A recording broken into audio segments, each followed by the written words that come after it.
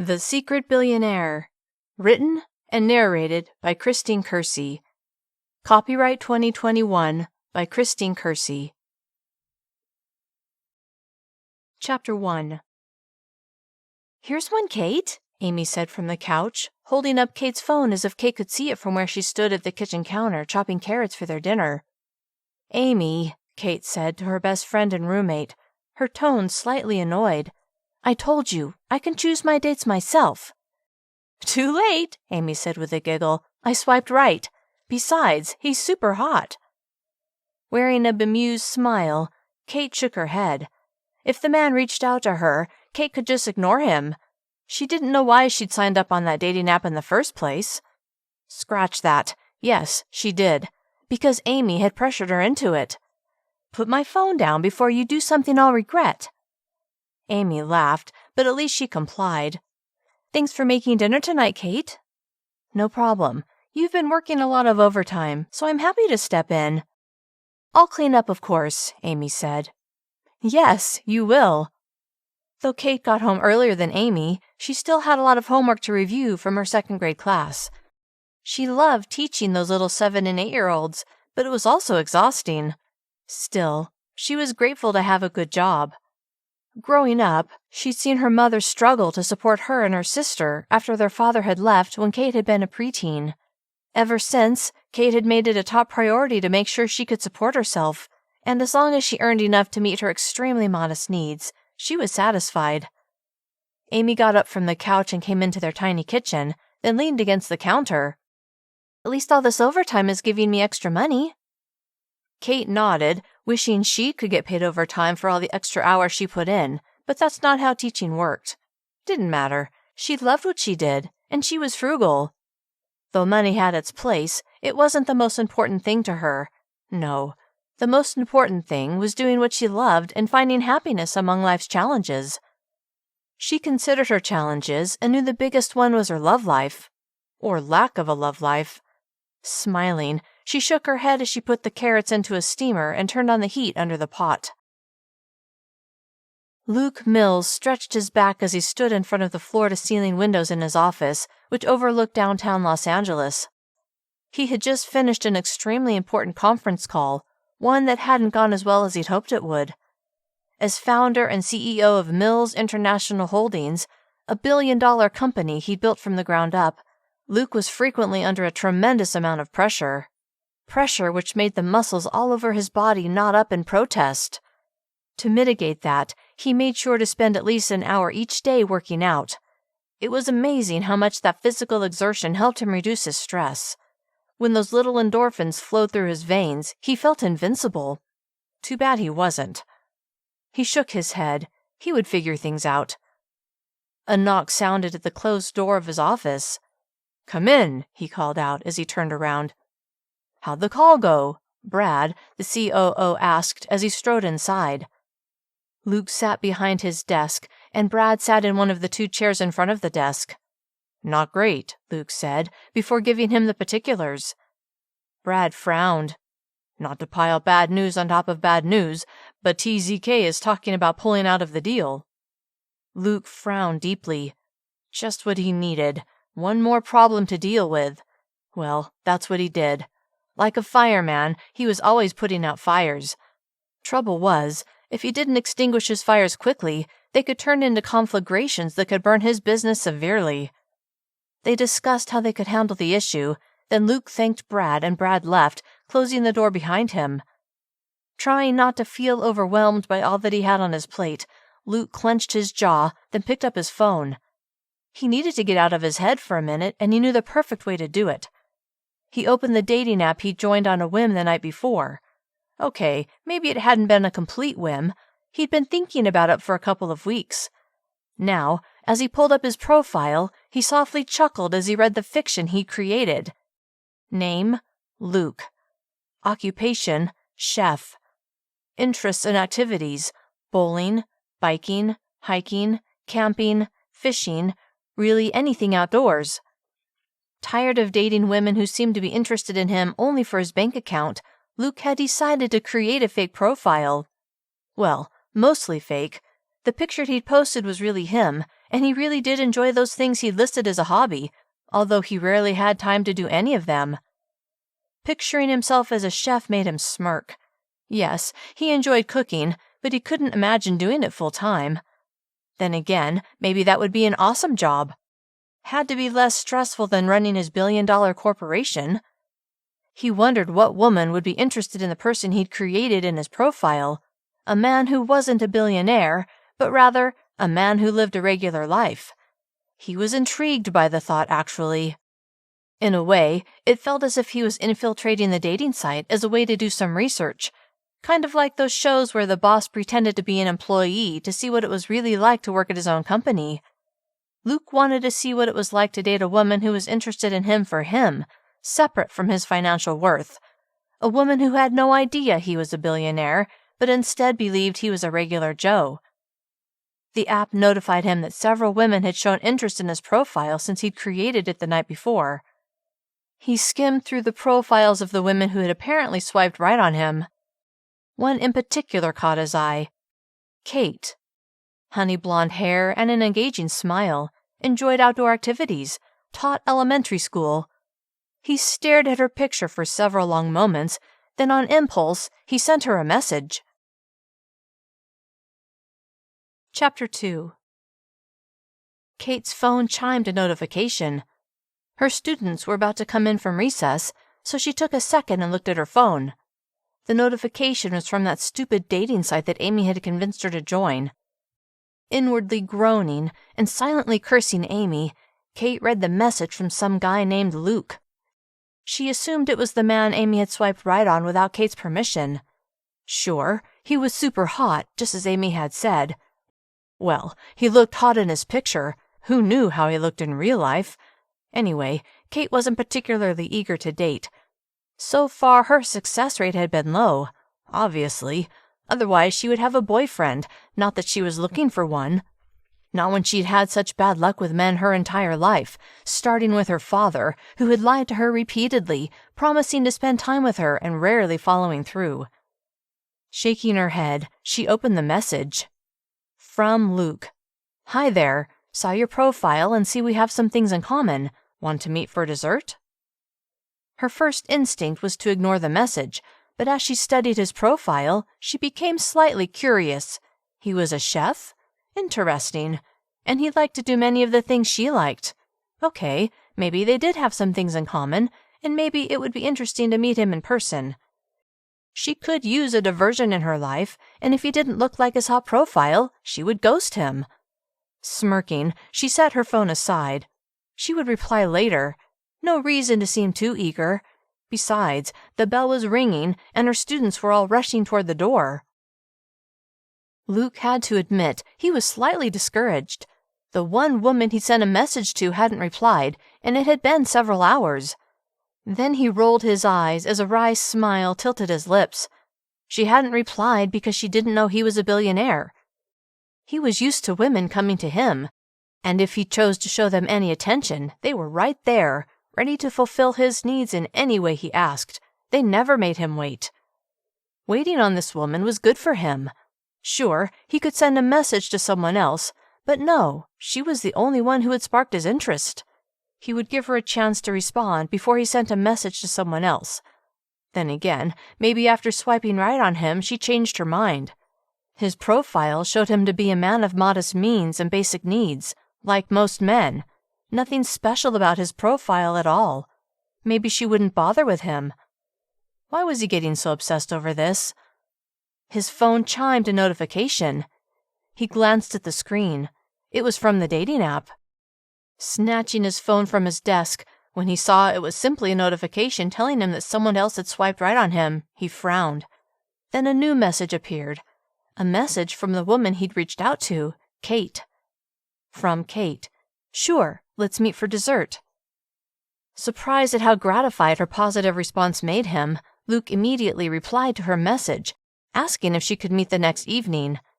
After he sent it, he second-guessed himself. Did answering right away make him look too eager? He shook his head. Who cared? He was only doing this on a lark. Okay, and yeah, to see how a woman would respond to him if she had no idea he was a billionaire. He set his phone down and turned to work, not expecting to hear back from her for a while, because most likely she was more experienced in this online dating thing than he was. When Luke instantly replied to the message Cait had sent when she'd gotten home from work that afternoon, she was a bit surprised. In her experience, the men she connected with on dating apps liked to remain mysterious, or at least pretend to be mysterious, by taking their sweet time in communicating. She understood the game, and she played it herself, but sometimes she also found it a bit annoying. Was this Luke guy desperate? He sort of seemed like it. Maybe the picture on his profile was something he'd found online, of a super hot model, because if he was really as hot as his picture, why would he need a dating app to find a date?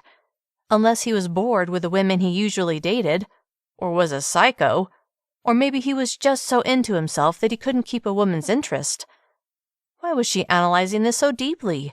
Maybe she shouldn't have agreed to meet with him. She reread his reply. From Luke. Does tomorrow evening work? Besides binge-watching the latest popular show on Netflix, she didn't have anything else going on, but did she want to tell him that? How interested was she, anyway? She tucked her phone back in her pocket without answering. Yeah, she knew how to play the game. Turning her attention to grading the homework her students had turned in, as she worked, she found her mind drifting to the attractive man from the dating app. The more she thought about him, the more she wanted to meet him in person. Huffing a sigh, she picked up her phone and told him that tomorrow evening would work. To her dismay, he didn't reply right away. Shaking her head at her silliness, she managed to concentrate on grading the students' papers. Later that evening, when Amy finally got home, Cait only waited a moment before blurting, "You know that guy you swiped right on for me?" Setting her purse on the coffee table, Amy's eyebrows went up in question. "You mean the hottie?" "Allegedly." Amy laughed. "Allegedly? If he looks like his picture, then yeah, he's hot." "Okay." Amy sat on the couch beside Cait. "What about him?" "He asked me to have dessert with him." "Oh." Her lips curved into an interested smile. "When?" "Tomorrow." "You're going, right? I mean, it's not like you have any other plans." Suppressing a smile, Cait wrinkled her nose. Why would someone so good-looking have to resort to a dating app to find romance? Amy shrugged. Maybe he's super busy and doesn't have time to hit the clubs. True. "I'm not busy tomorrow," Amy said. Cait gave her a look of sarcasm. "Do you want to meet him for dessert?" Amy snorted a laugh. "No, you idiot. I was going to suggest that I go there too and, keep an eye on things from a distance." Grinning, Cait said, "Yeah, that could be fun." "Awesome." Amy gave Cait's phone a meaningful glance before looking at Cait. "So?" Cait gave Amy a smug smile. "I already accepted." Laughing, Amy shoved Cait's arm. "But he hasn't replied, so—" What if he didn't? What if he'd gotten a better offer and was ghosting her? Feeling discouraged already, Cait pursed her lips. "Give him a chance," Amy said. Cait nodded, and when Luke finally responded later that evening, Cait found herself more eager than ever to meet this man named Luke and see if he measured up to his picture. Chapter 3. "You go in first," Cait said, as she and Amy approached the entrance to the ice cream shop where she was supposed to meet Luke. It was really more of a restaurant that specialized in desserts. Smiling broadly, Amy nodded. "Roger that." Cait rolled her eyes. "This isn't a covert operation." Tilting her head, Amy said, "It kind of is." "Fine." With Amy acting so secret agent, Cait became a bit nervous. Not that there was any reason to be. She was just meeting a complete stranger for a Sunday. What was there to be nervous about? They would be surrounded by other people, and Amy would be watching the whole time. Wait, was that creepy? Didn't matter. That was the plan, and Cait was sticking to it. With a wink, Amy went through the door. Cait counted to 15 before walking in herself. Luke had told her he would be sitting at the ice cream bar. Cait had never been to this place before, so it took half a second to scan the interior and spot the bar. There were several people sitting on tall bar stools at the white marble counter, but all except one man seemed to be with someone else. Cait regarded the man, who looked like he was alone. He was looking down at the phone in his hand, so Cait couldn't really see his face. Was it him? Was it Luke? She turned and scanned the rest of the place until she spotted Amy sitting at a table not too far away. They made eye contact, and Cait gave her friend a tiny smile. Then she swiveled back to the man, which was when he looked up, and their eyes met. Whoa! He's hotter than his picture. Clinging to the idea that he needed a dating app to meet women because he was too busy to meet them any other way, rather than a psycho who was spinning a web to trap his next victim, Cait smiled at him, then began walking toward him. He stood from his stool. Tall and well-built, too, she thought. Nice. Her interest growing, Cait reached the man, then stopped in front of him. He was probably 6 inches taller than she was. Then he smiled. His straight white teeth said either he had been born with great genes or he'd worn braces, which Cait kind of envied. Not that her teeth were crooked. They were actually pretty straight naturally, thank goodness, because her mother hadn't been able to afford braces. But with that broad and gorgeous smile, he was hard to ignore. Not that she wanted to ignore him, not in the least, although she had to ask herself if he was going to be another one of those men who were super into themselves. As good-looking as he was, she wouldn't be at all surprised. Trying to be optimistic, she smiled. "Hello, you must be Luke." "I am." He held out his hand. "You're Cait?" She slipped her hand into his, noticing that it was large and smooth. Is that what a chef's hand felt like?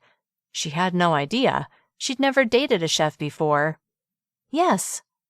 Luke released her hand and gestured toward the stool beside the one he'd been sitting in. Cait slid onto it, and Luke sat on his with his body angled to face her.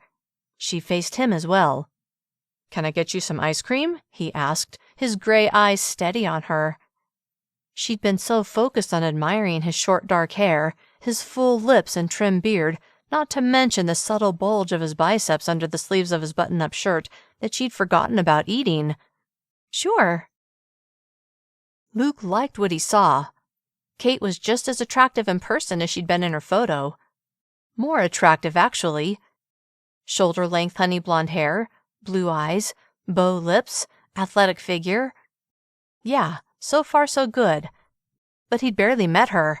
He had to get to know her before he passed any kind of judgment. Anyway, this was all just an experiment to see if a woman who had no clue he was filthy rich would still be interested in him. A server behind the bar came over to take their order. Cait asked for a banana split, and he ordered a chocolate sundae. "So," she said, "you're a chef?" He chuckled. How could he not? Because it was a big fat lie.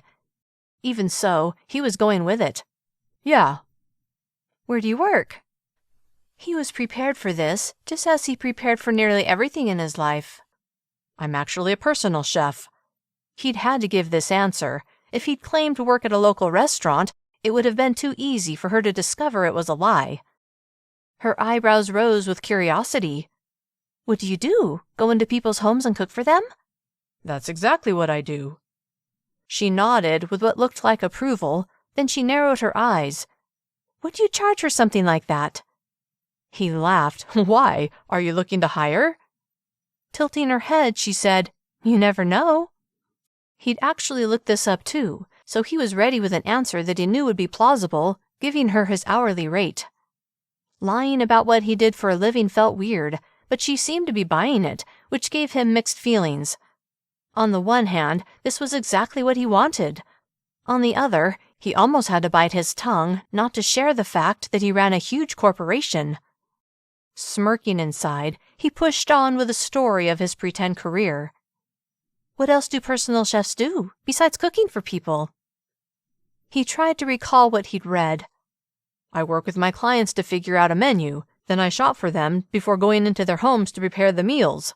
I'll usually prepare a week's worth of meals and freeze them." "Interesting. I didn't realize that's all that was involved." Wow, he was almost starting to believe this himself.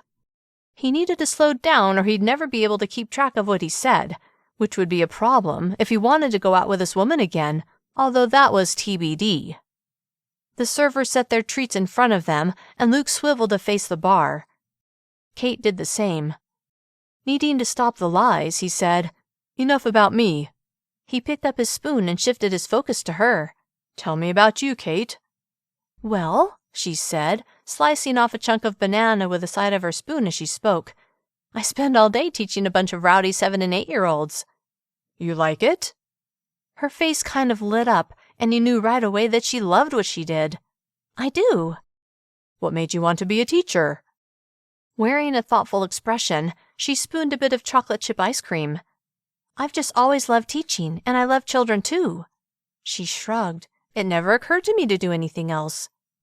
Nodding with approval, Luke realized she really was just a regular girl, although he didn't know what he'd expected. "What do you like to do for fun?" She took a bite of her ice cream, and after swallowing said, "I like to keep active, so, biking, hiking, hang out at the beach." She smiled at him. "What about you?" Had she read his profile? Of course she had, and of course the app's algorithm had matched them because they had similar interests. "Same, actually." She laughed. "Of course, that's why we matched." Wanting to get to know more than what her profile said, he asked, "Are you from Los Angeles originally?" She shook her head. "I was raised in Northern California, in San Jose. What about you?" "Grew up here. What brought you to LA?" Her shoulders went back and her chin went up, then she smiled with obvious pride. "I got a full scholarship to LMU." Impressed, he nodded. "Nice." He took a bite of his sundae. "What made you want to be a chef?" she asked, before putting a spoonful of ice cream into her mouth. Good question, he thought. I've always loved to cook and figured why not monetize my passion?" She looked at him funny, like that was a strange way to put it, and it would be if he was an actual chef. Who thought of things in that way? "Oh yeah, men who built billion-dollar companies." "What I mean is," he quickly amended, "why not get paid for what you love, right?" Poking her spoon into her banana split, she looked thoughtful. "I guess we're both lucky." "How so?" "Because we get to do what we love for a living." That was totally true. Too bad she believed what he did was completely different from the reality. Chapter 4. Cait was liking Luke. He seemed like a really nice guy, and despite her earlier worry that he would totally be into himself, he didn't seem that way at all. So far. It's not like she'd spent a whole lot of time with him, so it was a bit early to make any kind of real judgment, but so far so good. Maybe she could even get him to cook her a meal. Suppressing a laugh, she slowly continued eating. Was he even going to ask her out again? Honestly, she hoped he would, which surprised her. She was usually so wary of men and if they were genuine, but something about Luke rang true to her. Their ice cream was just about gone. He regarded her. "Will you give me your number?" Pleased that he'd asked, Cait couldn't stop a smile from curving her lips. "All right. If you give me your number, I'll text you." He told her, and she sent him a text with her name. Just her first name, though. No reason to get too personal. She didn't ask him for his last name either. Though she wouldn't mind stalking him on social media, she decided to wait and see if he asked her out again before taking that step. "Well," he said, his tone saying he was ready to wrap this up, "it was nice meeting you, Cait." She smiled. "You too. Thank you for dessert." Wanting to make her interest clear, she added, "Maybe sometime you can whip up something fancier than a sundae." He chuckled. "Maybe so." Sounded like they were on the same page. At least, he had asked for her number, not that it meant he would actually reach out. She slid off of her stool, and he stood as well. "Have a good evening," he said with that smile that grabbed her each time she saw it. "You too." With a final smile, she turned and left the restaurant and went straight to her car. A minute later, Amy got in the passenger seat and began fanning herself. "Woo, that guy was hot." Cait laughed. "Right? Even better, he seems like a nice person." A nice person who was smoking hot. Her eyebrows rose with curiosity.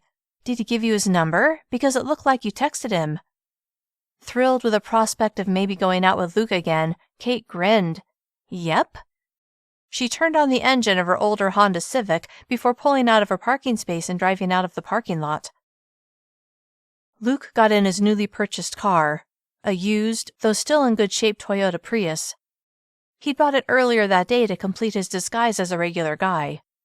Admittedly, buying a car just to project a certain image might seem extreme, but he was committed to this experiment. His normal mode of transportation was a blue carbon fiber Bugatti Chiron. It was his pride and joy, and he would have loved to drive it to his date with Cait, but that had been out of the question. There was no way a run-of-the-mill chef could afford to rent a Bugatti Chiron, let alone own one.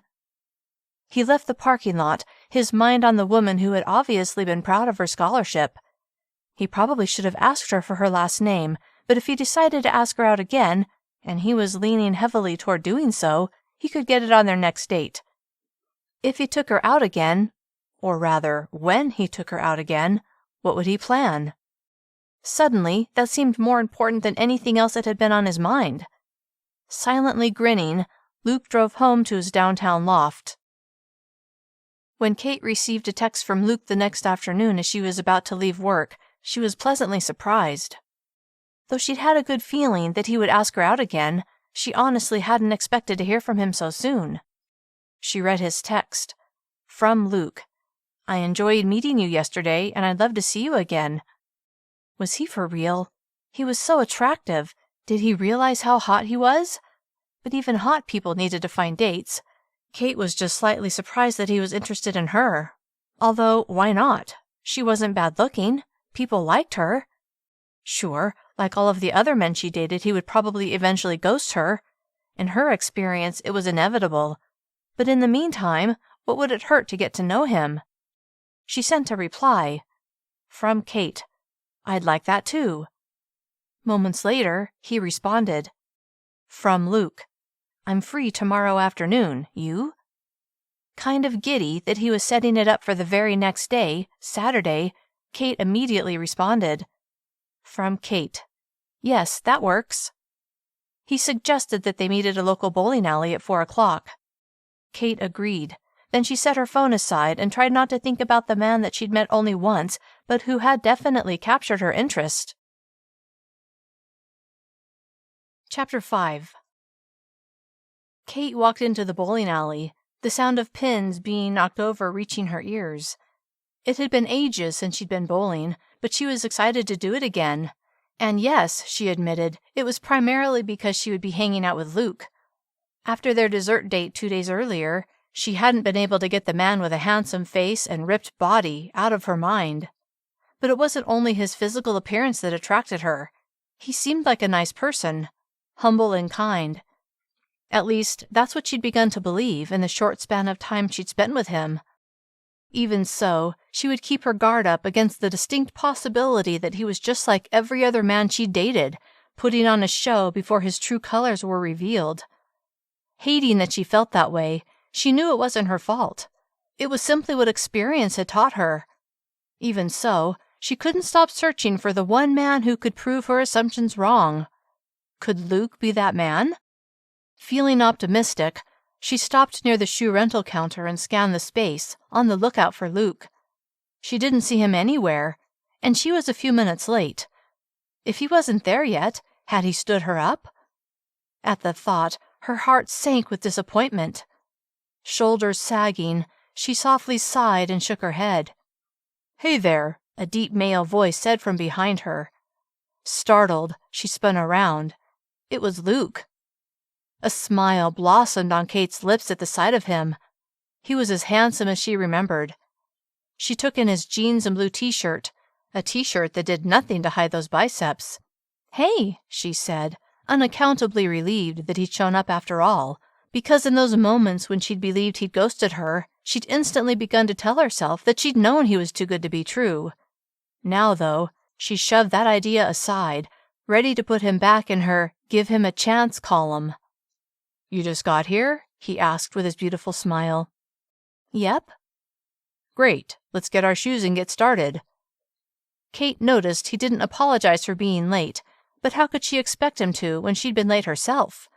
Okay, so maybe he wasn't as perfect as he appeared. They walked together to the counter and got their shoes before Luke rented a lane. Then they went to their lane and put on their bowling shoes. "Disclaimer," Cait said with a smirk as she tied her laces. "I haven't been bowling in years." Luke chuckled. "Then we'll be evenly matched, because I haven't either." "Perfect." She stood. "Who should go first?" He swept an arm toward the ball return. "Ladies first, of course." He was chivalrous. She liked that. She slid her fingers into a ball and lifted it from the return before going to the lane and stopping several steps behind the black line.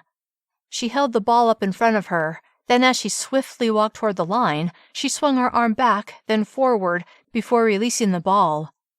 It rolled aggressively toward the pins, smashing into them and knocking over all but two.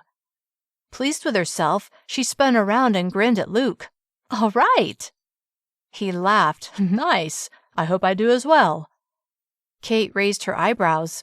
"Guess we'll find out soon." She waited for her ball to return, and once it did, she bowled again, knocking down one of the remaining pins and leaving one standing. She turned to Luke with a grimace. "So close," he said, completely focused on her. Feeling a bit self-conscious to have this delicious man watching her, she smiled. "Your turn." He nodded, and as he picked up his ball and got into position, Cait took the opportunity to admire his physique. He clearly worked out. She was so distracted by admiring his hotness that when he pumped a fist in the air a moment later and turned to grin at her, she realized she hadn't paid any attention to what had happened when he'd rolled his ball down the lane. "And that is how you do it." Her eyes shifted to the lane, where she saw no pins left standing. Impressed, she laughed. "Nice." He swept his arm toward the return. "Let's see what you can do." Up for the challenge, Cait stood and went to the ball return. Luke hadn't had this much fun in a long time. Behaving like a man who wasn't a billionaire was refreshing. It really wasn't that long ago that he had been in college and had done stuff like this. What had happened to him? But he knew what. Life had gotten crazy. Every waking moment had been devoted to building his business. It had paid off. He was 31 years old and supremely successful. But at what cost? He didn't have much of a personal life. "You're trying to do something about that now," he told himself. Was he, though? Because Cait had no idea who he really was. Playing at this was rather intoxicating, but what would happen if she found out his true identity? Shoving aside that concern, this was only their second date after all, and who knew if either of them would want a third? He focused on Cait as she prepared to bowl. Her form looked great, athletic with curves in all the right places, and her bowling form looked pretty good too. He smirked to himself, then admitted that he enjoyed her personality just as much as her looks. Her ball barreled down the lane, then knocked over all but 3 of the pins, but the remaining pins were grouped together. She turned around and gave him a mock frown. "Come on," he said, really wanting to see her succeed. "You're going to get a spare." She seemed to perk up at that. "That's the goal." When her ball appeared in the return, she picked it up and sent it down the lane. Moments later, the 3 pins were down. "Yes!" She made a fist and held it in front of her, then turned to him with a satisfied smile. Seeing the happiness on her face brought an unexpected rush of warmth to his heart. What was that all about? It was a game of bowling, for heaven's sake. Softly chuckling, he stood from his seat. "Nice job." Her blue eyes sparkled. "Thank you." "After I take my turn, let's order a pizza." "That sounds great." All of a sudden, he realized why he felt that rush of warmth toward her. It was because he deeply appreciated that something so simple had brought her such happiness. His world had gotten too complicated, and he knew that he needed this, needed to be with someone who could remind him of what was most important. And it wasn't money. No, it was the simple things in life. He desperately needed to rediscover those things, and he had a feeling that Cait was just the right woman to take him on this journey. Chapter 6. The cheese stretched out from the slice of pizza Cait was eating as she sat across from Luke at the small table near their lane. By the time the pizza was ready, they'd finished their game, their first game, one that Luke had easily won. Luke had suggested they play another, and he'd already paid for them to play again. They would start after they'd eaten. Cait looked forward to it. Even though she'd had a couple of gutter balls after her spare, she was having a blast. "How's school going?" he asked as he picked up a second slice. "Great. There's this one little boy, Aaron. He just loves it when we have reading time. He gets the biggest smile on his face." Luke seemed to be appraising her, which was when Cait realized she was babbling. Forcing herself to stop talking, she lifted a slice of pizza and put the front of it into her mouth. Luke's lips tilted into a smile, and out of the blue, Cait wondered what it would feel like to have those lips pressed against hers. Shocked at the thought, she felt heat race up her cheeks. This was only their second date, and the first one was barely a date at all, more like a meet and greet that had lasted less than an hour. Why was she already picturing herself kissing him? Sure, she was wildly attracted to him, and she found him easy to be around, but come on, she'd barely met the man. She had to chill out. "For our next game," he said as he reached for another slice, "I'm going to increase my score by 10 points. "You seem pretty confident about that." He laughed. "I am." Glad for the change of subject, and wanting to up her score as well, which wouldn't be hard as her score had been pretty dismal. "I'll see your 10 and raise it by 5. Luke's eyebrows went up. 15 more points? That's a pretty lofty goal. She laughed. "True, but hey, I can't do much worse, can I?" He chuckled. "Let's hope not." Determined to prove that she could do better, once they finished their meal and went back to their lane, Cait picked up a ball and strode with pretended confidence right up to the line. She squinted at the pins before moving backwards to where she wanted to start. Tossing a hopeful smile at Luke, she sucked in a breath, then focused on the pins as she strode forward. When she released the ball, she stared at it, willing it to strike all 10 pins, but the ball resisted her mental effort, instead nearly rolling into the gutter, although it managed to hit 2 pins on the edge. "Ah," she said with disappointment. She heard soft laughter coming from nearby.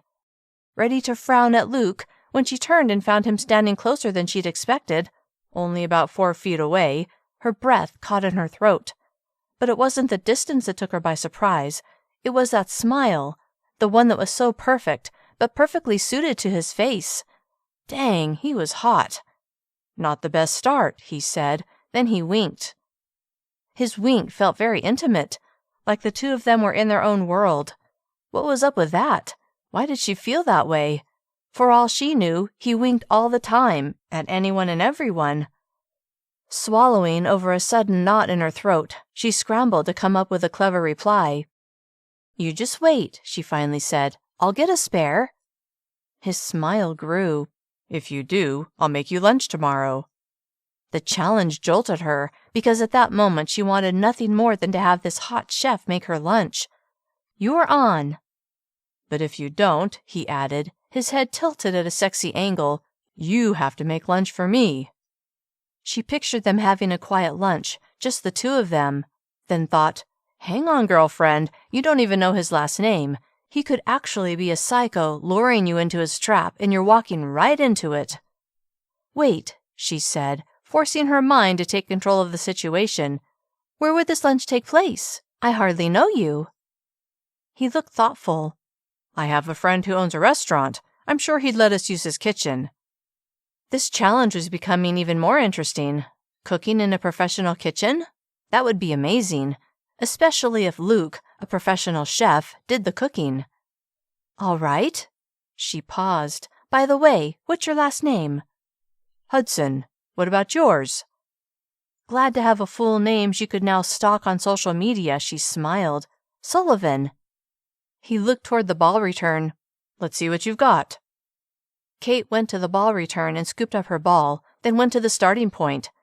She dragged in a deep breath, slowly released it, studied the path she wanted the ball to take, then made her move. As the ball careened down the lane, she silently repeated, "Spare, spare, spare." Moments later, the ball slammed into the remaining pins, all of them. "Yes!" she shouted, spinning around while wearing the biggest grin ever. Luke was on his feet, a broad smile on his face. "Nice job." Placing her right arm across her waist, she bent forward in a bow. "Thank you." When she straightened, she saw something in Luke's eyes, something that said he was liking her as much as she was liking him. Confidence blossoming, she said, "What are you going to make me for lunch?" Luke had surprised himself with the challenge he'd given Cait, not because he didn't think she would do it, but because he rarely asked a woman out on another date before the current date was over. In fact, he wasn't sure he'd ever done that. Interesting. To top it off, he was really looking forward to their lunch. Now he just had to make the arrangements to use his friend Tito's restaurant, and he had to make sure Tito didn't give away Luke's secret identity. But he knew he could trust Tito, so he wasn't worried about that. "It will be a surprise," he said in reply to her question, because in reality he had no idea what to make. He thought about the fake last name he'd given her. No doubt she would try to find him on social media, but there would be nothing there, not under that name at least. Though he felt some guilt for lying to her about who he really was, the overwhelming need to keep his true identity a secret was enough to overcome his pangs of consciousness. "He's making you lunch, huh?" Amy asked, after Cait had reported the details of her date. "Yep." She'd only been home long enough to spill the particulars of her afternoon with Luke. Now that she had, as she and Amy sat on the couch, Cait pulled up one of her social media accounts and did a search on Luke Hudson. Several people with that name appeared, but none of the pictures matched Luke. "Well?" Amy asked as she looked over Cait's shoulder. "Nothing yet." Cait tried all the sites she belonged to, but Luke wasn't on any of them. "Guess he's not into social media," Amy said. Turning to Amy with a frown, she said, "You'd think he'd at least have an Instagram page for his business, to show off pictures of the food he makes." Amy shrugged. Maybe it's under a business name instead of his name. She hadn't thought of that. "That's true. I'll ask him tomorrow." Knowing she had a date with him the next day, she felt her body tingle in anticipation. Chapter 7. When Cait arrived at the restaurant on Sunday afternoon, her chest felt light with excitement, while at the same time she had a pit in her stomach. She was really starting to like Luke and found herself thinking about him all the time. What if after today he no longer wanted to see her? She hated being captive to her emotions, especially when it was over something she had no control over. With a loud exhale, she pulled open the door to the restaurant and walked inside. It was a beehive of activity, full of people sitting at tables eating their meals. She approached the hostess, who stood behind a small wooden counter. "Good afternoon," the woman said with a bright smile. "Hi," Cait said. "I'm meeting someone. Luke Hudson?" The woman scanned a sheet of paper in front of her, but before she had a chance to find Luke's name, he was there, having come toward her from the main dining area.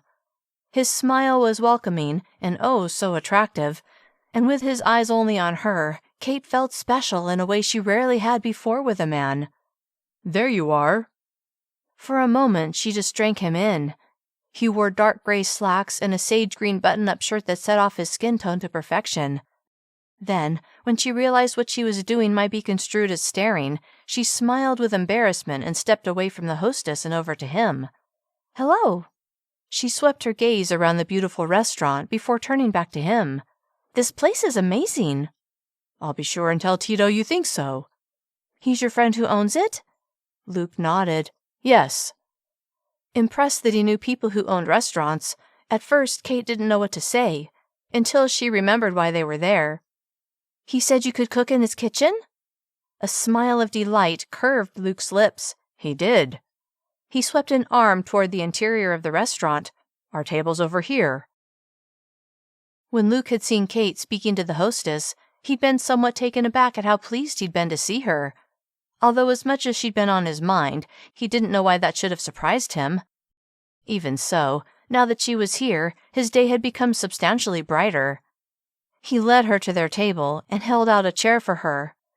She slid into it, and with her passing so close, a lovely floral scent reached his nose. Enjoying her intoxicating scent, Luke smiled, then sat across from her. "So," she asked, her eyes dancing, "how does this work? Do I order something from the menu for you to make, or do I pick something random?" He laughed. Let's stick to the menu, because they may not have the ingredients for random food items.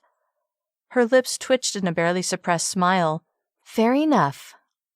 He tilted his head. Out of curiosity, if you were to pick something random, what would it be? She tapped a slender finger against her chin, her blue eyes sparkling in a way that drew Luke in.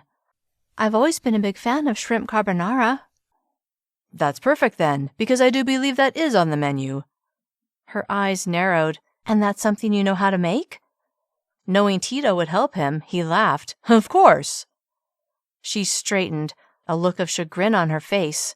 I'm sorry, Luke. You're a professional. Of course you know how to make that. I didn't mean to insult you.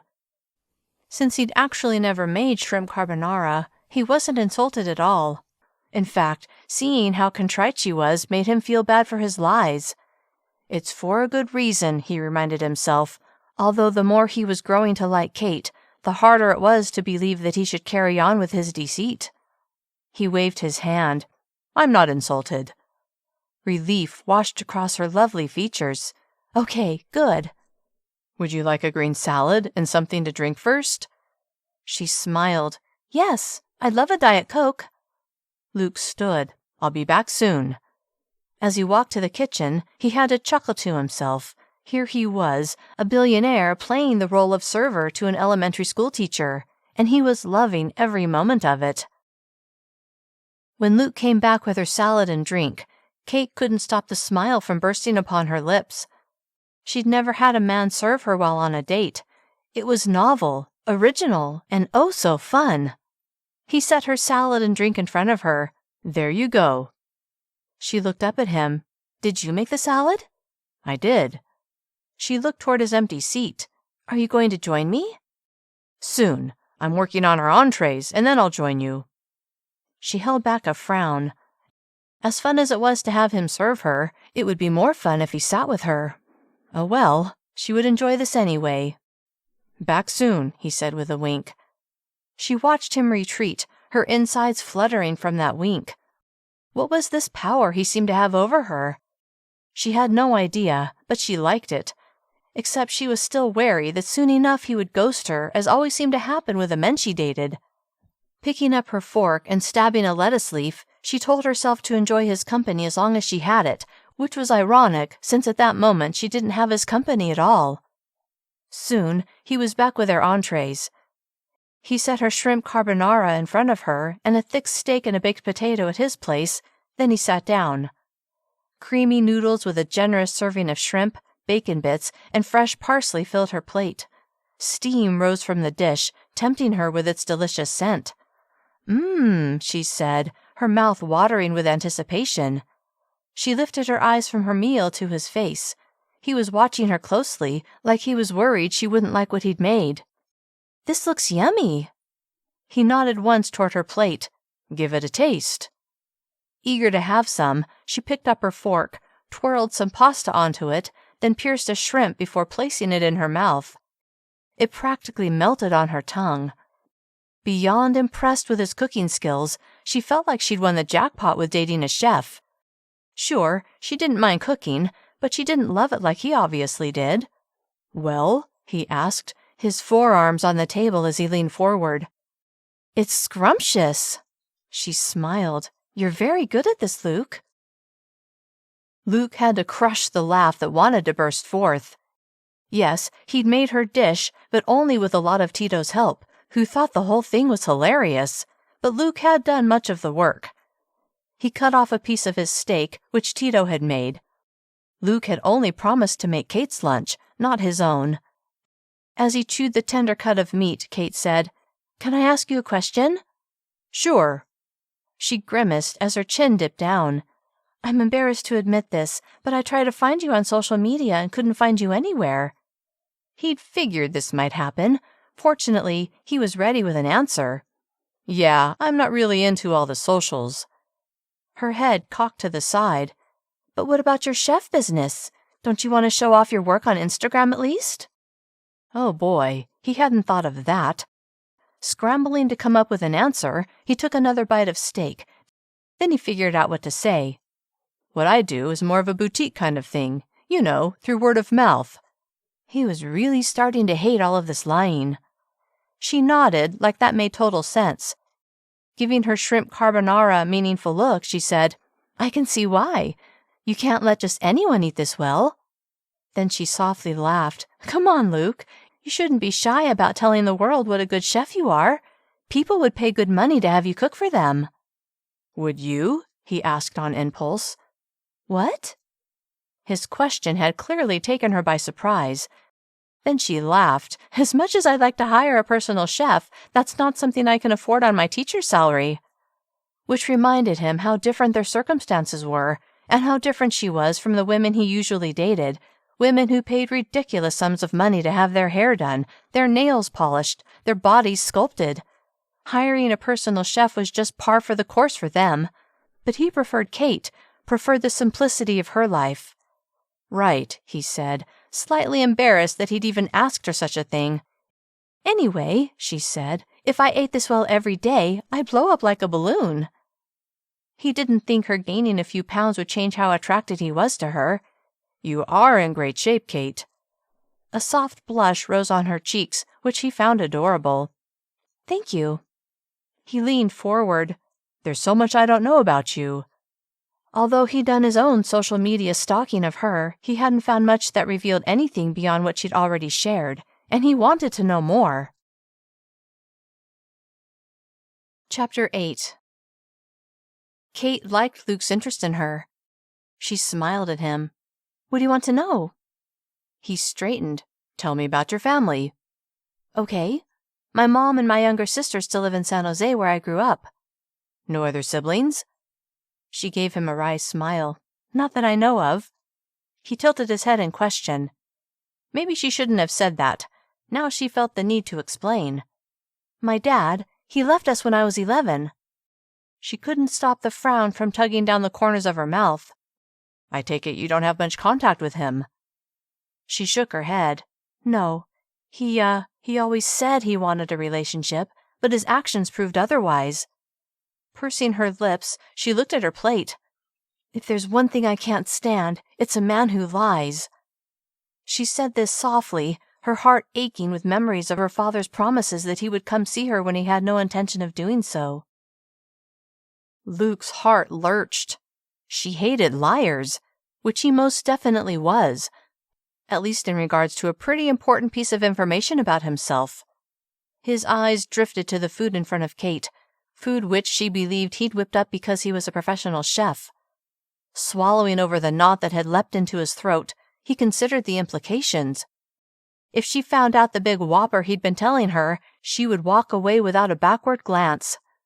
That was something he did not want to happen.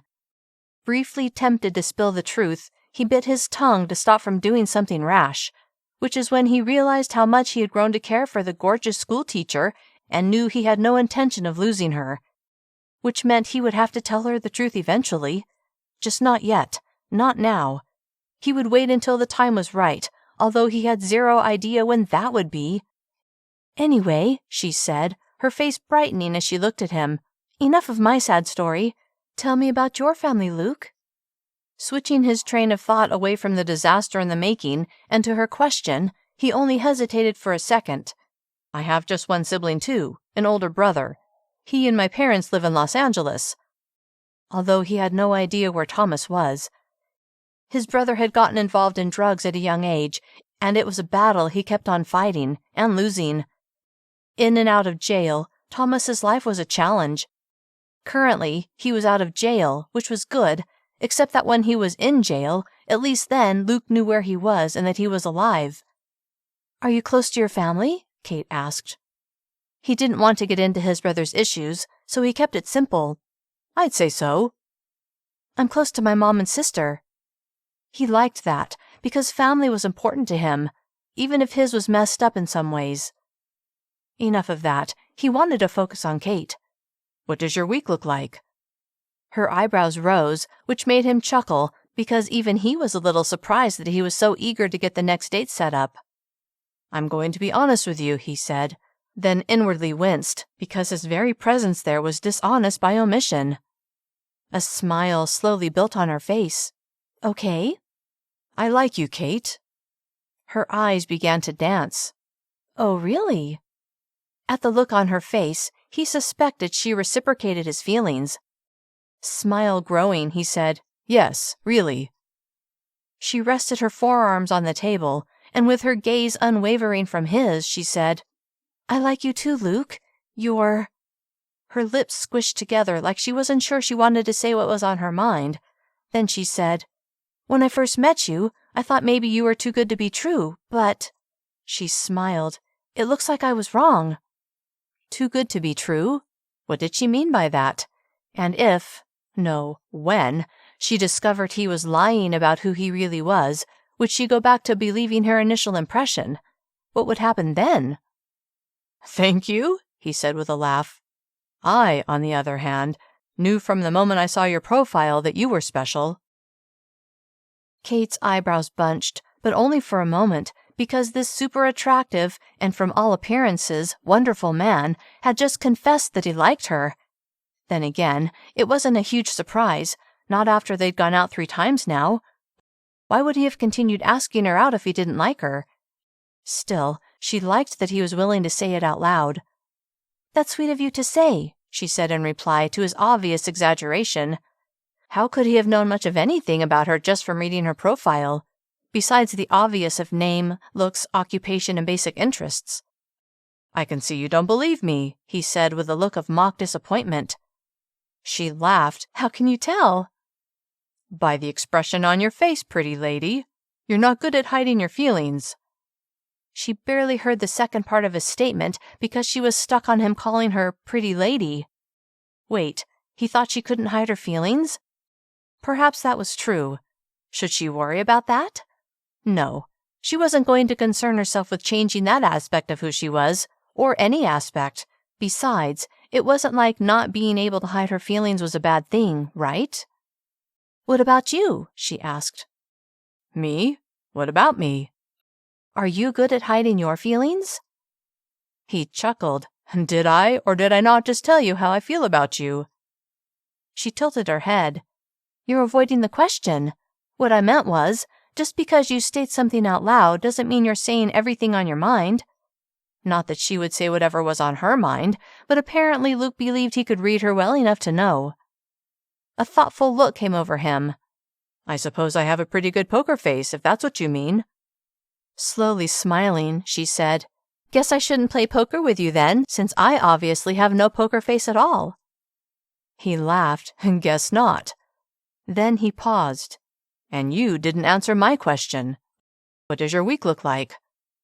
Thrilled by his clear interest in her, Cait couldn't suppress her smile. "Besides grading papers each evening, it's wide open." Wait, did that sound pathetic? Like she had no life outside of work? Oh well, it was too late to suck the words back in now. Besides, it was the truth. "Perfect. Would you like to go out on Wednesday evening?" The thought of a 4th date with this man who straight up said he liked her and who she was so attracted to excited Cait way more than she thought it would. "Yes, I would like that." "Would you allow me to pick you up this time?" So far they'd met for each date, but she felt ready to allow him to know where she lived. "Yes, I'll text you my address." That smile that she found irresistible blossomed on his mouth. "All right." She took out her phone and sent her address to him then and there. A moment later, he checked to make sure it had arrived.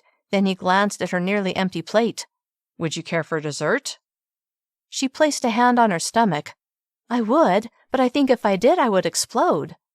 He chuckled. "We wouldn't want that." "Thank you for a delicious lunch, Luke. I'm so impressed with your cooking skills." An unreadable expression flashed across his face, but it was gone so fast that Cait wasn't sure she'd actually seen it. "I hope you'll give me the opportunity to cook for you again." Was this personal chef offering his future services to her? The answer to that was a no-brainer. "I'd love that." "I'll keep that in mind." "What time should I expect you on Wednesday?" "I should be able to get there by 7 o'clock. "That sounds great." As much as she enjoyed being with him, she sensed that this date had come to an end, but at least she could look forward to seeing him 3 days later. "Would you like me to walk you out?" She glanced toward a nearby server. "Don't you have to pay the bill?" He chuckled. "I'll square it up with Tito later." Leaving it in his hands, she said, "Then yes, I'd like that." They walked out of the restaurant together, and when they reached her car, she stopped and turned to face him. He gazed at her. "Thank you for having lunch with me." He was such a gentleman, but she suddenly realized she wanted him to kiss her. Was he going to kiss her? "Thank you for making it." His smile grew. "Any time." He reached out and ran a finger along her jawline. Captivated by his touch, she sucked in a breath. His gray eyes pinned her in place. "I'll see you on Wednesday." His voice was low and sexy as his hand fell away from her cheek. "Yes," she breathed out, and when he turned and walked away, it took her a moment to regain control of her faculties, but once she did, she managed to get in her car and drive home, where Amy was waiting, eager to hear all about her date with Luke Hudson. Chapter 9.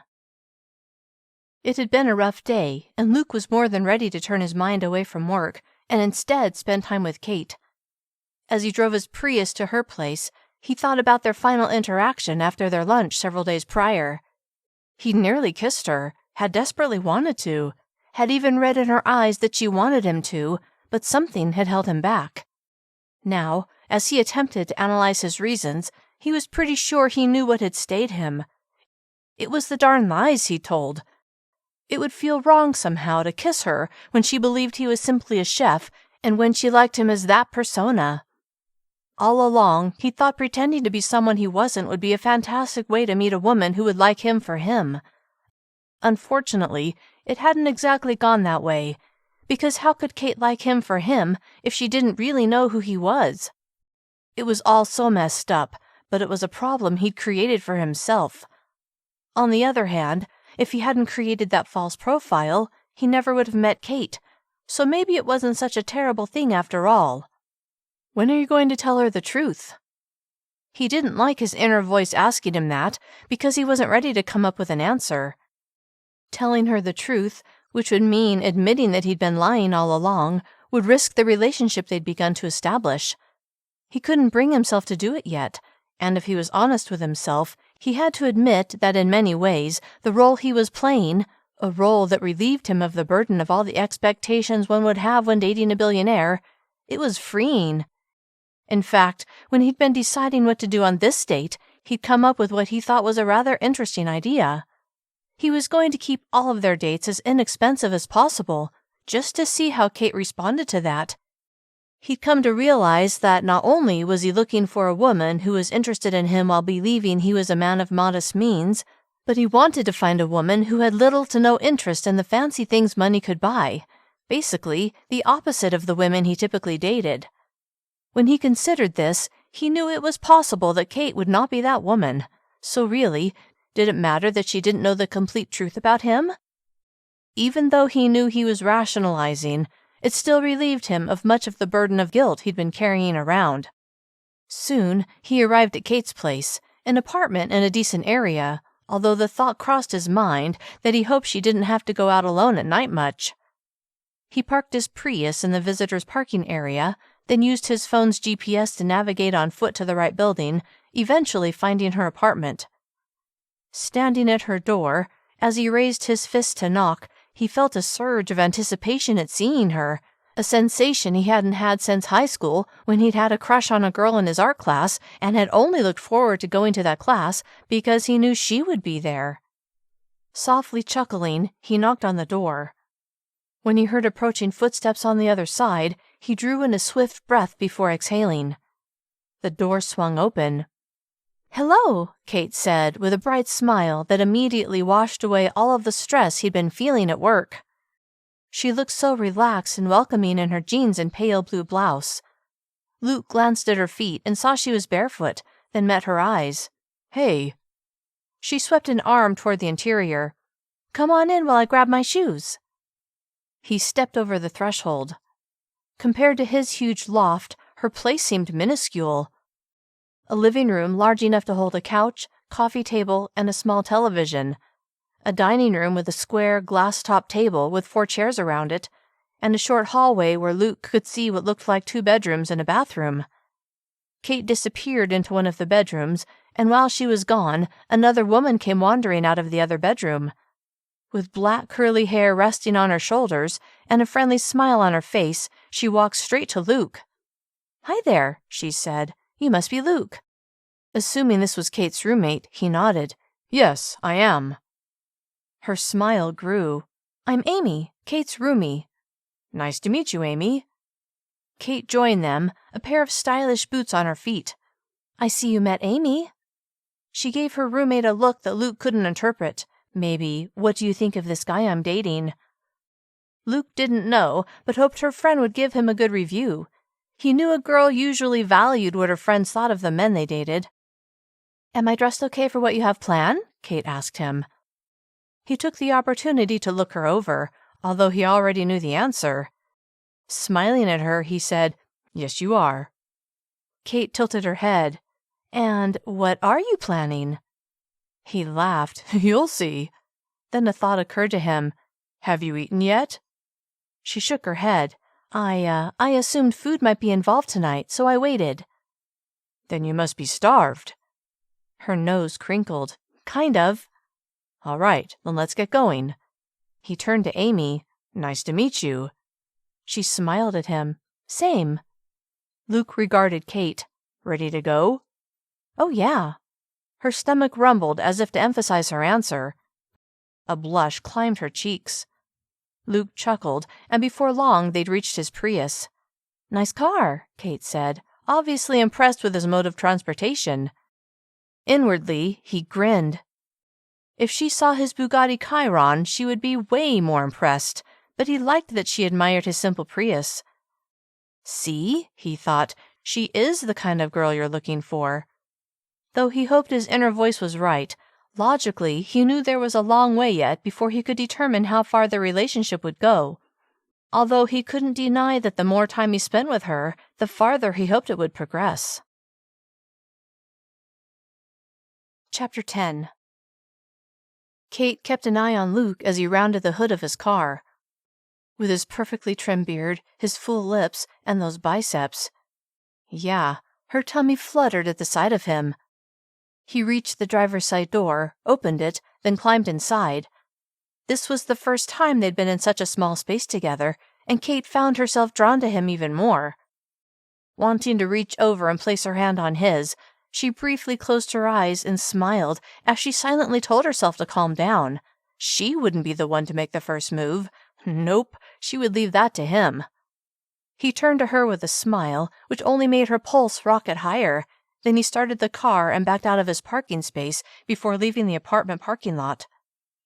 The sun was drifting toward the horizon. Cait estimated it would be setting in less than an hour. Where was he going to take her? What were his plans?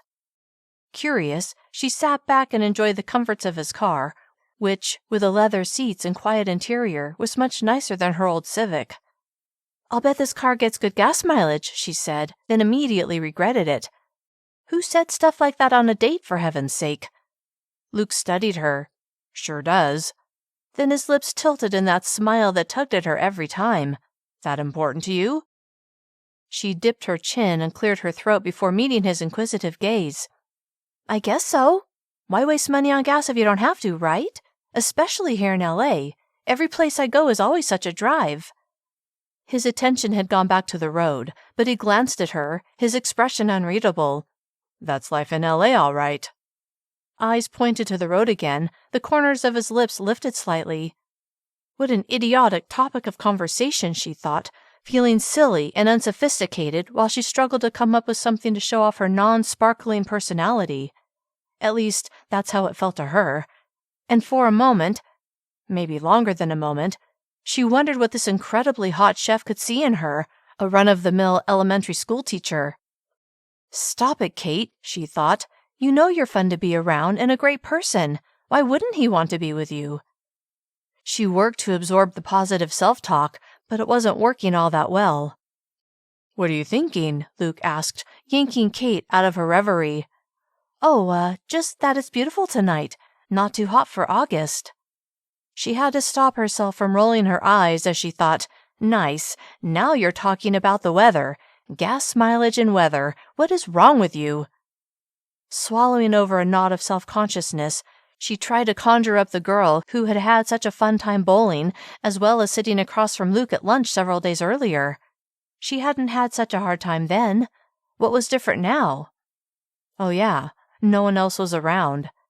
So, she said, kind of desperate to come up with something interesting to say, tell me about the last family you cooked for. Yes, she thought, that was a good question, open-ended and about him. Smiling in satisfaction, she turned to look at him, ready to hear all about his job, but he just stared at the road, his jaw clenching. What was wrong? Had something happened? Maybe she should go back to the gas mileage and weather. Those were safe topics, even if they were beyond boring. Then he glanced at her with a smile that seemed forced before facing the road and saying, It was a couple, no kids. Glad she'd gotten a response, albeit not the longer one she'd been hoping for, she asked, I guess they must both work a lot. What do they do? She could see him swallowing before he answered, If I remember right, they're both attorneys. Yeah, that would be a busy job. I can see why they'd want a personal chef to prepare their meals. Yep, Luke said, as he tucked away this most recent fib. Then he glanced at Cait, ready to turn the conversation away from his fake job. Tell me about your class. Her face lit up, which he found endearing. She obviously loved what she did, which he appreciated. All right. She launched into a story about one of the girls in her class who couldn't seem to stop talking to her neighbor and the struggle she was having with finding the right desk to put her in so she wouldn't talk so much. Then she laughed. I think I'm talking just about as much as she does. Thoroughly enjoying her story, Luke chuckled. When you have something to say... He let his words trail off and gave her a wink. To his surprise, a blush climbed her cheeks. She was so genuine and sweet. He hoped she liked what he had planned for this evening. It had cost next to nothing. Would she feel insulted that he hadn't spent money on her? He considered her comment about saving on fuel costs. Was she a frugal person? If so, he liked that. Not that he needed to worry about being frugal. That wasn't the point. Being with someone who wouldn't toss money at things willy-nilly, who would never dream of spending a small fortune on superficial things like facials and nips and tucks, someone who didn't expect someone like him to spend on them, someone who valued people and relationships more than money. He was looking for someone like that. Are we almost to our destination? Cait asked. They'd been driving up a canyon, and just as she asked that, they reached the turnoff to where he'd planned on taking her. Tossing her a smile, he said, Yes. He pulled into an overlook, pointed the car toward the valley below so that they had a clear view, and shut off the engine. We're here. Chapter 11. Cait glanced around. They were at the top of a canyon, overlooking a gorgeous view of the valley below. The sun was dipping toward the horizon, and the weather was perfect. Then her stomach rumbled loudly, completely destroying the mood. Embarrassed, she quietly giggled. I have something to fix that, Luke said with a grin. Great, he'd heard it. Well, she had told him she was hungry before they'd left her apartment. Deciding to own it, she said, That's good, otherwise my stomach might make it difficult to have a conversation. That earned her a laugh.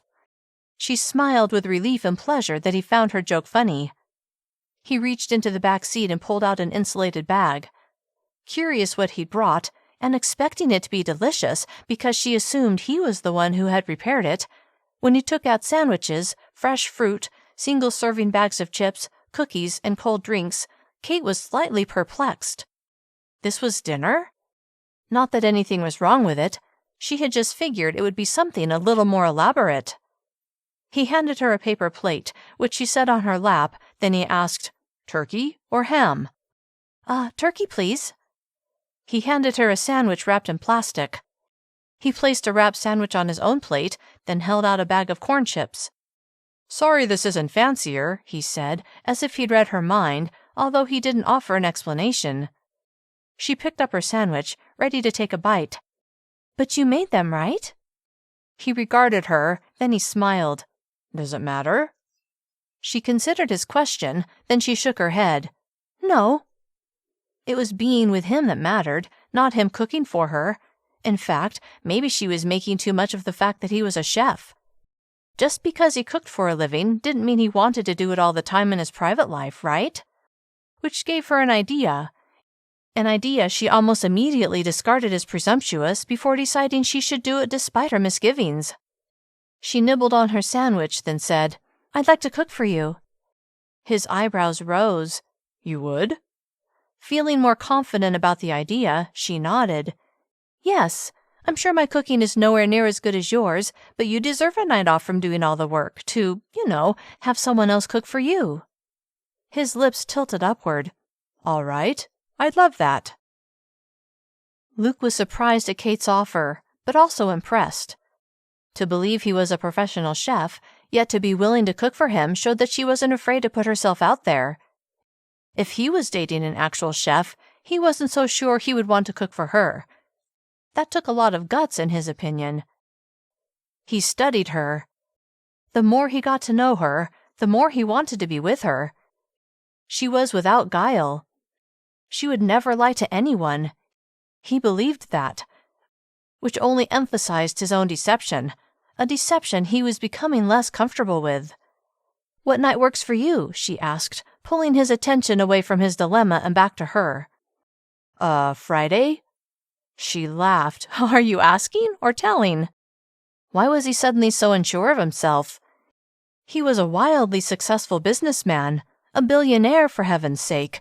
Why was this woman making him feel less than confident? Could it be because he was starting to believe he wasn't good enough for her? Yeah, it kind of was. Startled at the realization, Luke forced himself to focus on the conversation, even if he had to pretend the confidence he normally felt. He forced a laugh. "Telling you, of course. Friday works for me. Does it work for you?" She tapped her chin with one finger, like she was mentally reviewing her calendar. Then she dropped her hand to her lap as she grinned at him. "Yep, Friday works." She took a bite of her sandwich. Luke stared at her. He had the sudden urge to kiss her, but he held back. Before he could do something so bold, he had to work through these conflicting feelings he was having. Feelings he'd never had with a woman before. Everything about this budding relationship was so different from what he'd experienced before that it kind of knocked him off balance. "Great," Cait said. "Now, the question is, what should I make?" Luke had no suggestions. Not only was he not a chef, but he hardly ever prepared his own meals. Eating out, or ordering something delivered, was way more convenient. Sure, he could suggest one of his favorite dishes, but he didn't want to assume what she was comfortable making. He smiled. "Surprise me." "Okay, but I don't know if my surprise will be a good surprise or a bad surprise." "I'm sure it will be perfect." Wearing an uncertain smile, she tilted her head. "Guess we'll see." "How is it?" he asked, with a chin lift toward her sandwich. "Really good." He lifted his and took a bite. After swallowing, he said, "Mine too." A sudden fit of conscience hit him. "True confession. I bought them at a deli." The fit of conscience wasn't strong enough to tell her the truth about his identity. He had to squash a laugh at the thought. She grinned. "I kind of figured that out." His mouth fell open with a look of mock offense. "What? You really didn't think I made them?" She reached toward him, but before her hand touched him, she pulled it back. "I'm sorry, Luke." Confused, and a little disappointed that she hadn't touched him, he asked, "About what?" Her lips stretched into a smile of regret. "For assuming you should make every meal we eat." Now he felt even worse about his charade. Still, he couldn't get past the fact that he liked that she didn't know he was a billionaire. It kept everything so much simpler. That is, if he considered lying about his occupation and keeping all the facts straight a simple thing. He just had to figure out how to walk the line between keeping a secret and telling the truth. He knew he was only digging himself in deeper. Even so, he said, "How about this? I only cook for you on rare occasions." That was sort of walking the line, right? Not feeling great about his answer, he stayed quiet to give her a chance to respond. She smiled and nodded. Yes, I think that's fair. And of course, I'll be cooking for you in 2 days. He smiled in return. He was looking forward to it. Chapter 12. Friday came much faster than Cait had anticipated, and now she was running late. The faculty meeting had gone over, and she'd barely had time to stop by the grocery store before rushing home. As she pulled into her parking space, she hoped Luke would be running late too. She didn't see his Prius in the parking area. Exhaling in relief, she grabbed the grocery bags from her trunk and carried them into her apartment. As promised, Amy had made herself scarce. Remembering the way her roommate had gushed about how attractive Luke was after Cait had come home from the picnic dinner 2 nights earlier, Cait smiled. When Luke had dropped her off, she'd mentally urged him to kiss her, but he hadn't. Though she'd been disappointed, and had half wondered if something was wrong with her, she'd also rather appreciated that he wasn't getting physical with her. Most men she'd gone out with seemed to want a lot more than a kiss after a couple of dates. It was refreshing to be with a man who wasn't like that, a man she knew she was starting to fall for. Luke was so great. Besides being a straight-up hottie, he was kind and thoughtful and sweet and... Sighing with contentment, Cait unpacked the bag of groceries and set out the ingredients she needed to make the chicken casserole she'd planned. She was also going to make her mom's baked custard recipe, although she wasn't sure she had time. I should have done it ahead of time, she scolded herself. She worked as quickly as she could to put the casserole together, but before she'd finished, a knock sounded at her apartment door. Suddenly nervous that Luke would be less than impressed with her cooking, Cait felt her heart begin to pound.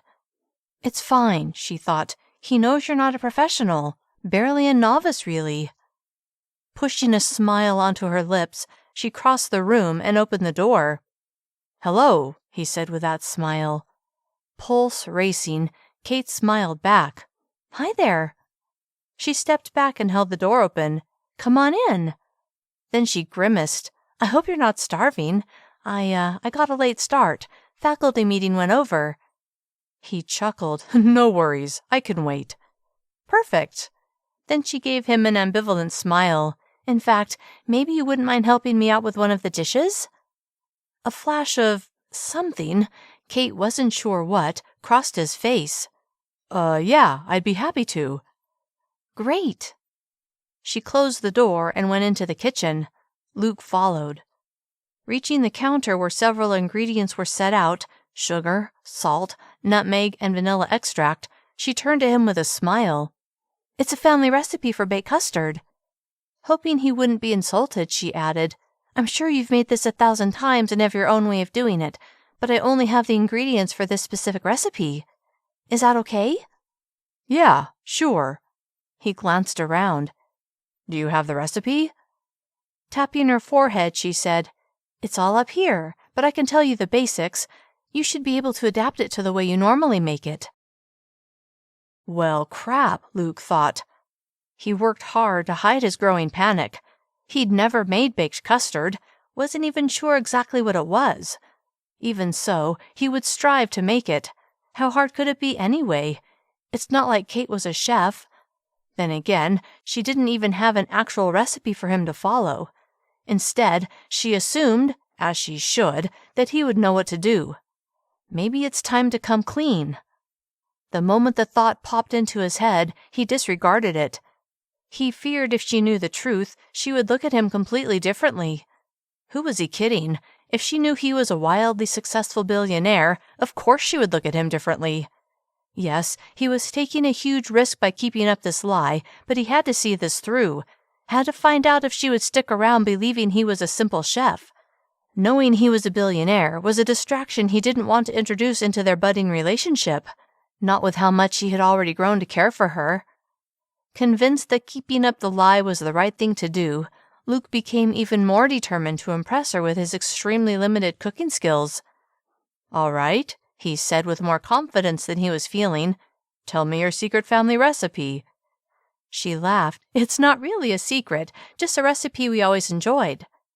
He smiled at her, loving the openness in her expression, her sweetness.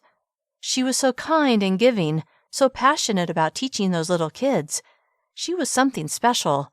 There was no question that he more than cared for her. He was deeply drawn to her, so very, very drawn to her. Gazing at her, he saw his attraction to her reflected in her eyes. Silence descended as they appraised each other. Boy, he wanted to kiss her, was desperate to discover what those gorgeous lips felt like pressed against his, needed to know how it felt to hold her in his arms. And the more he gazed at her, the more he believed she wanted it too. The way Luke was looking at her woke a whole flock of butterflies in Cait's stomach. Nearly holding her breath, when he moved toward her, closing the small distance between them, she froze in place as her lips parted. His gray eyes were upon her, evaluating her, delving into her soul. He lifted a hand. 2 of his fingers brushed across her jaw, light as a feather, but hot as a branding iron, searing her skin. Barely breathing, Cait held very still, her eyes locked on his, and when his lips began to descend toward hers, moving slowly, slowly, she couldn't breathe, didn't even want to. Her whole world was focused on those full lips and imagining what it would feel like to have them crushing hers. And then she knew, and it was all she'd hoped for. She curled her arms around his neck, and his arms went around her waist. Pulled tight against him, Cait savored the moment and had no doubt she was falling for the hot chef with the very kissable lips. Several moments later, he drew away, and although Cait didn't want to be released from his embrace, she knew it was a good idea. Kissing was as far as she wanted to go, and if he didn't stop, she wasn't sure she would be able to end it or that she would want to. He took a step back, his gaze still on her, his eyes burning with a fire she felt as well. Wow, she thought, just wow. Elated to be in the first blush of a serious crush, she smiled with radiance. Chapter 13. Luke was in awe. He'd never been as drawn to a woman as he was drawn to Cait Sullivan. And that kiss, it was amazing, beyond amazing. It was the most real kiss he'd ever experienced in his life. Rather overwhelmed, he needed a moment, needed to turn his mind away from this woman he was definitely starting to fall for. "So," he said with a half-grin as he struggled to slow his racing heart, "that recipe." She softly chuckled, clearly feeling the same way he was, which filled him with unimaginable joy. "Right." She turned around and opened the refrigerator and took out a gallon of milk and a carton of eggs, then set them on the counter. "Beat 4 eggs and then whisk in half a cup of sugar, half a teaspoon of salt, and 1 teaspoon of vanilla. Then you'll scald 4 cups of milk and temper the egg mixture with the scalded milk 1 cup at a time." Was she speaking Greek? Luke slowly blinked as he tried to decipher what she was telling him to do. He understood some of it, but scald? Temper? What did that even mean? He could guess scald, but he'd never heard of temper. Panic swelled within him. He stammered. Cait laughed. "Sorry, I can tell you the measurement amounts as you go." That wasn't the issue, although it would help. Fearing his cover was about to be blown, he said, "Before I start, I need to use your bathroom." "Oh, sure." She pointed down a short hallway. "First door on the left." He turned and walked away, working to stop from dashing down the hall. Once inside the bathroom, he took his phone out of his pocket and sat on the closed toilet lid. He looked up the terms scald and temper and quickly read them over. Panic dissipating, Luke tucked his phone into his pocket, washed his hands, and went back into the kitchen. Cait was putting what looked like the finishing touches on her chicken casserole. Though tempted to suggest she make the baked custard, he knew he had to do it, otherwise she would be suspicious for sure. "All right," he said with a smile. "Let's do this."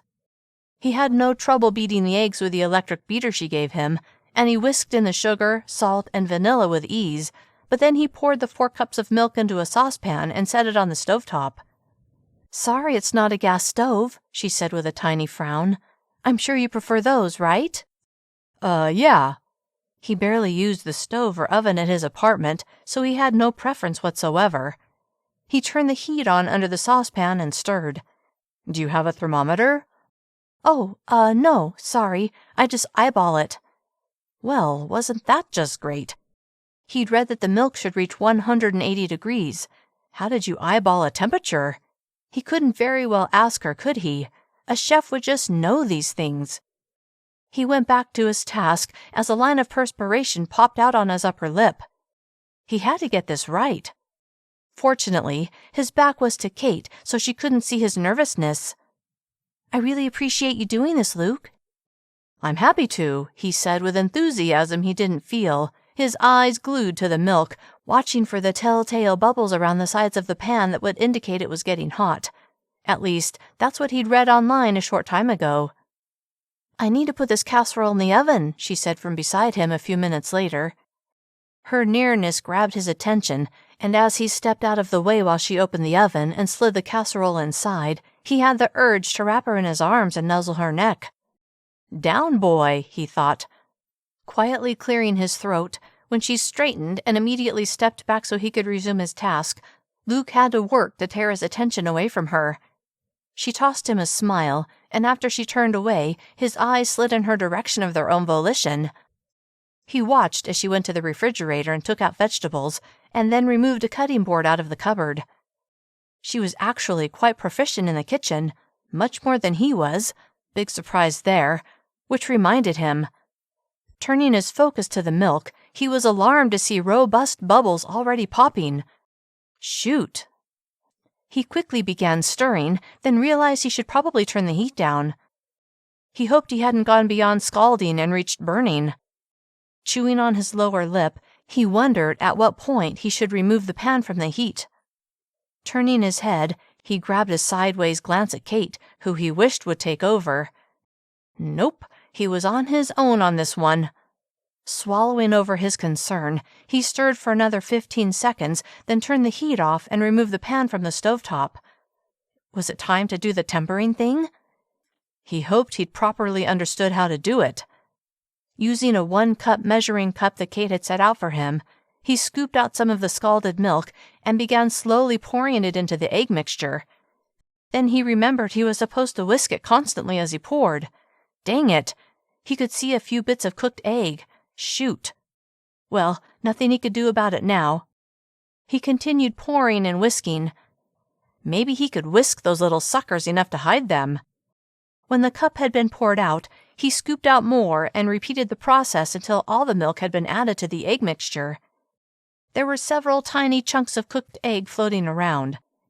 Maybe he could fish them out and toss them before Cait noticed.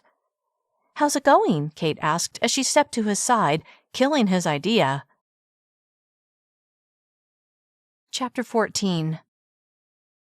When Cait looked at the mixture in the bowl, she was surprised to see several bits of cooked egg floating in the liquid. Maybe that's how Luke made his custard? Although she couldn't imagine people preferred that over having it smooth and creamy. Ignoring the pinch of something that dragged at her mind, she said, I'll grab my custard cups. She set them on the counter and turned back to Luke, and when she saw him standing there, obviously waiting to move to the next step, she forgot about the odd sensation she'd felt and instead remembered the way it had felt to be held in his arms and kissed with such passion, and was half tempted to ask him to kiss her again. Face flaming, she turned around and pretended to straighten the already straight cups. Getting herself under control, she turned back around to face him. I don't know how you do it, but my mom taught me to bathe the custard cups in a hot water bath to prevent the custard from curdling or cracking. His eyes widened, but half a beat later they went back to normal. What was up with that? Shoving down a sudden feeling of unease, she asked, How do you do it? He visibly swallowed. The same way. What was going on with him? Do you feel all right? Grimacing slightly, he said, You know, something might have disagreed with me. Would you mind, taking over? She was done with making the salad and was just waiting for the casserole to cook, so she had nothing else to do, although she'd been looking forward to having Luke make her baked custard. Of course. He flashed her a smile. Thanks, if you'll excuse me. She felt bad for him. Having an upset stomach on a date, awkward. She watched him walk toward the bathroom, then got busy on finishing the custard. As she poured the mixture into the cups, she was kind of perplexed about the way Luke had done it, the way there were small bits of cooked egg, and when she saw that the bottom of the pan he'd used to scald the milk was somewhat burnt, the unease she'd felt earlier grew. How was it that a chef made these kinds of mistakes? Was he feeling that unwell? Pushing aside her concern, she focused on the task at hand. As she worked and waited for Luke to return, she thought about that amazing kiss. Had she ever enjoyed a kiss as much as she'd enjoyed that one? She didn't think so. By the time she was ready to put the custard cups into the oven, the casserole was just about done, and Luke came back. "Feeling better?" she asked, worried he would leave before they had a chance to eat the meal she'd prepared.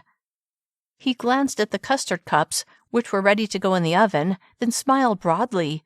"Yeah, I feel fine now." Thinking he was acting just a bit odd, Cait shoved down any questions she had and smiled. "Good. I was afraid you'd want to leave." He shook his head. "Nope. I'm looking forward to trying that chicken casserole you made." He paused a beat. "And that baked custard." It wasn't going to be as creamy as it normally was, but that wasn't her fault. Even so, she wasn't about to point that out. She didn't want to make him feel bad. She took the casserole out of the oven and placed the custard cups inside. "Ready to eat?" "Sure am." Luke felt like he dodged a bullet with his "something disagreed with me" excuse. Cait seemed to have bought it, and he'd managed to avoid blowing his cover. At least, he hoped he had. He knew he'd messed up on the tempering thing, but hopefully that wouldn't be an issue. He certainly wasn't going to point out his mistake. The important thing was that he'd come to realize how much Cait meant to him, enough that he would do what it took to keep things going with her. Which means you should tell her the truth, he thought. He knew his inner voice was right, but he just couldn't quite bring himself to confess the truth. Not yet. Soon, though. He knew it would be soon. "How is it?" Cait asked him, after he took a bite of the casserole she'd painstakingly made. At least, he assumed it was painstaking. It seemed like a lot of work to him, but what did he know? Suppressing a self-deprecating smirk, he smiled instead. "It's delicious." "I'm glad you think so." Her nose crinkled, which he found adorable. "I admit, I was a little nervous to cook for you." "Really? Why?" As soon as the words left his mouth, he felt like an idiot. Of course she would be nervous to cook for a professional chef. Shaking his head, he softly chuckled. "Never mind. Anyway, you have nothing to be nervous about. You're a great cook." She fairly beamed, which told him he'd said the right thing. "Thank you, Luke. That means a lot coming from you." Guilt blossomed within him, and he thought, I don't know how much longer I can take this. Maybe I should just do it, just tell her the truth. He even opened his mouth to speak, although he was stumped on how to proceed. Just say it, he thought. Drawing in a breath, he gathered his thoughts, but the moment he was about to speak, the front door burst open. Chapter 15. Cait's attention shot to the apartment door, which someone had flung open. It was Amy. What was she doing there? Yeah, she lived there, but she wasn't supposed to be home for a couple of hours. "Sorry, guys," Amy said, out of breath as she bustled in. "I forgot something." She hurried past them and down the hall to her room, re-emerging moments later with a bag in her hand. Slowing as she approached the small table where Cait sat with Luke, she looked at the food. "Looks yummy." "I'll make sure and save some for you," Cait said with a smirk. Amy laughed. "See you later." "Bye." Cait watched as Amy left, then turned to Luke and shook her head as she smiled. "Roommates." Which made her wonder, do you have a roommate or do you live alone? "Alone. I had roommates in college." He chuckled. "That was enough for me. I definitely prefer to live by myself." As much as Cait loved Amy, she had to admit that there were plenty of times she wished she lived on her own. "One day," she said, her voice wistful. Luke was glad they'd been interrupted by Cait's roommate, because if she hadn't burst into the apartment, he would have confessed his true identity. Well, he hadn't lied about his identity so much as what he did for a living and about his net worth. But did those things really matter? Besides the fact that he had to keep pretending he was a chef, would Cait really care that he ran his own international corporation? She liked him for him. At least, that's the impression he got. And that was exactly the reason he'd started this experiment. An experiment that was turning into so much more than he'd expected. So, he was glad Amy had shown up in the nick of time, stopping him, which had given him the chance he'd needed to reconsider what he'd been about to do. He needed, to see where things went with Cait before the big reveal.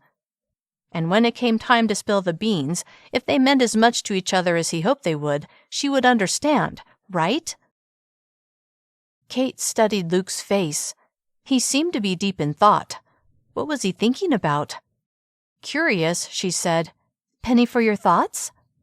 His eyes snapped to her, then he laughed. "Just, thinking about when I'll be able to see you again." Thrilled to hear that, Cait felt her lips curving into an eager smile. "And when would you be able to do that?" "Well, tomorrow is Saturday. I don't have anything planned. What about you?" "I have a few errands to run, but I'm free in the afternoon." A smile slowly built on his lips, drawing Cait further into his orbit. What was it about him that made her so crazy for him? She made a mental list. His smile, the way he made her feel like she was the most important thing in the world, the fact that he was always eager to set up their next date before the current date ended, his interest in her life. "The afternoon will be perfect." Excited to know they would spend time together the next day, she asked, "What do you want to do?" Cupping his chin, he said, "How about an afternoon hike?" Being out in nature, plus being with Luke? Win-win. Cait smiled. "I'd love that." That amazing smile grew. "Awesome." As they ate, they chatted about hikes they'd been on in the area, then chose one neither of them had done before, but that Luke had wanted to go on. "I can bring the food this time," Cait offered, then immediately worried that she was stepping on his toes. "Unless you wanted to?" "No, that would be great if you brought it." Relieved he wasn't offended that she was encroaching onto his territory, she smiled. "All right." They finished the casserole and salad, and as they cleared their dishes, the timer went off for the baked custard. Concerned about how it had turned out, Cait opened the oven and removed the dish holding the custard cups. They looked good. She inserted a knife into the center of one of the cups. It came out clean. They were done. "Those turned out great," Luke said. Was he trying to downplay the fact that he'd seemed to struggle with making them? Cait didn't want to think about the sense of unease she'd felt earlier, not with the way she was growing to care so much about him, but she also didn't want to ignore it. Still, now wasn't the time to dissect it. That could come later, after he left. "They do look good," she agreed, as she set a custard cup on a small plate for each of them. Luke picked up the plates and carried them to the nearby table, then they sat across from each other. "We should let them cool a bit," she suggested. "Yeah, they definitely look hot." Nearly as hot as you, she thought. Smirking to herself, when the memory of that sense of unease filled her mind, she got an idea. "What are some of the desserts your clients have you make? Do you have a specialty that you do?"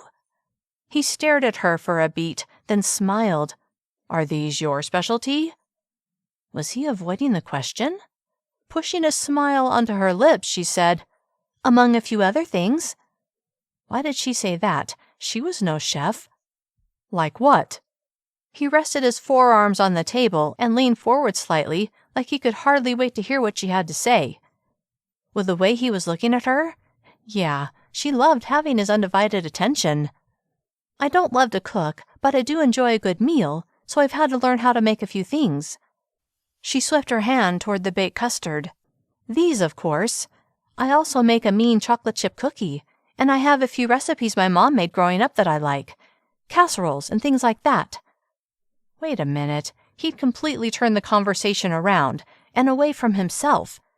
She had to get it back on track. "You didn't answer my question, though, Luke. Do you have a specialty dessert?" He nodded. "There's a chocolate cake that my clients seem to request a lot." His answer helped to soothe that sense of unease, that nagging suspicion that he wasn't all that he claimed to be. She arched an eyebrow. As a chocolate lover, I wouldn't mind having the recipe. He laughed. All right, I'll see what I can do. Relieved that his answer was what she'd been hoping to hear, she picked up her spoon and scooped out some custard before lifting it to her lips to test the temperature. It was still hot, but she blew on the custard before sliding the spoonful into her mouth. Mmm. It tasted wonderful, although the texture wasn't as creamy as she would have liked. Good? He asked as he scooped some out. She nodded, slightly disappointed that it hadn't turned out as perfectly as it might have had she made it. She wanted him to love it, to be impressed by her cooking. Would he realize it was his mistake that made it less than perfect? That nagging feeling returned, but on the heels of it was her need to impress him. Stop obsessing, Cait, she thought. Easier said than done. Luke was a chef. He would know if something didn't turn out right, and more than anything, she wanted to dazzle him. She watched him as he ate his spoonful. That's good custard. Was he just saying that?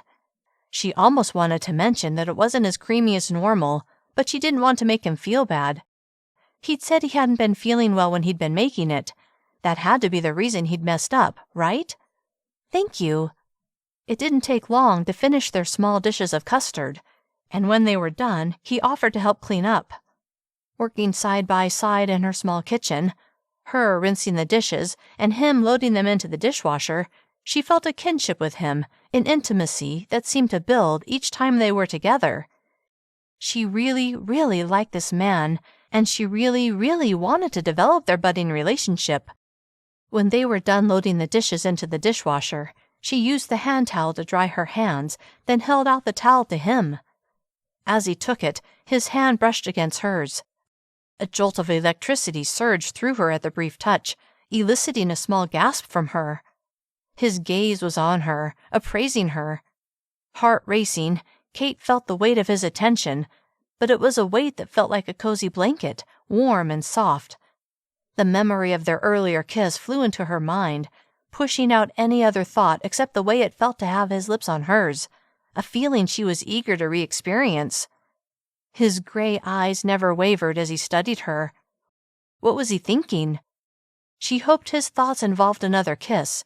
Her lips tingled in anticipation. The simple evening had been one of the best Luke had ever had on a date. No expensive restaurant with servers hurrying to do his bidding. No fancy meal and flashy entertainment. No dressy clothes and sparkling jewels. Just him and Cait in her tiny apartment with food she'd made herself and a dessert he'd nearly screwed up. Intimate, quiet, unpretentious. He loved the simplicity of it, and he loved the easiness he felt with her. He could see himself doing this night after night, with her, for years. Yes, he enjoyed going out once in a while, but it was the company he kept that made all the difference. And if Cait was the one he was going with, going out would be just as easy, just as wonderful. Being here, in her home, where the vibe was calm and relaxing. Yeah, that was a vibe he wanted in his life on a regular basis. With her he felt good, settled, at home. A smile slowly lifted his lips. He was beyond attracted to her on so many levels, and at that moment, the only thing he wanted was to show her how he felt, wanted to stake his claim, wanted to kiss her with all the passion that was sweeping over him. Chapter 16. Cait was pinned in place by Luke's gaze, by his eyes burning with desire. The message she read was loud and clear. I want to kiss you. Her lips parted, and her breathing seemed to slow as her pulse went into the stratosphere. Her anticipation ratcheted up as her mind shouted, Kiss me already. A smile slowly tugged his lips upward. It was as if he could read her need, her desperate desire, and he was making her wait. Why was he doing this to her? Did he enjoy torturing her? Maybe he wanted her to make the first move this time. He'd instigated their last kiss. Did he want her to show that she wanted this as much as he did? All right, if that's what it took. She moved fractionally closer, closing the small distance between them. Then she lifted a hand and brought it up just enough to slide it into his. His fingers closed around hers, and his smile grew, his focus never wavering from her face. About to reach up and touch his cheek with her free hand, she paused and asked herself if she wanted to be the aggressor. Sure, it was just a kiss, and not their first, but still, did she want to go after him like that? If she wanted this, then she had to go for it, and she wanted this. Her hand rose as if it had a mind of its own. Fingers brushing across the trim hair on his jaw, she was surprised that it wasn't as rough as she'd expected it to be. His eyes were locked on hers. His fingers that were intertwined with hers tightened. Cait's hand moved from his jaw to his lips, sweeping across them light as a feather. His lips parted. She felt his warm breath on her fingers. Her hand lowered until it was at his shoulder. Her gaze drifted to his impressive biceps. She had to touch the taut skin over the rounded muscle. Using just one finger, she traced the visible vein on the side of his upper arm, and then glided her finger across the muscle that had caught her eye the first time she'd seen him. What was it with her and biceps? Maybe it was the strength, the masculinity, the maleness of it. Didn't really matter. All that mattered was that she had a thing for Luke Hudson, and she believed he had a thing for her. A thing that could turn into something more, something deeper. At least, she hoped so, because she was well on her way to falling for this man who seemed to want to be with her as much as she wanted to be with him. What was she doing to him? Luke had never been so intrigued by a woman's touch as he was by Cait's at that moment. She was focused on running her fingers over his upper arm, which sent all kinds of sensations rocketing through him. He could feel the smolder in his eyes, and when her blue eyes returned to his face, he knew she saw the fire burning bright. Her hands stilled on his arm, then fell away. Enough of this teasing. He needed to hold her in his arms, needed to capture those luscious lips with his. With her hand still held in his, he slid their clasped hands around her waist, pinning her arm behind her back. Her eyes were on his, trusting, eager. He cupped the back of her neck with his free hand and heard a small sigh escape her lips. He had her where he wanted her, and as powerful attraction surged through him, he lowered his mouth to hers, taking possession of those kissable lips, making clear the way he felt about her. Even as he did, he felt her eager response as her free arm wound around his neck. He released her hand and slid both of his arms around her, holding her close. Both of her arms curled around his neck. Kissing her, holding her, Luke had never felt like this before. With Cait, everything was so real, so genuine, so right.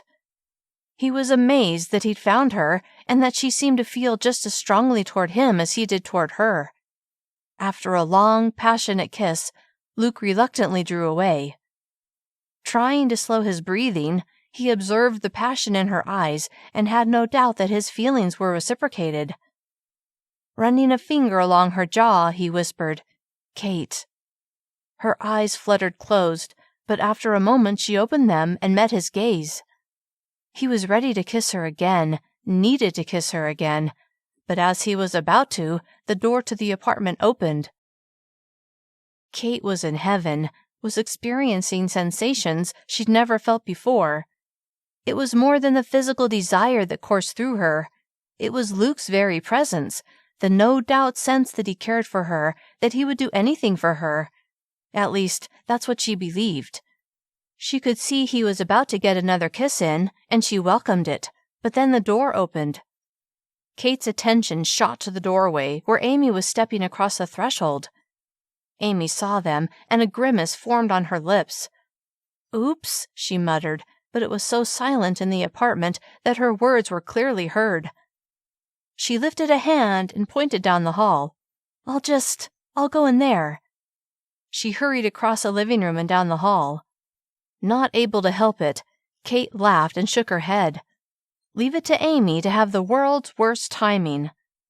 Maybe it was a good thing. Cait didn't want to get carried away with Luke. She smiled at him, and to her relief, he didn't seem annoyed at the interruption. Instead, he'd barely glanced at Amy, and now he smiled at Cait as he took a small step back. "I should probably go." Still smiling, she nodded. "Probably." He lifted her hand and kissed the smooth skin on the back. "Until tomorrow." Captivated, Cait just nodded. With a final smile, Luke turned and strode to the door, then walked out and closed the door behind him. Waiting several seconds to make sure he was gone, Cait wore a broad smile as she called out, "Amy!" Chapter 17. Moments later, Amy appeared. "Where is he? Did he leave?" She frowned at Cait. "I'm sorry I interrupted." Then she grinned. "What was I interrupting?" Cait couldn't suppress the huge smile on her face as she sank onto the couch. "Just a little kiss?" Amy waggled her eyebrows. "That's what I thought." She sat beside her. "So, the personal chef approved of your cooking?" When she heard the title Amy gave Luke, Cait's smile faltered. Now Amy's eyebrows bunched. "What's wrong?" Her mouth fell open. "He didn't like your food?" Cait shook her head. "No, that's not it."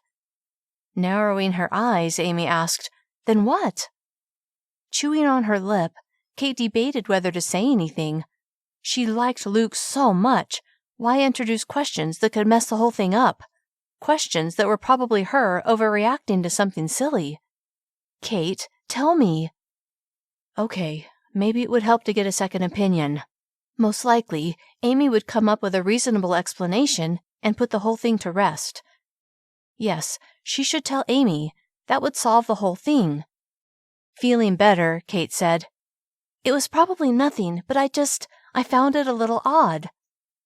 Amy tilted her head to the side. "Now you've really got me wondering." Cait pursed her lips, then said, "So, I asked him to make the baked custard cups." "Oh, I love those. You have some left, right?" "Of course." Exhaling in obvious relief, Amy smiled. "Great." She leaned toward Cait. "Go on." He didn't seem to know what he was doing." This earned her a look of confusion from Amy. "What do you mean?" "You know how I'm so careful to pour the scalded milk into the egg mixture?" "Right," Amy said, "so that it turns out creamy. You've told me 1,000,000 times to be careful of that step." Glad Amy was getting it, Cait nodded. "Exactly. Well, It felt like she was telling on him, like she was tearing him down.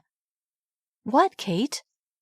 Audibly sighing, she said, "I guess the milk was too hot, and he didn't stir it when he started pouring it in, because there were bits of cooked egg in the custard, and the pan he scalded the milk in was kind of burnt." Ready to hear Amy's reasonable explanation, Cait watched her face, but instead of smiling and nodding like she'd figured it out, Amy pinched the skin at her throat and kind of grimaced. Crud, maybe she shouldn't have said anything. Then she remembered Luke's excuse. He did say something had disagreed with him, and he ran to the bathroom a couple of times. Slowly nodding, Amy said, "I guess that could have something to do with it. But did he run to the bathroom in the middle of scalding the milk and pouring it into the egg mixture?" Cait wished she could say yes, but that would be a lie, and she refused to lie, even for Luke. "No, it was right before he started, and then when I told him that I bathed the custard cups in a hot water bath, he gave me this look like he didn't know what I was talking about, and that's when he said he wasn't feeling well and asked me to finish." Amy rubbed the back of her neck as she frowned. Seeing Amy's reaction, Cait felt her earlier sense that something was off with Luke roar back to life. When Amy didn't speak, Cait felt her whole body tense up. "What?" "I'm just remembering how we couldn't find anything on social media on a chef named Luke Hudson," Amy said. Oh yeah, Cait thought, right. She'd completely forgotten about that. "You said he made you lunch, though," Amy said. "The other day? At his friend's restaurant?" Cait nodded, but knew what she was about to admit wouldn't help Luke's case. "He was in the kitchen, but I never actually saw him cook anything." And then another memory filled her mind. "What is it, Cait? I can see you're thinking of something." "Well, the other night when he took me on a picnic dinner overlooking the view, the food he brought, sandwiches, He said he bought them at a deli. All of these small things were adding up to something that Cait didn't want to think about, yet she knew she had to use her brain and not her heart. Amy wore a grimace, then she squished up her nose like she was reluctant to say what was on her mind. "What?" Cait asked, terrified to hear what she knew Amy was thinking, because she was thinking it herself. "Cait," Amy said, as she set her hand on Cait's knee, "I'm not sure Luke Hudson is who he claims to be." "No," she thought. This was exactly what Cait didn't want to hear, but she knew she had to hear it. After the time she and Luke had spent together, after those kisses, she was getting lost to him. She wanted to wail in despair that things were going off the rails already, especially when he claimed to care for her, really seemed to care for her, as much as she cared for him. Why? Why did she always fall for the men who were the worst for her? Was it some sort of internal gut instinct, or some self-destructive thing that made her fall for men who lied to her just like her father had lied to her? Was it her attempt to try to right the wrongs of the past? "I'm sorry, Cait," Amy said, her face scrunched up in sympathy. "I know how much you like him." That was an understatement. Cait wasn't ready to toss him aside just yet. She wanted to get to the bottom of this. Maybe she and Amy were wrong. Maybe he was exactly who he said he was. Despite her gut feeling that something was off, maybe it was just her fear of falling for the wrong men that was leading her astray. "What else do you know about him?" Amy asked, like she was trying to solve a great puzzle. "Like, do you know where he lives?" Cait shook her head. "No. I know he has a younger brother, and he said he's close to his family and that they live here in LA. "Okay." "Maybe," Cait said as she bit her lip, "maybe I can just ask him." Amy immediately shook her head. "No." "Why not?" Tilting her head like the answer was obvious, Amy said, "If he's lying, what makes you think asking him will get him to suddenly tell the truth? There's no way to know what's true and what's false." Reluctantly, Cait nodded her agreement. She could ask him straight out, but what would stop him from adding lies upon lies?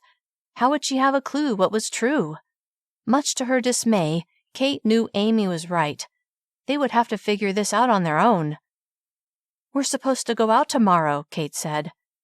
She pictured his handsome face, and her heart hitched. She'd been looking forward to their date. Now what would happen?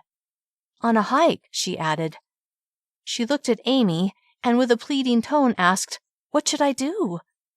Pursing her lips, Amy was silent. Then after several moments, she slowly nodded. "You'll go on your date. You'll act like everything is normal, and when he drops you off, I'll follow him. We'll find out where he lives, and we'll stake it out, see what we can discover."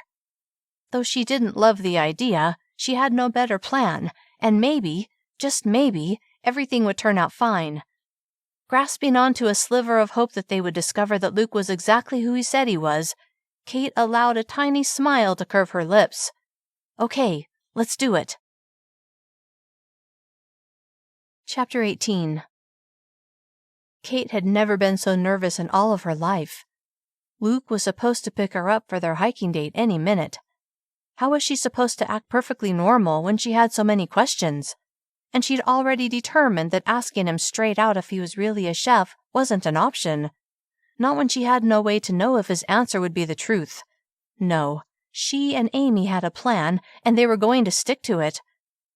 "What should I do if he wants to kiss me?" she asked Amy, before peeking out the blinds to see if Luke's Prius had pulled up yet. "Kiss him, of course." Cait released the slat and spun around to stare at her best friend. Amy laughed. "Otherwise he'll know something's up, right?" "Yeah, I guess so." Secretly, she was thrilled that Amy had given her permission to kiss him. Not that she needed permission, but this way she wouldn't feel guilty if, when, she kissed him. Even though she had a million questions for him, and had all kinds of doubts about his story, she was still wildly attracted to him. "All part of the cover, right?" she asked. Amy tossed her a smirk. "Exactly." A loud and confident knock sounded on the door. Cait's eyes went wide. Luke must have pulled up right after she turned away from the window, and now her heart was galloping. "Deep breath, Cait," Amy said, before demonstrating how to breathe. If she wasn't so nervous, Cait would have laughed at the way Amy was dramatically inhaling. As it was, she mimicked Amy and felt her heart begin to slow to a more normal rate. Another knock. "Do you want me to get it?" Amy asked with a cocked eyebrow. Quickly shaking her head, Cait gave Amy a shooing motion. "Remember," Amy stage whispered, "text me when you're 5 minutes away so I can be ready to follow him." The reminder of their covert operation sent Cait's anxiety back into action. Dragging in a sharp breath, Cait nodded. Then, when Amy was safely in her room, Cait reached for the doorknob. Plastering a smile onto her mouth, she pulled the door open. When she saw Luke standing there, looking as cute as ever, all concern of him not being who he said he was flew out of her head, and for several seconds she tried to convince herself that none of that mattered. But then her logical mind took over, and she knew it mattered very much. "Hello," he said, with his trademark fabulous smile. Though that smile still tugged at her heart like it always did, underlying that was her skepticism that it was all for show. For half a second, she was tempted to blurt out her suspicions, but that would be a mistake. If he was lying about being a chef, he could lie about anything. "Everything okay?" he asked, his forehead creased in question. "Get it together, Cait," she thought. She shoved her own smile back onto her mouth. "Yep, I just need to grab the food." She stepped back. "You can come in if you'd like." He crossed the threshold. Cait placed the sandwiches she'd made into her backpack, hyper-aware of Luke standing nearby. Next, she took the half-filled and frozen water bottles out of the freezer and filled them the rest of the way from the faucet. Then, after screwing the caps back on, tucked them into the backpack. "You didn't happen to make those chocolate chip cookies you mentioned, did you?" She'd been so discombobulated with her questions regarding him that she'd totally forgotten that she'd told him about those and that he'd expressed an interest in having some. She turned to him with a look of regret. "No, sorry, I didn't have time." "That's all right. I'm sure there will be other opportunities." She wasn't so sure. It all depended on what she and Amy found out about him when they staked out his house, assuming Amy was able to follow him successfully. She shoved those thoughts aside. If she had any hope of pulling off her charade that everything was normal, she couldn't allow her thoughts to stray to the undercover operation she and Amy had cooked up. Cooked up, she thought, like what a chef would do. A real chef. Oh man, this pretending thing is going to be hard. She focused on putting the rest of their meal in the backpack. Luke didn't know if he was imagining it, but something seemed a little weird with Cait today. Her vibe was completely different than it had been the night before. Why, though? The only thing he could think of was that kiss. Had it been too much? It had been pretty passionate. Was she not ready for something like that? She'd seemed to enjoy it as much as he had, although when Amy had interrupted them and he'd suggested that he should head home, she had agreed. So yeah, maybe it had been a bit much for her. Maybe today he should hold off on more kisses. We'll see, he thought. He squashed the smirk that played around the edges of his mouth. Good thing Cait's back was to him. She turned to him with a smile. "All set." Seeing her in that moment, he had to crush the powerful desire to kiss her. "Cool it, cowboy," he thought. "You've got all afternoon." "All right," he said with a smile. Then he went to the door and held it open for her. She picked up the backpack and walked toward him. "Let me take that," he offered, with a hand held toward the backpack. She held it out to him, and he took it, tossing it over one shoulder. Then they walked out the door together and toward his Prius. Chapter 19. As they drove to the trailhead, Cait couldn't stop sneaking glances at Luke. What if she and Amy discovered something nefarious about him? Everything would fall to pieces, and their budding romance would be destroyed. Her heart would take a beating. She really, really hoped that didn't happen. "You doing okay over there?" he asked, catching her off guard. To throw him off the scent, she tossed him a bright smile. "Yeah." "Really? You're awfully quiet." She met his eyes as he glanced at her. Dang, she was so enamored of him. Why did she have to have these questions? She hated it. Just thinking about the hike. It's been a while since I've gone hiking. She followed that up with another smile. Me too. Beautiful day for it, though. Yes, it is. Cait let her gaze wander over the trees that surrounded them as they drove up the canyon. Though it was August, it wasn't as terribly hot as it sometimes got in the summer. It was a great day for a hike. She just had to focus on enjoying nature. Although really, she should use her time with Luke to try to dig a little.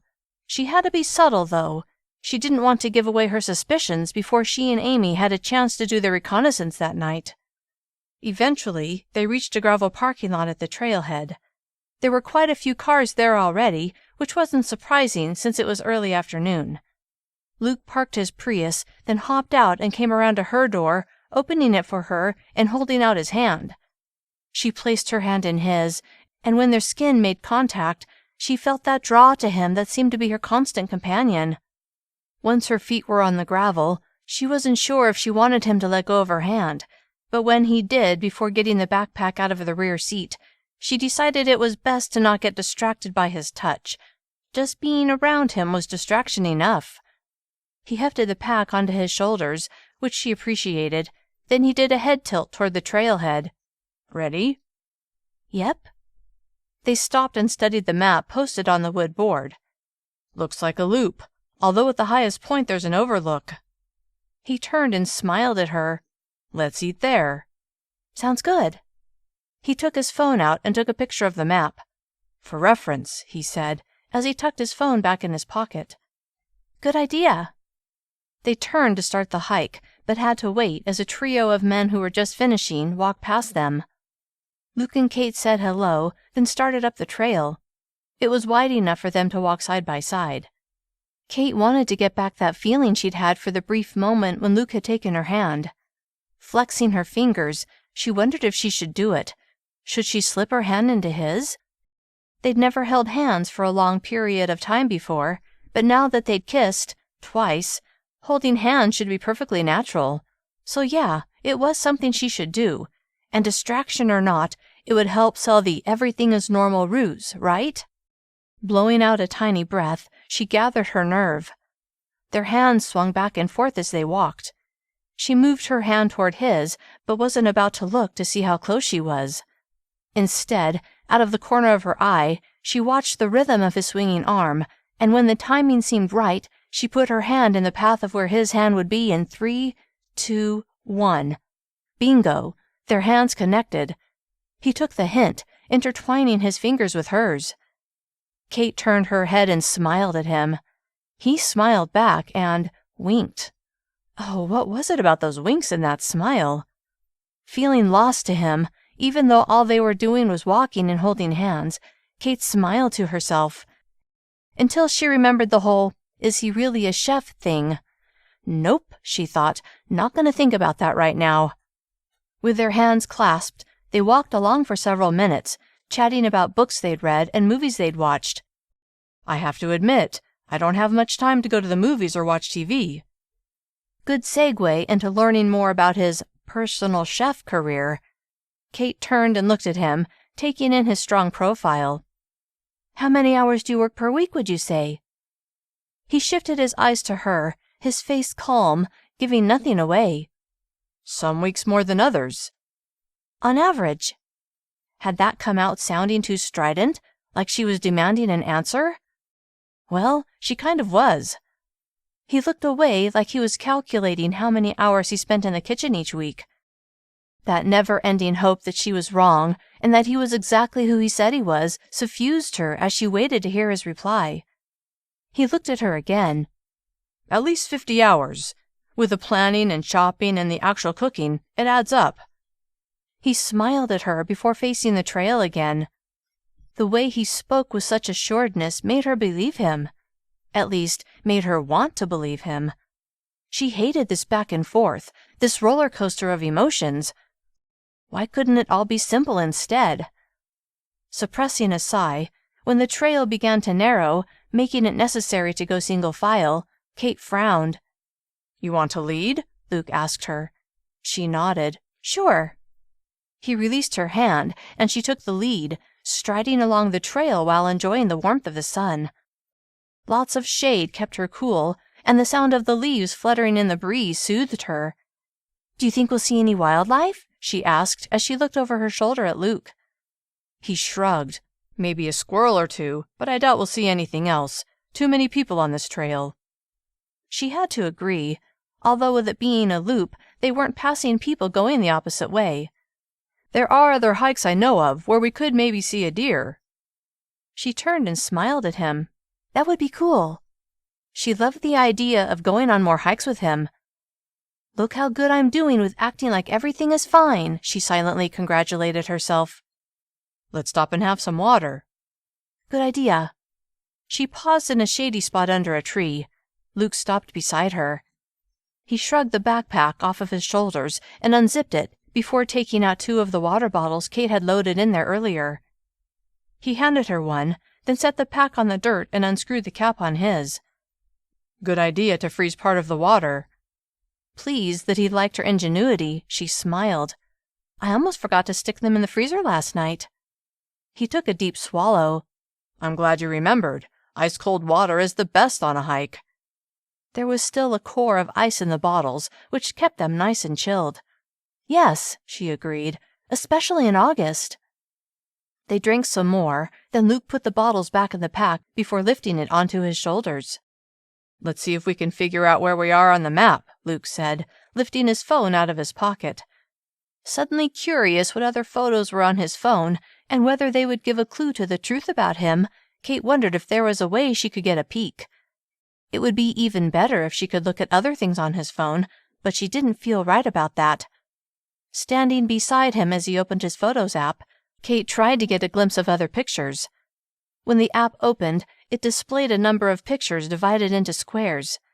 Quickly scanning them, all she was able to see before he tapped on the image of the map was a few pictures of Luke smiling with other people beside him. She did manage to see that a couple of the pictures were of him with women. Who were they? Women he dated? Was he still dating them? They'd never discussed being exclusive, so it was possible he was dating other people. The thought of him dating, kissing, another woman sent a spike of jealousy right through her. Let's see, he said, completely oblivious to the thoughts charging through her head. I'm guessing we're about here. He touched a spot on the map, which he'd zoomed in on. So about halfway to the overlook. He turned to her with a smile. Swallowing her jealousy, Cait smiled back. Nice. I'll be ready to eat when we get there. Me too. As he tucked his phone back in his pocket, she focused on the here and now, and not what he might be doing when she wasn't with him.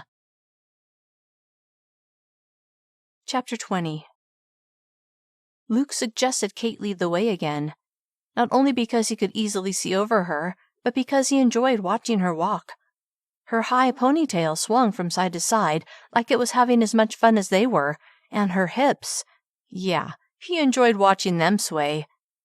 When she'd taken his hand early on, he'd been surprised, but also thrilled.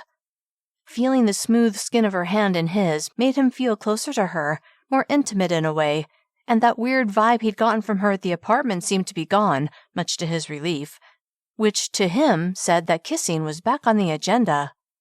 Grinning to himself, he called out, How are you doing, Cait? Do you want to take a break? It had been 20 minutes since their water break, and he was getting thirsty. He imagined she was as well. She stopped in the shade of a tree and turned to him with a smile that sent a burst of tenderness to his heart. Sure, I could use some water. He went to where she stood and took the pack from his shoulders, then removed a water bottle before handing it to her and getting one for himself. The water still had a few chunks of ice floating in them, which made him think about the custard and how he'd messed it up. Had his mistake tipped Cait off to his false title of chef? If so, she hadn't let on that she was suspicious. Maybe his excuse that something had disagreed with him had worked. Unless she said something, he wouldn't bring it up. Never point out your mistakes, he believed.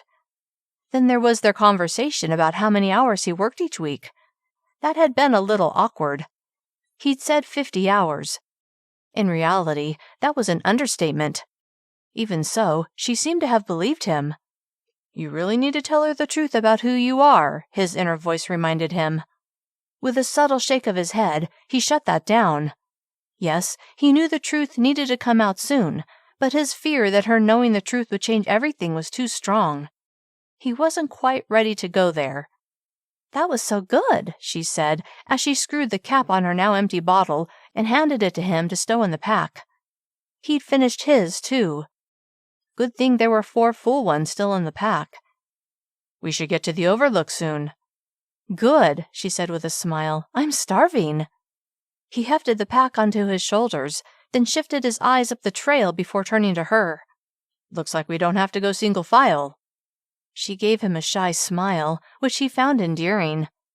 She was obviously thinking about how they'd held hands earlier. As he laced her fingers with his, he gave her what he considered his most charming smile, then he pressed a kiss against the back of her hand. He thought he heard a small gasp. Smiling, he met her gaze. Her eyes had a sparkle to them that led him to believe she was open to him kissing her. Deciding to save that for now, the anticipation was delicious, he smiled more broadly. Ready? She nodded, and with their hands clasped, they started up the trail.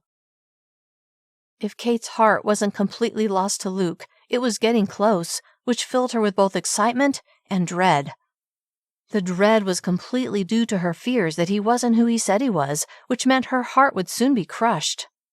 Then again, maybe he had a good reason for stretching the truth. If that was the case, perhaps they could figure things out. Even as the thought entered her mind, the more practical and logical part of her brain argued that if he lied to her now, he would lie to her in the future. She squashed a frown. She didn't want to think about that right now. Right now, she wanted to focus on the afternoon she was spending with Luke. Everything else could be dealt with later. There it is, he said a short time later, pointing with his free hand to a wide area where several people were standing or sitting. As they got closer, Cait could see an amazing view of the cityscape below, but what really caught her attention was the sight of the ocean in the distance. The sun was gleaming off of the blue water, and it seemed to stretch on forever. Oh, she breathed out, it's gorgeous. It is something, isn't it? Her lips quirked up as she turned to him. We have to take a selfie with that view behind us. He chuckled. All right. The fact that he didn't hesitate settled her mind somehow, like he wasn't worried about her posting the picture on social media. One thing, though, he said, as they got in position and held his phone up to capture the image. What? He took the picture, then turned to her. I don't really like to plaster pictures of myself on social media, so if you wouldn't mind keeping it to yourself. Cait's heart thudded. What was he hiding? Then an absurd thought filled her mind. Maybe he was a spy, and he was using the chef thing as a cover. Crazy as it sounded, it would definitely explain everything. And since she knew that she and Amy had a plan to discover the truth about Luke, she agreed. Sure. Yeah, spying on a spy? How would that go? He smiled. Thanks, I'll send it to you. A moment later, her phone chimed a notification. She pulled her phone out of her pocket and saw the picture and a text from Luke. Studying the image of the two of them, she bit her lip, then smiled and lifted her eyes to his. Turned out great. The people who had been at the Overlook when they arrived moved on, leaving the two of them alone for the moment. Ready to eat? Though her appetite was no longer as strong as it had been, she nodded. Yep. He motioned to a large boulder. That looks like a good place to sit. She walked over to it and settled on a relatively flat spot. Luke sat beside her, then set the backpack on the dirt in front of her. Since you supplied the food, you should hand it out. Okay. She took out a sandwich and held it out to him, along with a baggie of grapes and a package of chips. She took out the same things for herself, then focused on the view as she took a bite of her sandwich. Her mind began to wander, and she thought about Luke as an international spy, on the hunt for bad guys. The image was very appealing. What are you thinking about? He asked, snapping her attention back to him. A blush warmed her cheeks. Luckily, it was hot enough in the sun to cover for her reddened face. Just enjoying the view. He stared at her. I'm enjoying the view too. Now her blush burned brighter. She looked away with a smile. Cait? She lifted her gaze to his, and as she stared into his dreamy gray eyes, she fervently hoped that she would discover that he was a good person. Chapter 21. Cait savored being with Luke, and when he shifted his body slightly so that he was facing her straight on, then gently stroked her cheek, she closed her eyes. When she opened them and saw the way he was looking at her, a powerful yearning swept over her. A yearning to have him in her life always. But you don't even know if he is who he says he is, her inner voice reminded her. She shut that voice down and instead focused on the way he was studying her, like she was a precious gem he had to have. Her tummy fluttered, and when he began to lean toward her, his lips drawing closer, ever closer, she caught her breath. Then his lips were pressing against hers. She lifted her arms to wind around his neck, but her sandwich was still held in one hand. Oh, who cares, she thought. With his sandwich gripped in one hand, she curled her arms around his neck. She just hoped no food got smeared in his hair. At the thought of mayo marring that thick, dark hair, a giggle climbed her throat and burst from her mouth. Luke pulled away with a questioning look. Not able to stop the laughter from continuing, she stared at him with mirth-filled eyes and shook her head. What's so funny? He asked, his own lips curved into an amused smile. She showed him her sandwich. This was in my hand, and I didn't want to get mayo in your hair. He laughed. I appreciate that. He still held his sandwich as well. He glanced at it. Maybe we should finish lunch first. Feeling flirty, Cait arched an eyebrow. First? And then what? He grinned. And then I can kiss you without food getting in the way. That's a plan I can get behind. Wow, Cait, she thought. You're nailing the act natural thing. Good job. As they continued eating, more people showed up, and by the time they had finished their meal, there were more than half a dozen people at the Overlook with them. Not about to make out in front of an audience, Cait tucked her trash in her backpack, then held the pack open to Luke. He put his trash inside, and after Cait zipped it closed, Luke offered to carry it again. Thank you, she said as he took it from her and tossed it over his shoulders. They both stood. Ready to head back? Back, she thought. That meant it was getting close to the time that she and Amy would launch their covert operation, and close to potentially having her heart broken. Cait? She realized she'd been staring off into space. Oh, she smiled. Yeah. He frowned as he watched her. You sure? You seem preoccupied. She thought, that's because I don't know if you're a chef, a spy, or just a liar. There went her act normal success. She plastered a smile onto her face. No, I'm just... She glanced around, frantic to find an excuse. She saw a woman wiping sweat from her forehead. Cait gave Luke a half-smile. I'm just hot. Then let's get to the air-conditioned car. Sounds good. They began the hike, which would close the loop and bring them back to Luke's Prius. Struggling to come up with something to talk about, although since they were walking in single file it wasn't all that easy to have a conversation anyway, Cait focused on not tripping over the occasional rock on the trail.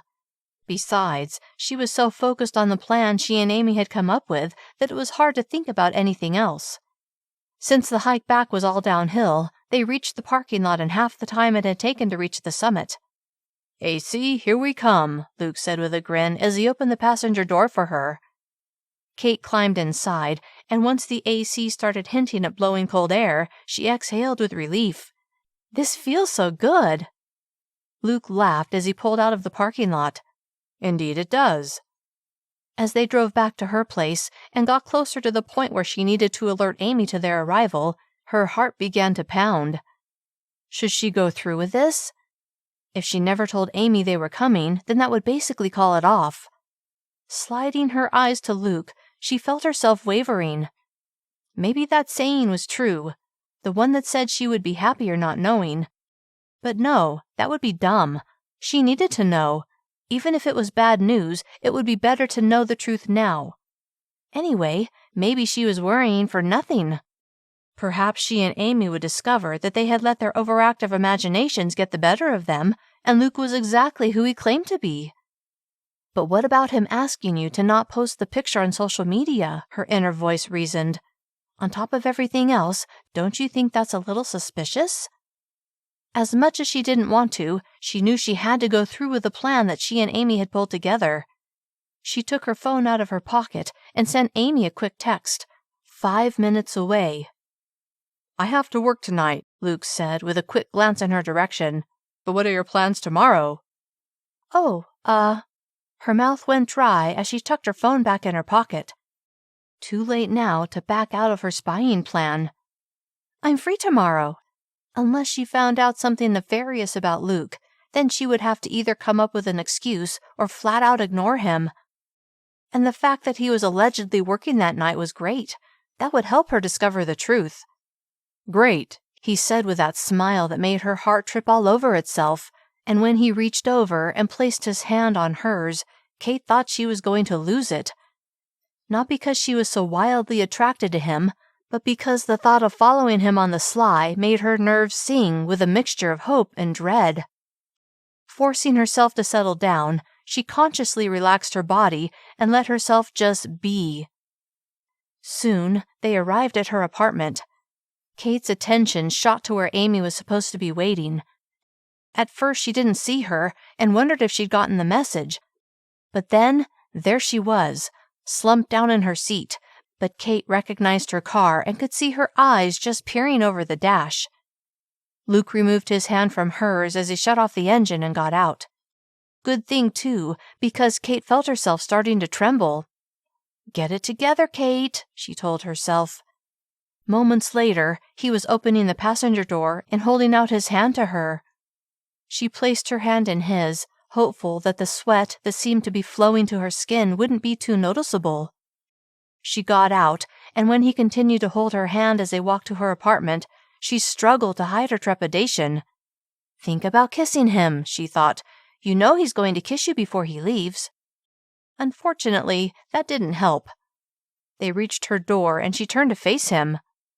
I'm sorry I'm not available tonight, he said with a half-frown, but tomorrow we'll do something fun. That's okay. Gotta earn a living, right? He chuckled. Exactly. He studied her. Before I go, though. His words trailed off as he cupped a hand behind the back of her neck. Mesmerized by the way he was looking at her despite the turmoil in her mind, Cait held still. Then his lips were on hers, and she forgot all about her covert operation, instead letting herself melt into his arms as he kissed her with a kind of passion she'd only dreamt of. When he drew away, they were both slightly breathless. He smiled. I'd better go. Silently nodding, she smiled in return. Then after he handed her the backpack, she watched as he turned and walked away. She went inside the apartment, then dashed to the window and watched as he pulled away from the curb.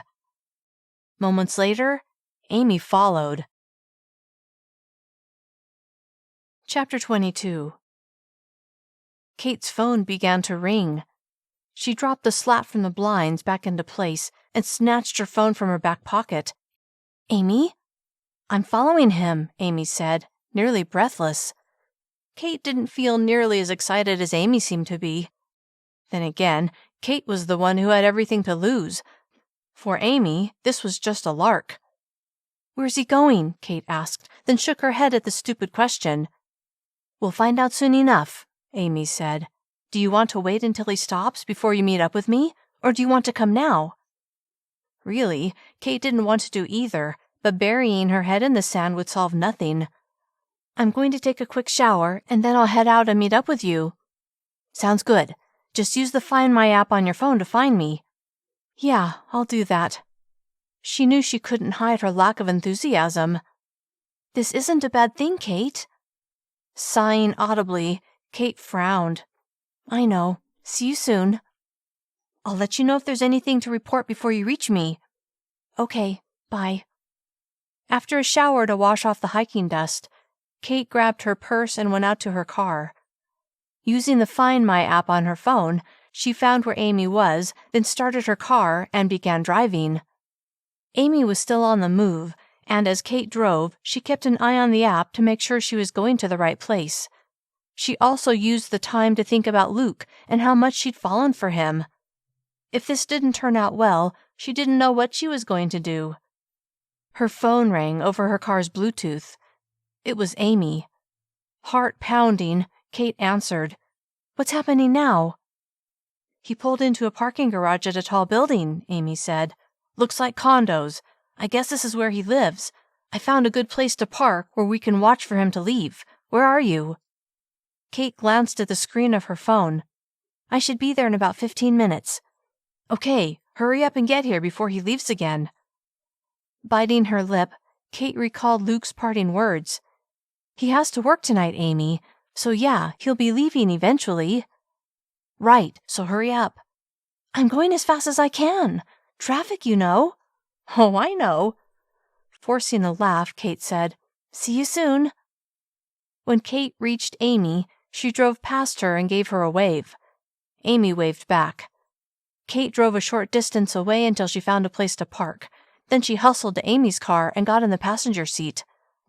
"Is it wrong for me to admit how much I'm enjoying this cloak and dagger thing?" Amy asked with a grin as Cait closed the door. She barely glanced at Cait, instead keeping her eyes peeled toward the parking garage. "I guess not," Cait said. "If I were you, I'd probably feel the same way. But you know, this is only my life we're talking about." "Your love life," Amy said with a head tilt and a frown. "Right now it feels like the same thing." "I get it," Amy said. "I do, but this is for the best." They sat in silence for a while, their windows rolled down against the summer heat. They watched as cars came and went from the parking garage. Every time a car left, they each used a pair of binoculars to see who was inside. So far, there was no sign of Luke. Amy reached into the back seat. "I brought snacks." Cait couldn't stop her laughter. "Of course you did." She fanned her face with her hand. "Dang, it's hot in here." Lifting a small cooler, Amy grinned. "Never fear. I knew it would be hot, so I brought cold drinks." "Thank goodness for that," Cait said as she unscrewed the cap on a bottle of ice-cold Sprite, then took a deep drink. They'd been there nearly 2 hours when Cait leaned her head back and closed her eyes. "Hey, no sleeping on the job," Amy said, startling Cait. Lifting her head from the headrest, she frowned at Amy. "Is this what a stakeout is like? Because it's super boring." Amy chuckled, her eyes pointed toward the parking garage. Her eyebrows rose. "Look at that beauty." Cait shifted her gaze. A fancy blue car had pulled up to the exit and had paused as it waited for a break in traffic. "What kind of car is that?" Cait asked as she picked up her binoculars and lifted them to her face. Amy already had hers pressed to her eyes. Can't tell, but it looks super expensive. Let's see if it's a hottie driving it or some old guy." Then she gasped. "What?" Cait asked, turning her focus to the driver and taking a gander. Then her mouth fell open. "Are you seeing what I'm seeing?" Cait asked. "If you're seeing the hottie you've been dating, then yeah, I'm seeing what you're seeing." Cait's focus was glued to Luke as he waited for an opportunity to pull into the ever-increasing traffic. It looked like he was wearing a suit. No, a tux. Was that what he usually wore when he was working as a personal chef? Somehow she didn't think so. And what was up with that car? It looked super expensive. Heart thudding dully, Cait lifted the binoculars to see if there was a passenger, like a woman. When she saw that he was alone, she exhaled in relief. But that still didn't explain why he was driving a car that wasn't his Prius and why he was so dressed up. "He's pulling into traffic," Amy said, as the sound of her engine turning on reached Cait's ears. Not able to stop staring, when Amy's car jerked forward and a horn honked, Cait lost sight of Luke through the binoculars. She set them on her lap and searched him out with her naked eyes. He wasn't too far ahead. "I don't think that man is happy with me," Amy said with a laugh. "Then again, I did cut him off, but hey, he wasn't going to let me in otherwise." Completely focused on the car Luke was driving, Cait barely heard her. "Uh-huh." She glanced at Amy. "Don't lose him." Wearing a wicked grin, Amy said, "Oh, I don't plan to." Then she cut into the adjacent lane. Another horn honked. "Be careful, though, Amy. We don't want to get in an accident." "Do you want me to keep up with him, or do you want me to drive safely?" Cait gaped at her. "Can't you do both?" I'm trying. Her mind racing, Cait followed Luke with her eyes. What was going on? He told her he would be working that night. She could see why he would get dressed up, but why was he driving a car that wasn't his? Unless it was his. Maybe her earlier guess had been right. Maybe he was a spy. "You okay over there?" Amy asked. Cait realized she was making a meal of her bottom lip. She stopped and glanced at Amy. "No, not really." "Never fear," Amy said. "We'll figure out what the heck is going on." Thankful she wasn't alone in this, Cait nodded. "Thanks." "This is the most fun I've had on a Saturday night in ages." Cait couldn't stop the laugh from exploding from her lips. It was either that or burst into tears. Chapter 23. Cait was impressed with Amy's tailing job, keeping Luke in sight, yet staying far enough back that he wouldn't notice them. The heavy LA traffic didn't hurt. They'd been following him for 20 minutes when he turned into a hotel parking lot. Amy smoothly followed, although when Luke stopped beside a valet, Amy drove past. Never taking her eyes from Luke, Cait swiveled her head to keep him in view, and when Amy stopped a short distance away, Cait was able to watch as Luke got out of the fancy blue car, leaving it in the hands of the valet. "He looks good in a tux," Amy murmured. He looked good in everything he wore, but Cait decided not to point that out. Not when she was practically dying inside from a mixture of curiosity and trepidation. Moments later, Luke disappeared inside the hotel.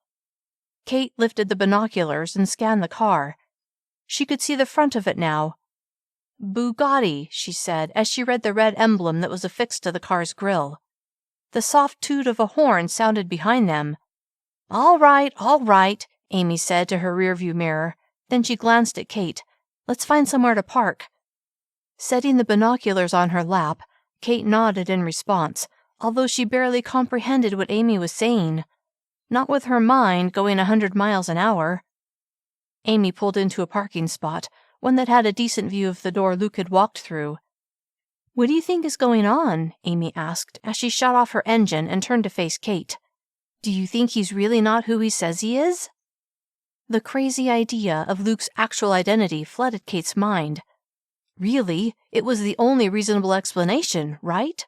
And if she was correct, it was an explanation that she could live with. Maybe. At least it would be a good reason for him to lie to her, right? "What?" Amy asked, her eyes narrowed. "I can tell you have a theory." Suddenly embarrassed by the outlandish idea, Cait shook her head. "It sounds ridiculous." "I like ridiculous theories, so tell me." Laughing self-consciously, Cait shook her head. "All right, but I warned you." Amy just stared at her with raised eyebrows. "What if he's just say it, Cait. What if he's what?" "A spy, okay? What if he's a spy?" Amy's eyes lit up. "Like James Bond?"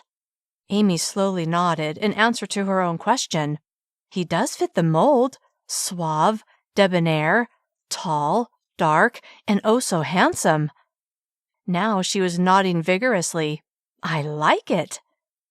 Feeling validated, Cait went on. "It would explain everything, Amy. His cover as a chef when he clearly isn't one, driving the fancy car and wearing a tux, and not wanting me to post our selfie on social media." "Wait," Amy said. "What? You didn't tell me about that one." Everything had happened so quickly she'd forgotten to mention it. "Yeah, just today." She pulled out her phone and brought up the picture. Staring at Luke, she felt that familiar yearning to have him in her life. But if he was a spy, that would complicate things. "Let me see," Amy said, with her hand held out. Cait gave her the phone. "He asked me not to post it on social media." Amy studied the picture, then frowned deeply. That would make sense. If his enemies find out about you, Cait, it would put you in danger. That wasn't an angle Cait had considered. A thread of fear wove its way through her. Amy handed her phone back. What kind of car did you say he was driving? Bugatti, Cait said absently, her mind conjuring up a scenario where she was kidnapped to get to Luke. Would it work? Did he care enough about her to come after her? Holy cow, Amy said, snapping Cait's attention away from her imaginings and back to her friend. Amy was staring at her own phone, her mouth hanging open. What is it? Cait asked. With her eyes wide, Amy lifted her gaze to Cait's. Those cars cost millions of dollars, Cait. What? Why did her voice go so high-pitched all of a sudden? Amy held out her phone. This looks like his car, right?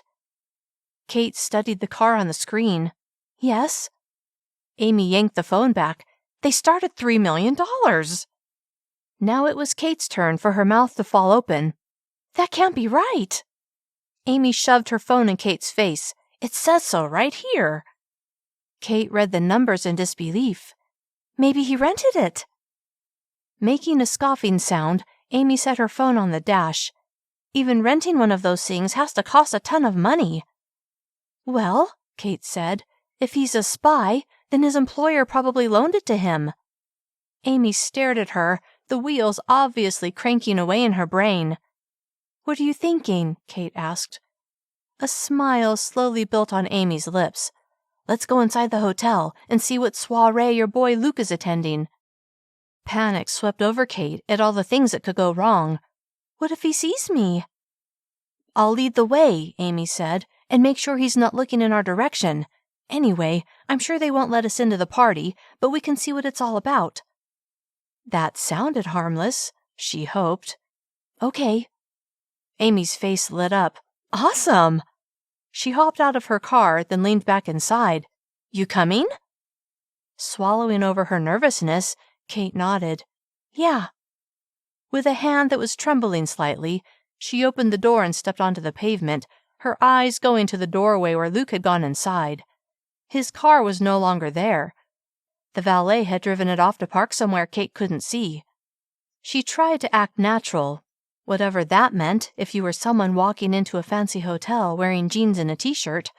At least she'd showered after her hike. Relax, Amy murmured out of the side of her mouth. Cait wished she could be as cool as Amy, but there was no way that would happen.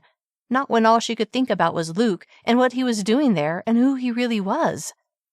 They strolled into the lobby and past the registration desk.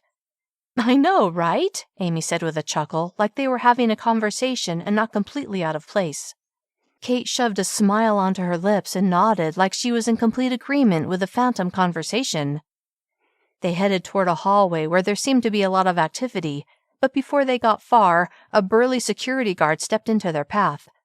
No admittance, he said, his face implacable. Oh, sorry, Amy said with a goofy smile. Cait tried to see around the man. She could see men in tuxes and women in dresses that were appropriate for movie award events. Hoping her face didn't show the frantic desperation she felt, she asked the guard, What's going on? Some charity event. Taking that in, Cait nodded. Okay, thanks.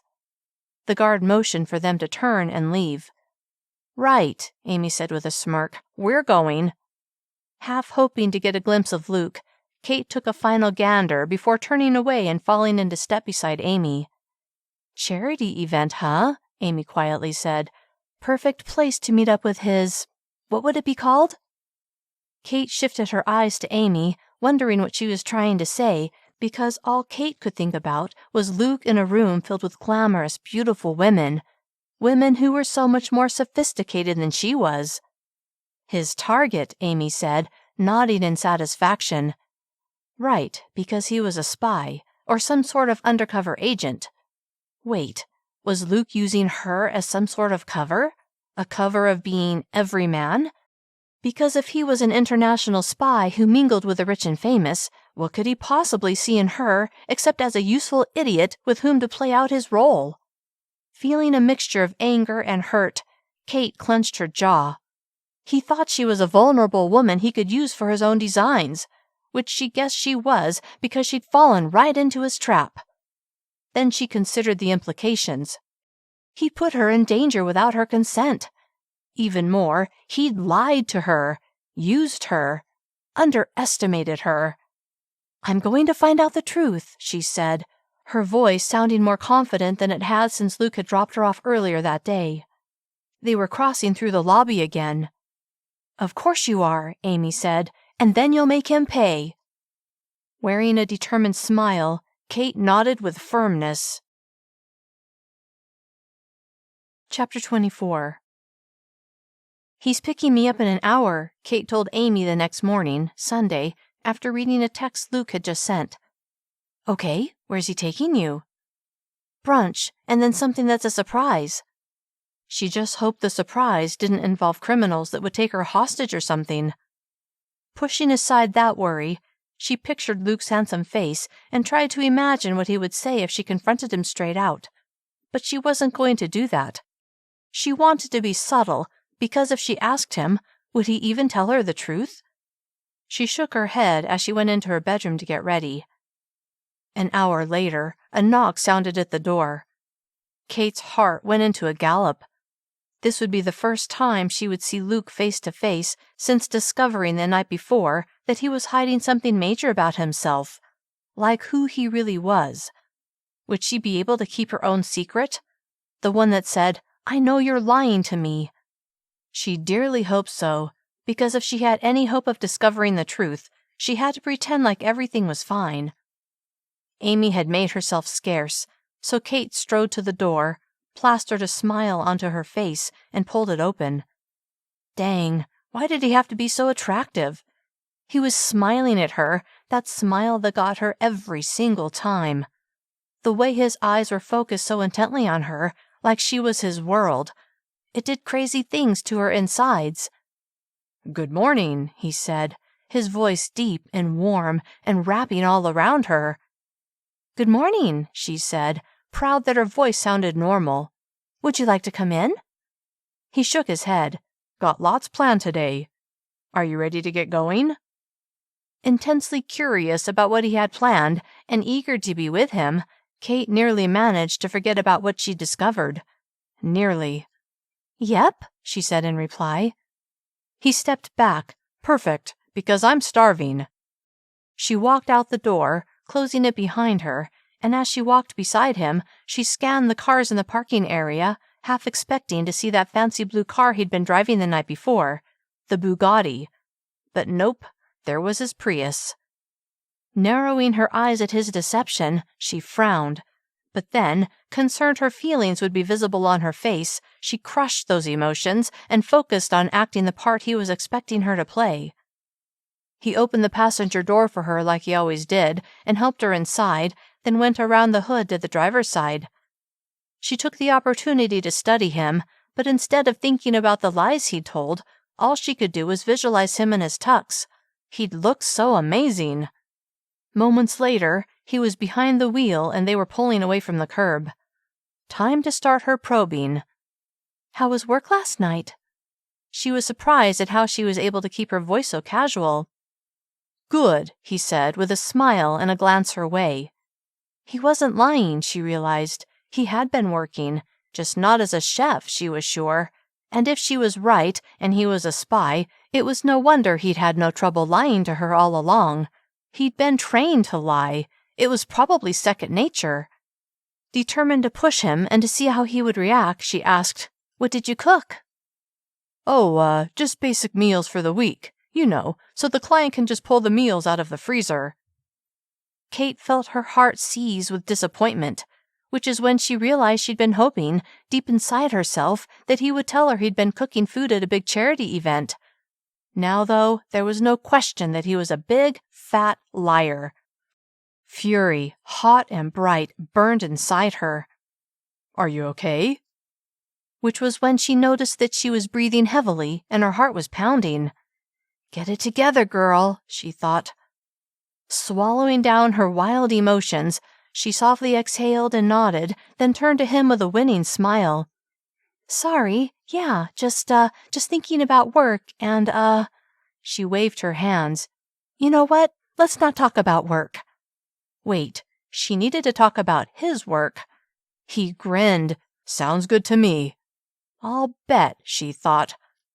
Suppressing her frown, she faced front.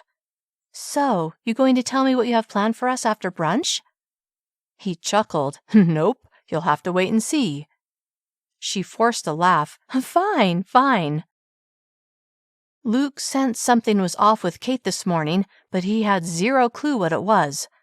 She couldn't be angry that he'd had to work the night before, could she? Not that he'd been working as a chef, but yeah, going to a charity event and being on the entire time felt like work, so he really had been working. No, that couldn't be it. He knew she understood that he had to work because she did too. And what was with that heavy breathing a moment ago? Was she really that stressed about teaching second graders? Sure, that could be it, but he didn't really think so. Maybe she would confide the truth in him. Yeah, like he deserved to know the truth when he had his own secret he was keeping from her.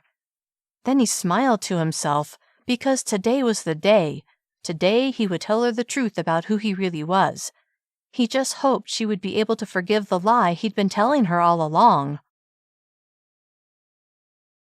Chapter 25. As Cait sat across from Luke at brunch, she managed to put aside her angry feelings and focus on the meal and his company. If she was to ask what seemed to be innocent questions that were really meant to uncover the truth, she had to be her normal, happy self, not some annoyed woman he was dating. I really enjoyed our hike yesterday, she said, then immediately recalled their passionate kiss. Heat burned a path up her neck and to her cheeks. A smile slowly grew on Luke's face, like he knew what she was thinking about, and he was remembering it too. Being so crazy about him sure complicated things, but after his flat-out lie earlier, the one where he'd said he'd been cooking meals for some pretend family, when she knew perfectly well he'd been at a high society soiree in a tux and driving a multi-million-dollar car, she was more determined than ever to find out the truth, and she would do it even if it killed her. How's your quiche? He asked, with a meaningful look at her plate. She needed to get out of her head. Smiling brightly, she used the side of her fork to break a piece off, and as she lifted it to her lips, she said, It's delicious. Glad to hear it. He glanced around. They do make a mean quiche here. You've been here before? Many times. So you prefer to go out to eat rather than prepare your own meals? Does that surprise you? No, she thought, not when I know you're not actually a chef, but that you're some international man of mystery.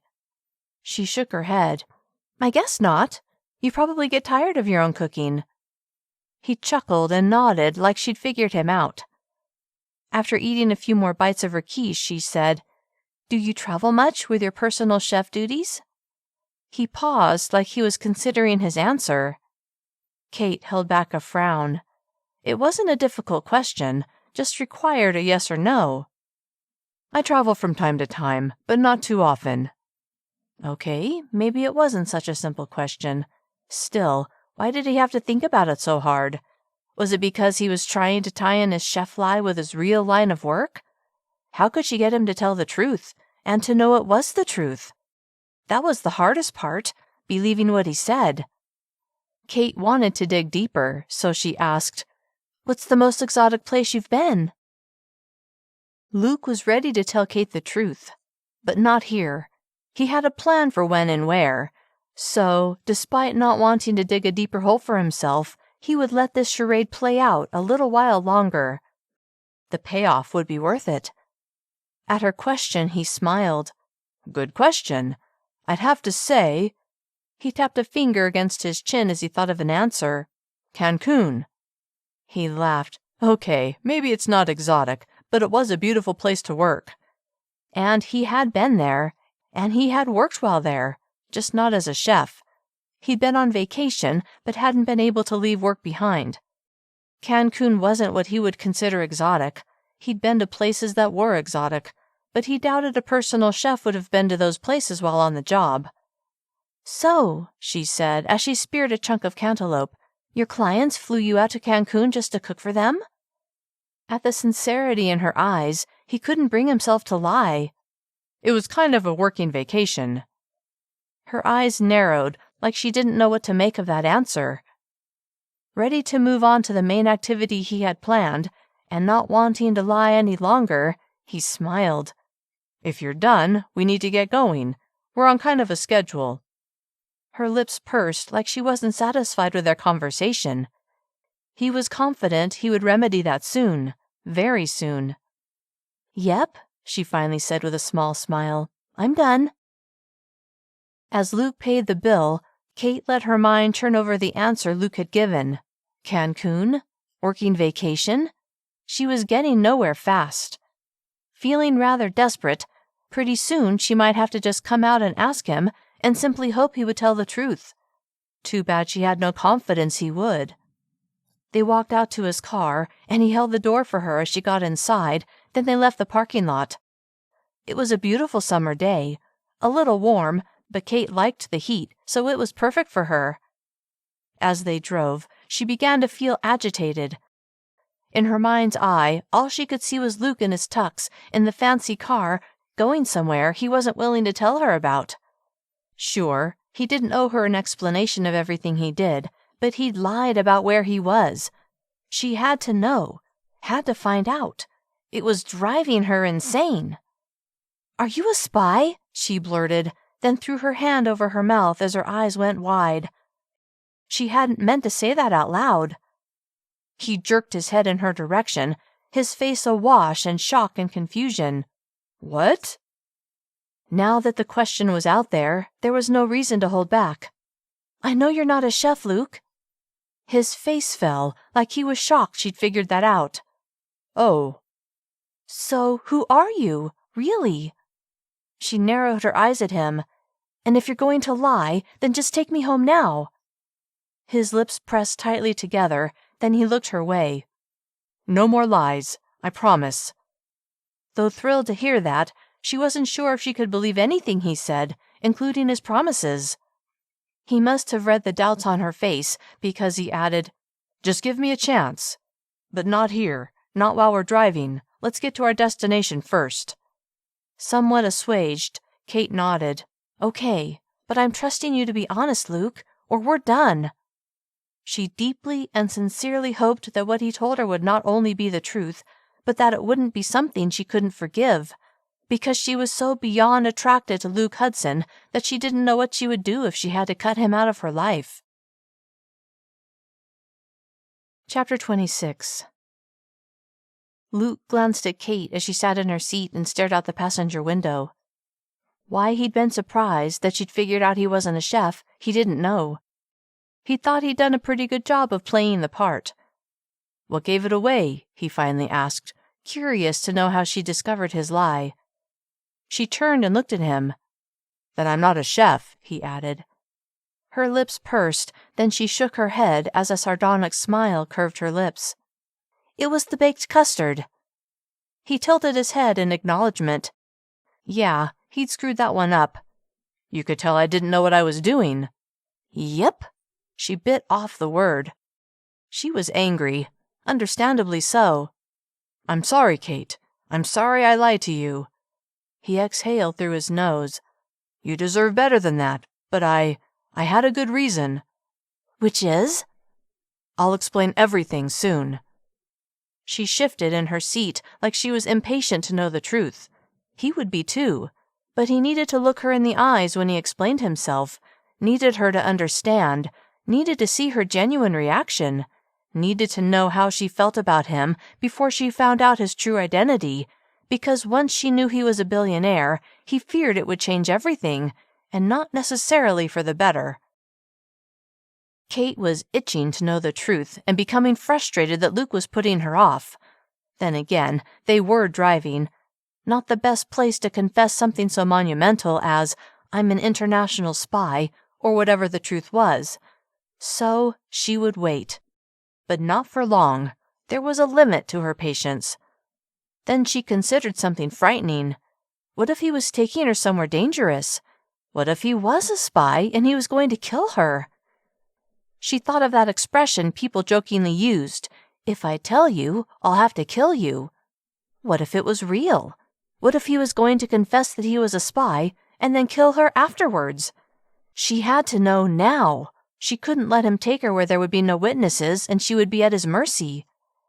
"Tell me the truth now," she demanded, her voice holding an edge of fear as she stared at him with wide eyes. He looked her way, his eyebrows bunched like he didn't know what was wrong with her. Then he nodded. "I will." He glanced toward their surroundings and did a chin lift. "Anyway, we're here." Cait tore her gaze from him, which was when she saw they were at the beach, a very busy beach. People were everywhere. Not exactly a good place to off someone. Confused, because she'd really been expecting him to take her deep into the woods or something, she shifted her eyes to the sparkling blue ocean and immediately felt her spirits lifting. Being at the beach always did that to her. The sound of the waves crashing and the seagulls cawing overhead, the soft sand warming her bare toes, the clear sunny sky, the smell of salt water. She loved it. Luke parked his Prius, and a moment later he was standing at her open door holding out his hand. Without even thinking, she placed her hand in his and let him help her from the car. As they began walking, he didn't let go of her hand. Though torn over whether to leave her hand in his or yank it away, she decided to go with it, to see where this led. After all, every time she mentioned the idea he could be a spy, the suggestion seemed to genuinely shock him. So maybe that wasn't it. Maybe she was in no danger at all. He'd said he had a good reason for lying to her. Though she still hated that he'd lied at all, she would at least hear him out. She cared enough about him to give him that. They walked toward a man wearing a cowboy hat, holding the reins on a pair of saddled-up horses, one horse on each side of him. A third horse was tethered to a horse trailer. Wait, were they going horseback riding? Excitement swept over her. She hadn't been horseback riding in ages, and she'd never been horseback riding on the beach. "Mr. Luke?" the man with the horses asked. Luke nodded as he stopped in front of him. "That's me." He held out the hand not holding Cait's. The man shook it. "Bryant." "Nice to meet you, Bryant." Luke turned to Cait. "This is Cait." The man touched the brim of his hat to Cait. "Ma'am?" "Hello," she said with a broad smile, the thrill of the moment only making her more attracted to Luke, despite all of her questions and concerns. Bryant turned his attention back to Luke. "The horses are ready." "Perfect." Bryant nodded toward the horse on his right, a tan and white beauty. "This is Sunrise." He turned toward the other horse, a majestic chestnut color. "And this is Cinnamon." "They're beautiful," Cait breathed out. She reached a hand toward Sunrise, then paused and looked at Bryant. "May I?" He smiled. "Of course." Cait ran a hand down the soft muzzle of the horse. Sunrise blew a breath out through her nose. "Do you need help mounting, ma'am?" "Oh, maybe." Luke grinned. "I can help her." Bryant smiled. "All right." Cait moved to Sunrise's side and put a sneaker-clad foot in the stirrup. Luke's hands were at her waist. A tingle went through her at his touch. Luke easily lifted her as she swung a leg over the saddle. Bryant moved forward and handed her the reins, which she held comfortably in one hand. "Don't forget, girlfriend," she thought, "Luke has a lot to explain." Distracted by the horses, she'd almost forgotten. Cait watched Luke as he easily mounted Cinnamon. He smiled at her, that smile, and she couldn't stop her own lips from tilting upward. Bryant trotted up to them on the third horse and faced them. "If you'll follow me." He led out, Cait went next, and Luke took up the rear. They made their way across the sand until they reached the place where the waves slid up the shore. The sand was more packed here, and Bryant turned his horse to follow the shoreline. As Cait followed Bryant, Luke moved Cinnamon to walk beside Sunrise. They slowed a bit, allowing for more space between them and Bryant. "How are you doing, Cait?" She met his gray eyes, which were filled with sincerity. "I don't know yet. Depends on what you tell me." He scrubbed one hand over his face, then he cupped the back of his neck and closed his eyes. When he opened them, his eyebrows gathered in. "Before I tell you the truth, there's another truth I want to make clear." Their horses plodded along, making it easy for Cait to focus on Luke and what he was saying, and she was intensely interested in what he was saying. "The truth is, Cait, He shook his head. "The truth is, I'm falling for you." Shocked to hear this, she didn't know what to say. How could she when there was still so much unknown about him? Except that her heart knew exactly how it felt. "I'm falling for you too, Luke." The words were out before she could stop them. A smile curved his lips, a smile that said her reply was exactly what he'd been hoping to hear. Only problem was, she still had no idea who he really was, so how could she possibly be falling for him? His smile was more amazing than ever, which only drew her in deeper. She had to look away, had to turn her attention to something else, had to remind herself that he still hadn't answered the most important question. Squinting at the sunlight glinting off of the ocean, Cait bit her lip, scared now to hear the truth. What if his answer destroyed everything? What if she was falling for a man who was all wrong for her? She swung her head back to face him. "I wish you were a chef, Luke." "Why do you say that?" Then he chuckled. "My cooking's not that great." Was he making fun of her? He knew what the score was, so he had nothing to worry about. But for her, the stakes were sky high. "I'm scared for what you're going to tell me, that's why." A solemn look came over his face. "I promise that there's nothing to be scared of." Chapter 27. Cait couldn't take him at his word. This was something she would have to decide for herself. "All right, then tell me, who are you, really?" He nodded, then he looked toward Bryant and let out a shrill whistle, signaling him to stop. Bryant came trotting back to them. "We're going to stop here for a bit," Luke said. Bryant nodded his understanding, then slid off of his horse, taking the reins of Sunrise and Cinnamon. Luke slid off of his horse, then came to Cait's side and held out his arms. She wanted to go into them, wanted him to hold her and tell her everything would be okay, but that was yet to be decided. Instead, she swung her leg around to slide off of Sunrise. Her back was to Luke, and as her leg came around, she felt his hands at her waist, steadying her as she dismounted from her horse. When her shoes touched the sand, he released her. She missed his strong grip, but she stepped away from him and turned to face him. "Let's go sit over there." He pointed to a group of rocks a distance away. Walking beside him, her hands swinging by her sides, she felt her heart pounding with anticipation and worry. They reached the rocks, and although there were lots of people sunning on the beach, no one was close enough to overhear their conversation. Cait settled onto a relatively flat part of a rock. Luke sat beside her, but kept a little distance between them.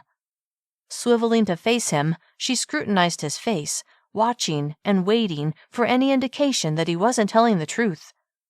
While keeping his eyes focused on hers, he took her hands in his. "Cait, I told you I had a good reason for making up who I am, and I do." Heart thundering, Cait stayed silent. "When I created that profile on the dating site, I wanted to meet someone who knew nothing about me, who would get to know me for me, not for—" His words trailed off, and he audibly exhaled. "My name is Luke, that's true, but my last name isn't Hudson, it's Mills." Dread wound its way up her throat. He hadn't even given her his real last name. Why? Why? What was he hiding that was so bad that he had to make up a fake last name? Paralyzed with anxiety, Cait hardly dared to breathe. "I couldn't give you my real last name, or you would have easily found me online, and that would have blown my cover." His cover? Was she right? Was he a spy?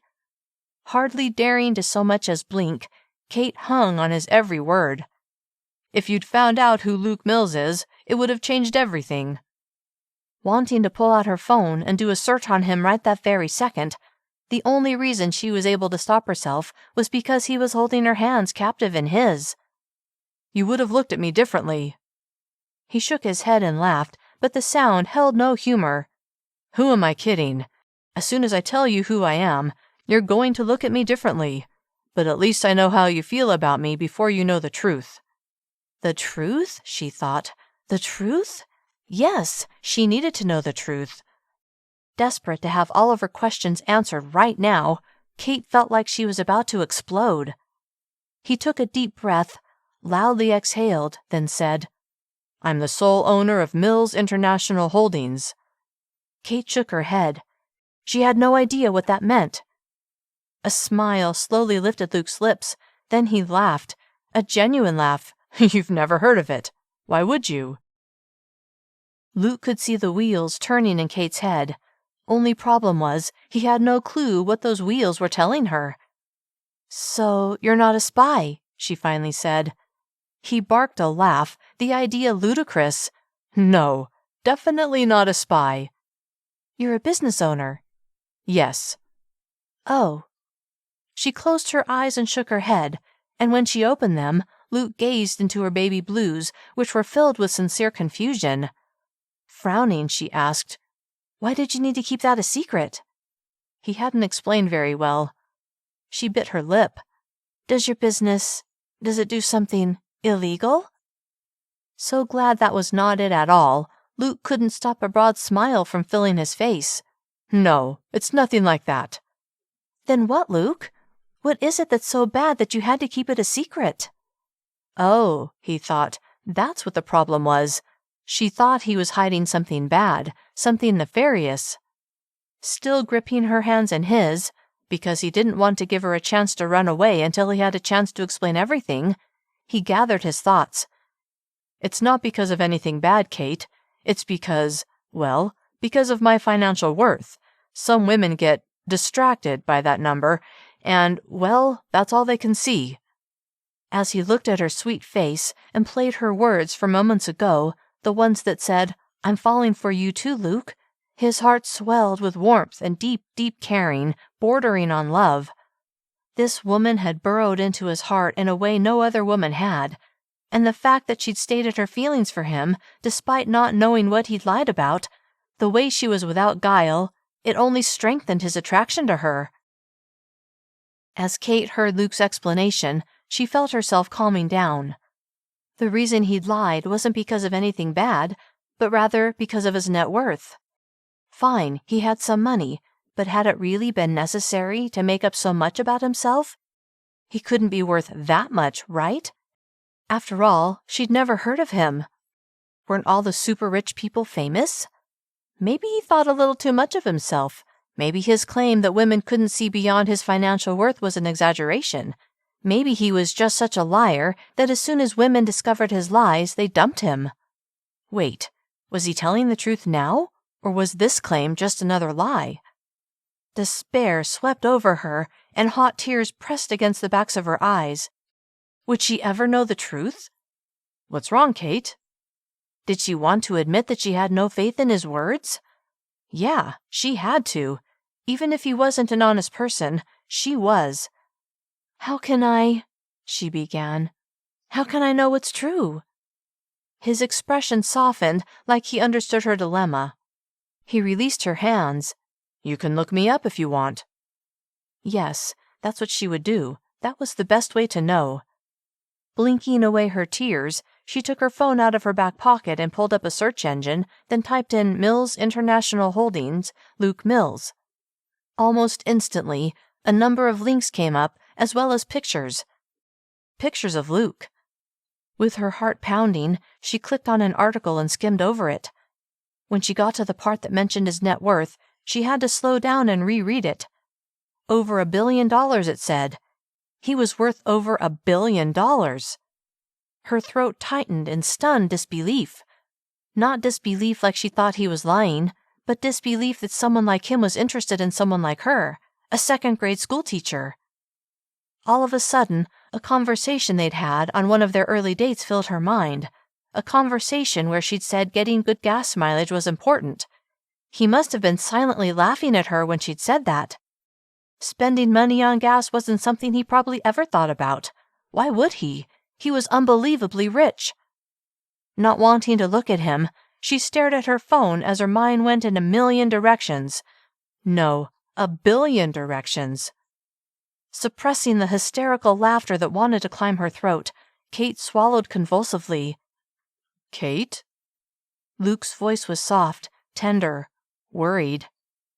Forcing herself to meet his eyes, Cait didn't know what to say. Chapter 28.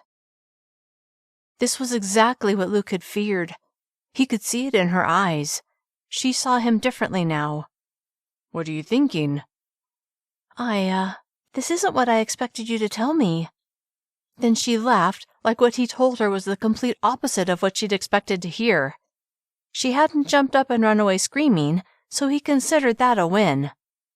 "It does explain a lot, though," she added, her voice surprisingly calm in light of his big reveal. Did that mean she understood his reasons? Did she forgive him? "But it's a lot to take in," she added, before he could ask his questions. I need some time." What would that look like? "All right, that's fair." She glanced around like she was looking for a means of escape. Afraid she would dash away, never to be seen again, he interlaced his fingers with hers. She turned and looked at their intertwined hands, then she lifted her eyes to his. "It's going to be all right, Cait." He made his tone as soothing as he could, without making it sound patronizing. She had to decide for herself if everything would be okay. He just wanted her to know that he thought it would be. Did that even make a difference? Even though she slowly nodded, she didn't look convinced. Wanting the chance to head off any crazy thoughts, he asked, "What are you thinking?" What was she thinking? Cait was having trouble grabbing any of the thoughts that were flying through her mind. Luke's a billionaire. Why is he with me? How would I fit into the life of a billionaire? What will Amy say when I tell her this crazy news? Is he going to dump me soon? Is my heart in peril? What should I do now? "Tell you what," he said, his voice completely calm, like he hadn't just announced that she was dating, falling for, a billionaire who was way out of her league. "What?" she asked dumbly, proud she'd managed at least that one word. "Let's finish our date, and then I'll take you home and give you time to process what I've told you." Cait's gaze slid to the beautiful horses. This billionaire was taking her horseback riding on the beach. She decided that getting back on Sunrise and listening to the crash of the waves could be a soothing thing. Maybe it would help her process what he'd shared with her, or maybe it wouldn't. She had no idea, but she could at least give it a chance. "Okay." He smiled that $1,000,000 smile. Of course, now she knew it was a $1 billion smile. Insane laughter clawed at her throat, but she managed to tamp it down. "Awesome," he said before standing. He released one of her hands while keeping the other clasped in his. She clung to his hand like it was a life preserver as she stood as well. They walked together back to the horses, and once they reached them, Cait allowed Luke to help her mount Sunrise. Moments later, he was on Cinnamon. Luke nodded to Bryant, who led the way. Luke stayed by Cait's side as their horses walked along the packed sand, their hooves leaving depressions that the incoming water quickly filled. "Where are we headed?" Cait asked, wondering if there was an actual destination, or if they were just wandering aimlessly along the shore. To my beach house." "Your beach house?" She had yet to confess that she and Amy had followed him the night before, and that she knew he lived in a fancy high-rise and drove a ridiculously expensive car. He also had a beach house? Well, she thought, he is a billionaire. He probably has many houses. Struggling to wrap her mind around that, she looked toward the ocean and thought, beautiful blue water, crashing waves, soothing, soothing. "If you're okay with that," Luke added. She turned to look at him, then thought, why not? "Is it, right on the beach?" A smile lit his face. "Yes, I think you'll like it." Of course she would. It was right on the beach. Amy was going to freak when she found out the truth about Luke Mills. "Where did you come up with the last name Hudson?" she asked, more curious than angry about his lies. Maybe she was starting to understand his reasons, and even think it wasn't a terrible idea. It's my mother's maiden name. Speaking of his mother, she thought, you told me your family lives in LA and that you have a brother. She paused. Is that true? She hated the idea that he'd lied to her about everything. He smiled. It's true. Softly exhaling in relief, Cait smiled in return. My brother, though, he began, his tone sounding decidedly downcast. I haven't seen him in a while. He struggles with addiction. So, everything wasn't perfect in his world. Even billionaires had challenges. Why had she thought any different? Everyone had challenges. Money just wasn't one of his. Realizing this made her look at him in a new light. I'm sorry to hear that, she said, truly saddened by his brother's struggles, as she was certain it affected his entire family. His expression was stoic. Thanks. It's been hard, but I'll never give up on him. Why did she feel like she finally had the chance to actually get to know Luke? But she knew why. Now, he could be honest with her, completely honest. He could be himself. Brightened by the thought, she found herself smiling. What brought on that smile? He asked, which let her know how attuned he was to her reactions, which made her feel cared for, treasured, seen. She turned her smile on him. I was just thinking how now that you've told me your deep, dark secret, you don't have to hide anything, and I can get to know who you really are. One side of his mouth lifted in a half smile. I guess that's true. Then his eyebrows drew together. You don't think you got to know the real me before? She laughed. She couldn't help it. How could I? I thought you were a chef. That's not who you are. She shook her head. How often do you even cook your own meals? Luke was feeling a little distressed by Cait's questions. Was she becoming enamored of his wealth, thinking he threw his money around, that he took what he had for granted? Sure, he had spent an obscene amount on his car, but that had been an unusual extravagance for him. And yes, he owned both the beach house and the sizable loft, but those were investments that he expected to make a profit on when he sold them one day. Maybe taking her to his beach house was a mistake. Too bad he'd already told her that's where they were headed. Trying not to feel discouraged at the idea that Cait seemed to be seeing his financial worth rather than seeing him, Luke forced a smile. Sometimes I eat out, and sometimes I cook my own meals. Are you going to make something for us to eat at your beach house? Sure, I can do that. One of her eyebrows arched. Just not baked custard. He chuckled. No, I'll leave that particular dish to you. Good idea, she said, as her lips tilted into a smile. That smile, which he was so familiar with, helped to settle his worries that she had suddenly changed because of his confession. She was still the Cait he was falling for, the second-grade school teacher who he enjoyed spending time with, not some money-hungry woman who had sought him out because of his wealth. He tore his eyes from her sweet face and scanned the row of beach houses up ahead. Wondering what she would think of a sunny and spacious home on the beach, he lifted his hand and pointed. There it is. Chapter 29. Cait squinted in the direction of Luke's outstretched hand, but there was a whole row of houses. Which one? She asked, although it didn't matter. They were all fabulous. 5 houses down, the white one. When she saw that it was set on piers, presumably to keep it above the ocean when the tide came in, her eyes widened. It was not only right on the beach, but practically in the Pacific Ocean, and it was stunning. The neighboring houses were right beside it, but Cait knew that his house had to have cost a fortune. He can afford it, she reminded herself. Knowing that this was his second home intimidated her. He was not the type of man she usually dated, not even close. It's, she said, struggling to find the right word, one that would convey how impressed she was without sounding overly effusive. It's gorgeous. He chuckled, the sound filled with pride. Thanks. It's nice to be able to get away from the office and enjoy the tranquility of the ocean. She smiled at him, although it was a little forced.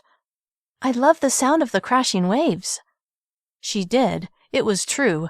But in her experience, when she went to the beach, it was a day trip filled with hauling her stuff from her car to the sand, and she only ever stayed a few hours. Better to beat the traffic back to the city that way. They stopped the horses right in front of his house. Luke whistled for Bryant to stop as well. Bryant came back to them and took the reins of Sunrise and Cinnamon, then Cait waited for Luke to get off of his horse before he helped her off of hers. When he put his hand into hers, Cait felt a tingle go through her body. It was surreal, knowing who Luke really was, and she had decidedly mixed feelings about it. On the one hand, she was beyond impressed with his success, but on the other, she wasn't sure he was right for her. Dating a billionaire? That wasn't her. Pushing aside her feelings, she faced Bryant with Luke. "Thank you for the ride," Luke said to the cowboy. Confused, Cait shifted her eyes to Luke. "Are we done?" He smiled at her, his eyes twinkling. "Yes." A little surprised, she nodded, then turned to Sunrise and stroked her soft muzzle. "Thank you for the ride, pretty girl." Sunrise lifted her chin and blew a breath out through her nose like she was acknowledging Cait's words. After Luke and Cait both told Bryant thank you, Bryant turned his horse around, and with Sunrise and Cinnamon following, he began the trek back along the beach. With a head tilt toward his house, Luke asked, "Shall we?" Trying to ignore her kaleidoscope of feelings, Cait said, "Sure." With his hand in hers, Luke led her to a steep staircase on the left side of the house. "It's a bit of a workout going up, but it's worth it." He released Cait's hand, then led the way up, with Cait a couple of steps behind. When she reached the top, she took in the wall of windows that fronted this level of Luke's beach house, then turned and looked at the spectacular view of the ocean stretching out to the horizon. "Wow," she breathed out as she shaded her eyes with one hand. "It goes on forever, doesn't it?" "It sure does. And the sunsets." He smiled at her. "Just wait until you see those." She turned and studied his face, wondering again what he saw in her, a simple school teacher. Surely he mingled with the rich and powerful. In fact, she was sure of it. She'd seen him go to that charity event the night before with people dressed to the nines. "What's wrong?" he asked, as always attuned to her mood, which touched her. She'd never dated someone so aware of what she was feeling. Good thing he didn't know exactly what she was feeling. The nagging doubts and negative self-talk. She didn't want to put her feelings into words. Not yet. She still had so much to think about, and she didn't want to say something she would later regret. "I'm just a bit overwhelmed, that's all." With his focus on her, he lifted a hand and gently stroked her cheek, sending a wave of longing surging through her. With her eyes locked on his, she felt that yearning that accompanied all thoughts of him, a yearning to have him in her life always. It was too bad that now she was having all kinds of doubts about their future. Before her thoughts spiraled, his hand cupped the back of her neck, and he was leaning toward her, his lips drawing closer, ever closer to hers. As his lips met hers, her eyes fluttered closed, and her arms curled around his neck. His arms went around her waist and pulled her tight against him. "It will be all right, Cait," she thought. "Don't overthink things." As much as her heart tried to convince her, her mind wasn't yet completely on board. Finally, he released her, his eyes broadcasting his attraction to her. She knew her eyes reflected the same message back to him. He slowly smiled, then he gestured toward the house. "Come on, I'll give you the tour." Chapter 30. Luke knew Cait was a bit overwhelmed by everything. She'd said as much, but she seemed to be handling it well. And since he knew her attraction to him was genuine and not at all based on his financial worth, he had confidence in their relationship, a confidence that she was there for him, not for his wealth. He'd never felt that with any other woman before. It was liberating, and oh, so amazing. He unlocked the French doors on the spacious deck, then swung the door inward before gesturing for Cait to enter first. She did, and he followed her in. "As you can see, this is a living room." She slowly turned in a circle, taking it all in, Then she walked to the floor-to-ceiling windows that overlook the ocean. I can't get over the view. He chuckled. That's what sold me on this place. That, and the investment opportunity. The house had cost millions of dollars, but the value was only increasing. She turned and gave him a bright smile, but underneath, it seemed a little forced. Her eyes went past him to the kitchen. And this is obviously the kitchen. He laughed. Yes. Luke's beach house was amazing, and this was just his place where he got away from work, not even his full-time home. What would that be like, to have multiple homes, and not just regular houses, but something that had to have cost millions? This isn't my life, she thought, her heart beginning to pound with a sense of panic. She didn't belong here. She had been raised by a single mother who had had to work multiple jobs just to get by. They had lived in apartments, not houses, and certainly nothing anywhere close to this.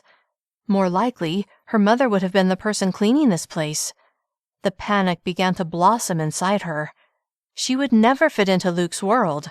If he were a chef, then yes, that would be fine.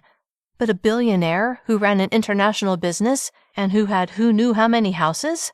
There was no way. Are you all right? Luke asked, his forehead furrowed as he scrutinized her. No, she most definitely was not all right. She stammered, I would like to go home. Worry bracketed his eyes. Of course. He didn't even argue, which only made her adore him more. Why did he have to be so wonderful, yet at the same time all wrong for her? Calm down, girl, she told herself. You just need a minute. Yes, that was it. I need a minute. He nodded like he totally understood. Whatever you need, Cait. She wanted to throw herself into his arms and have him make all of her doubts go away, but that was impossible. Not when the doubts were all about him and his world and how she could possibly fit in it. I can take you home, he offered. But your car, it's in that parking lot. One side of his mouth twitched up. I have a car here we can use. Of course he did. How many cars did he have? One for each house?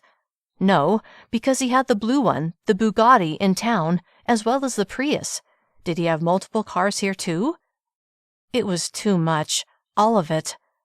Can you just call me a lift? The slight shakiness in her voice betrayed her calm demeanor. I need to be alone. He stared at her, his mouth tight. You're not going to disappear, are you? Did he really care about her that much? That knowledge calmed her, just a bit. No, of course not. His face relaxed, then he smiled. Just wanted to make sure. He took his phone out of his pocket, tapped on the screen, entered information into an app, then tucked his phone away. Someone will be here soon. Thank you. She felt a little guilty to be running away from him after such a lovely date. Well, maybe it wasn't completely lovely, not with the way she was feeling now. Still, she didn't want to seem ungrateful. I really enjoyed the horseback ride, Luke. I'm glad. He rubbed one ear. I do want to apologize again for deceiving you about who I am. I hope you understand why I did it, and I hope you can forgive me. I do understand, and I don't hold it against you. It's just... Cait let her words trail off, unsure she wanted to spill all of her thoughts. If she'd known who he was from the beginning, she didn't think she would have gone out with him in the first place. She would have had too many doubts as to why he was interested in her. On the other hand, that was exactly why he'd lied, so she didn't fault him. Even so, she wasn't sure she wanted to spell it all out, not until she had time to process everything. What is it? He asked. She shook her head. Can I take a rain check on this conversation? Of course. Then his lips tilted upward. I'd love to see you tomorrow night. Would she be ready by then? Would she have things figured out? Can I get back to you on that? He winced. If that's what you want. That guilt again, like her indecision was hurting him. Regardless, she had to take care of herself, had to do what was best for herself. A short time later, his phone chimed a notification. He glanced at the screen. Your ride is here. Thank you. I'll walk you out. He led the way to the front door, unlocking it once he reached it, and then opened it for her. She stepped outside and onto a cobblestone driveway. Trying to ignore the sense of not belonging, she focused on the car that had arrived to take her home. A run-of-the-mill car, not anything fancy at all. "Cait?" She turned around and faced Luke, his sincere expression tugging at her heart. He exhaled through his nose. "Just know how much you mean to me.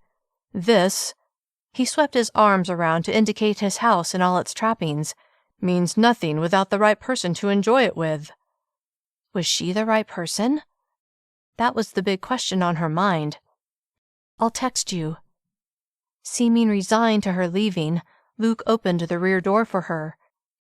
She slid inside, then smiled at him before he closed the door.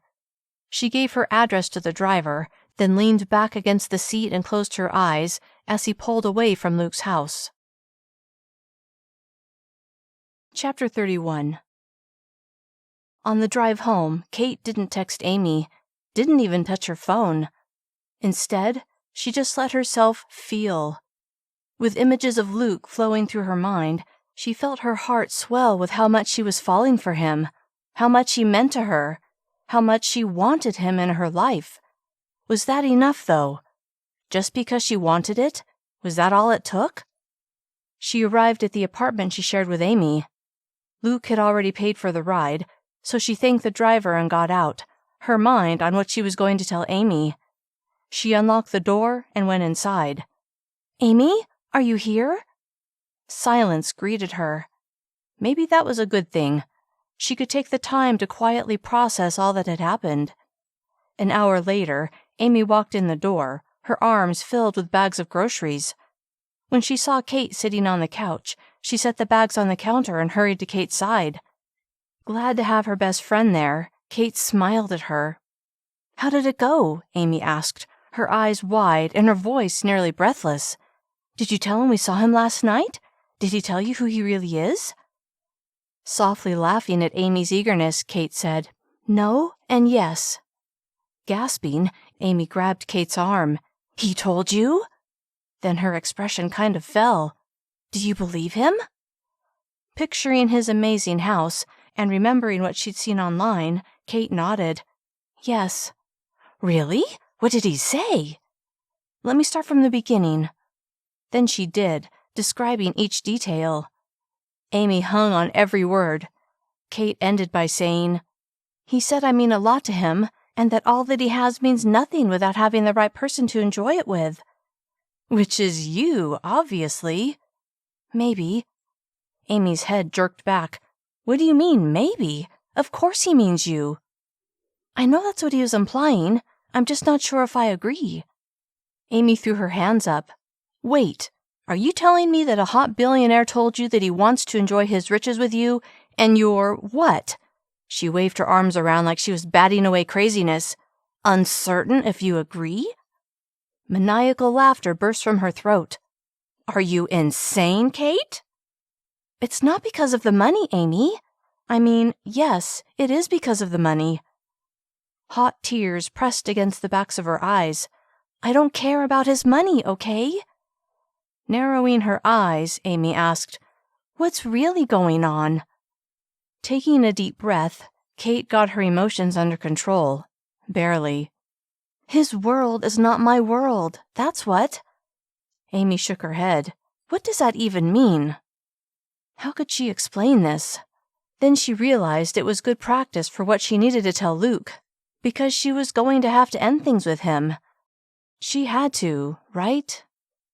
Gathering her thoughts, she tried to picture what Luke's face would look like when she told him goodbye for the last time, but that was too difficult, too heartbreaking. Instead, she focused on Amy's face, which was filled with expectation. "Okay, let me try to explain what I'm feeling." Amy nodded her encouragement. After huffing out a sigh, Cait went on. "You saw his crazy expensive car and his tux and the fancy people he was partying with. Maybe partying is the wrong word. Mingling with." "Uh-huh, so?" "So?" Cait shook her head. "So, I would not fit in with those people. I teach second grade. I don't go to extravagant parties. I don't know any heads of corporations or movie stars or people who are super accomplished or famous. It would be so—" Now she waved her hands around. "So awkward. What would we talk about? I never travel. I have no money.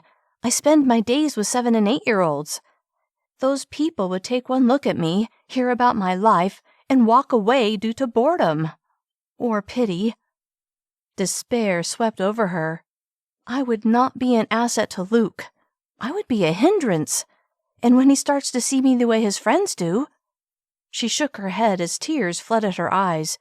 "He'll lose interest. He'll break my heart." Amy was quiet, which told Cait that she agreed with her. Cait's despair bloomed. There was no way it could work with Luke. No way. "Screw 'em," Amy finally said, her lips twisting into a derisive sneer. "Every last one of them. If they can't appreciate you for who you are, who needs 'em?" As much as Cait liked Amy's attitude, it didn't solve her biggest concerns. "Sure, fine, but what about Luke? What if his friends convince him I'm not right for him?" "Did he propose to you?" The thought was preposterous, especially at this point in her relationship with Luke. "No, of course not." "Then why are you worrying about these things, Cait? You're not his wife, not his fiancée, not even his girlfriend, right?" "Right." Although hearing that only made her feel less significant. Where was Amy going with this? "Okay then," Amy said. "Why not see where things lead? Take it one day at a time.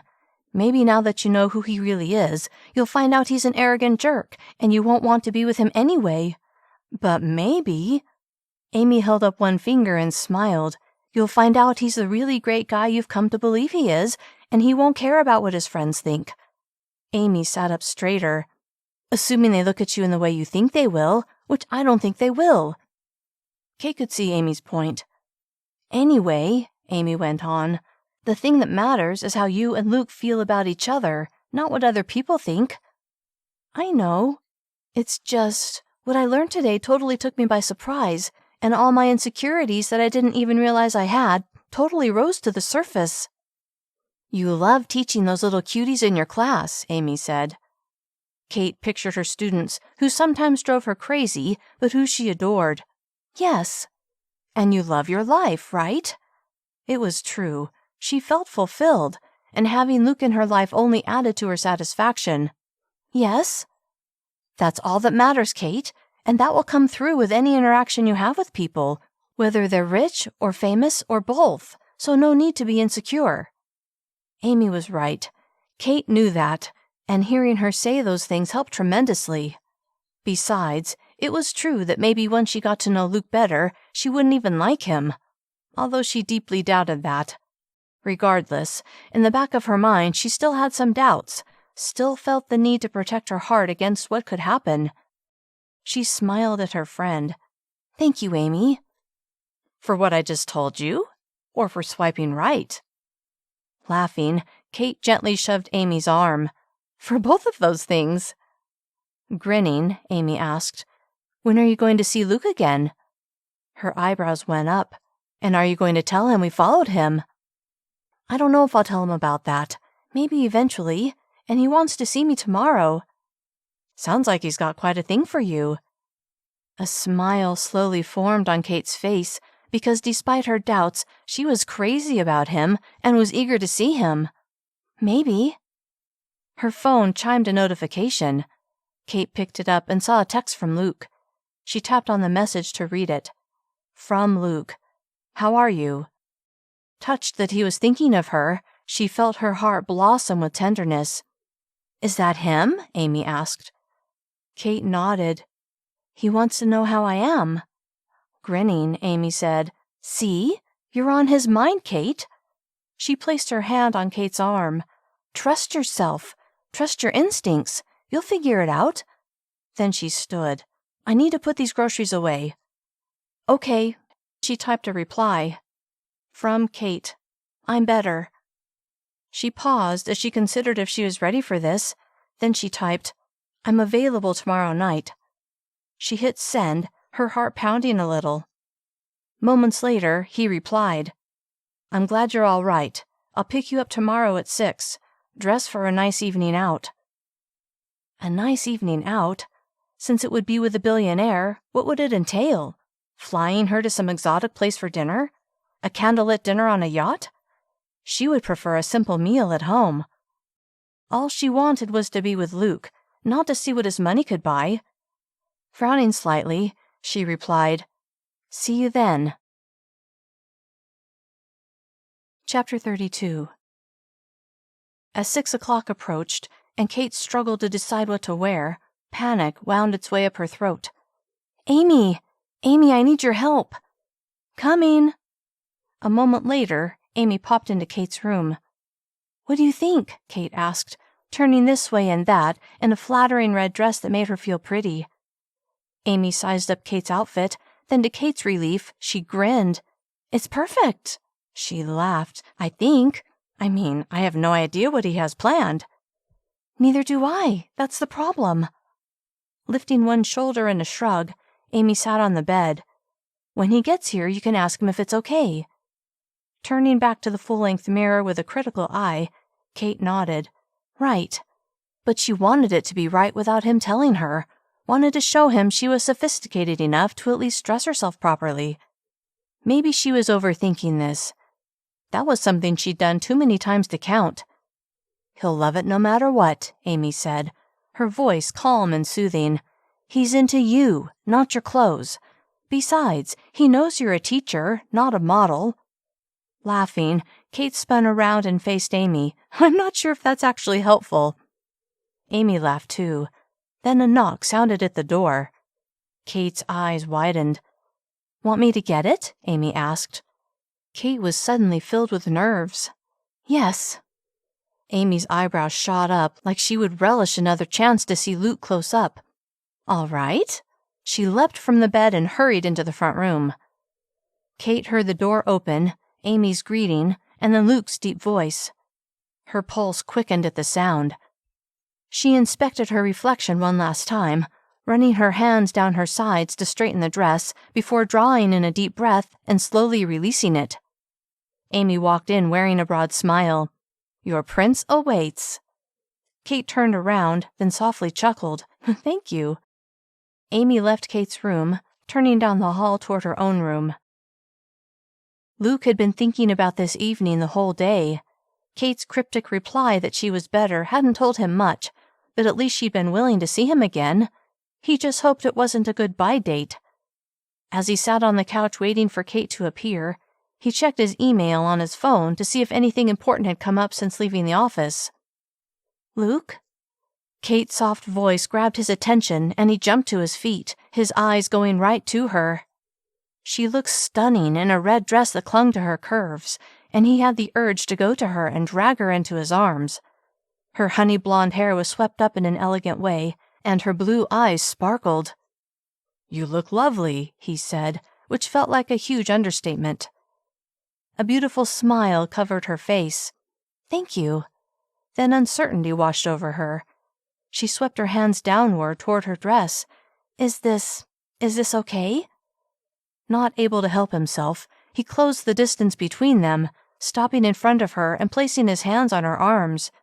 "It's perfect." A relieved smile turned up the corners of her lips. "Okay.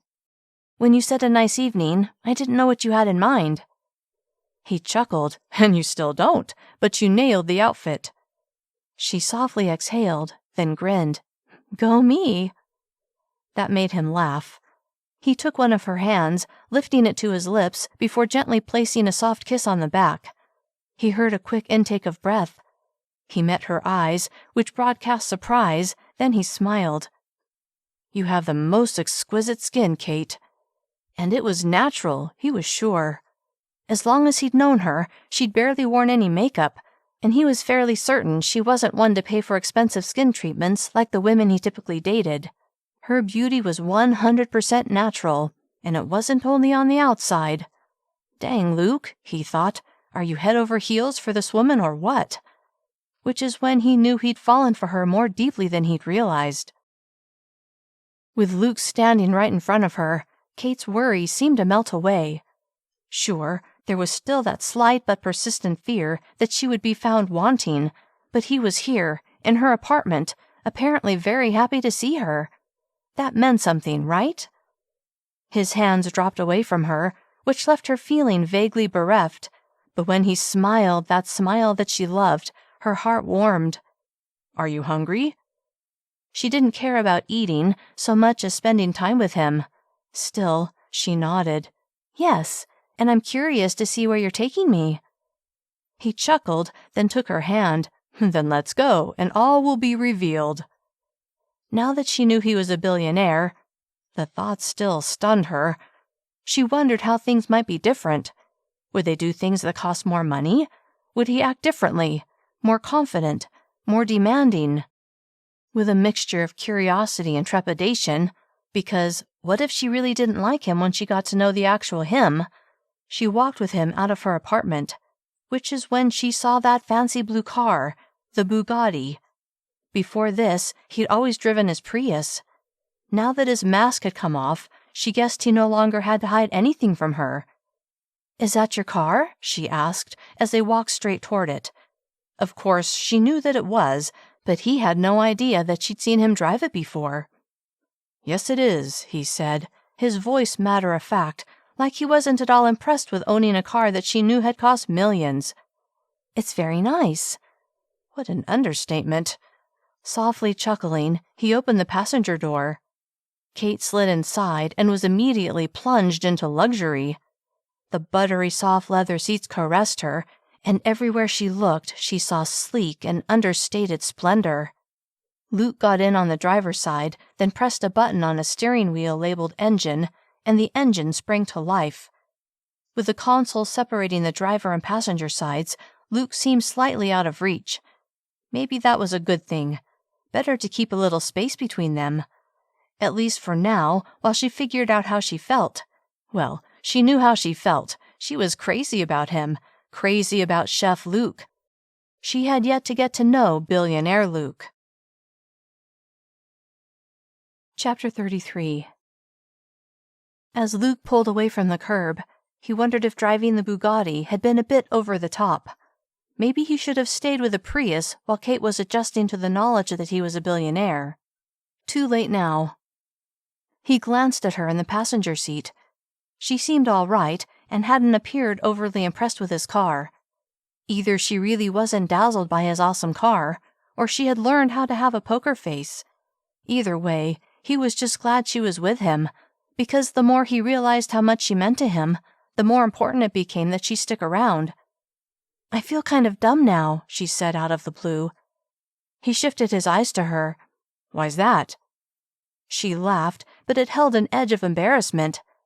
Because I told you how getting good gas mileage was important, especially with driving in L.A. One side of his mouth lifted as he glanced at her. It is important. She shook her head. Not when you don't have to worry about money.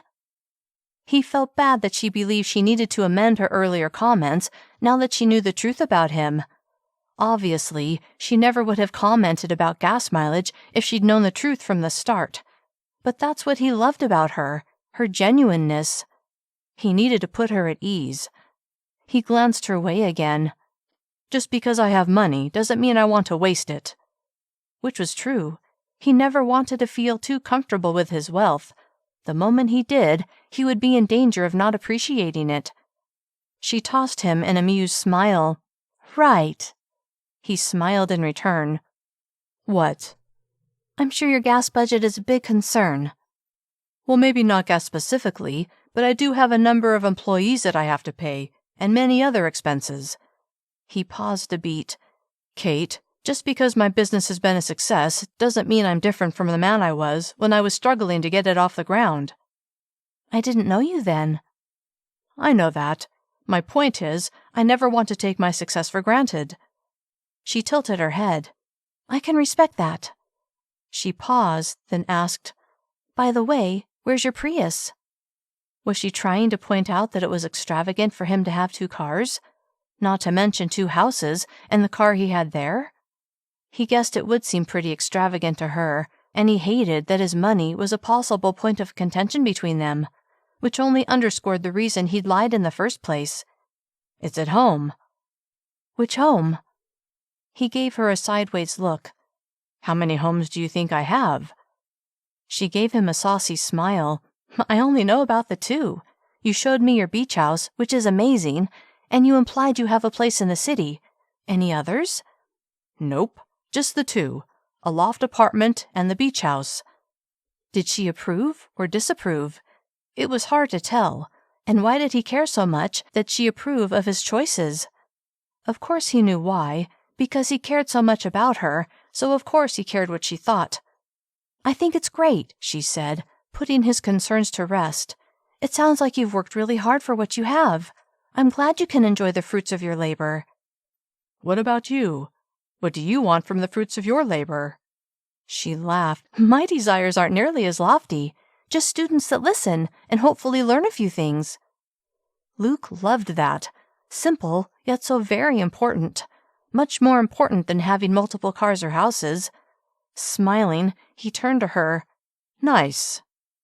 "You don't think it's too unambitious?" He shook his head. "Not at all. I think getting young kids to listen is very ambitious." That earned him a laugh. "That's for sure." Then she started talking about a couple of her students that sounded like they were a handful. Luke quietly listened, loving Cait's enthusiasm for her teaching and her passion. Not able to stop himself, he reached over and took her left hand in his. Cait tried not to get distracted by Luke taking her hand. She was in the middle of telling a story about one of her students, a young girl who was a chatterbox. But with the warmth of Luke's hand in hers, and the bright spark of attraction it triggered, it wasn't easy. Especially when she remembered that he wasn't a regular guy, but rather a billionaire who was into her and who she was powerfully drawn to. Don't think of him like that, she thought.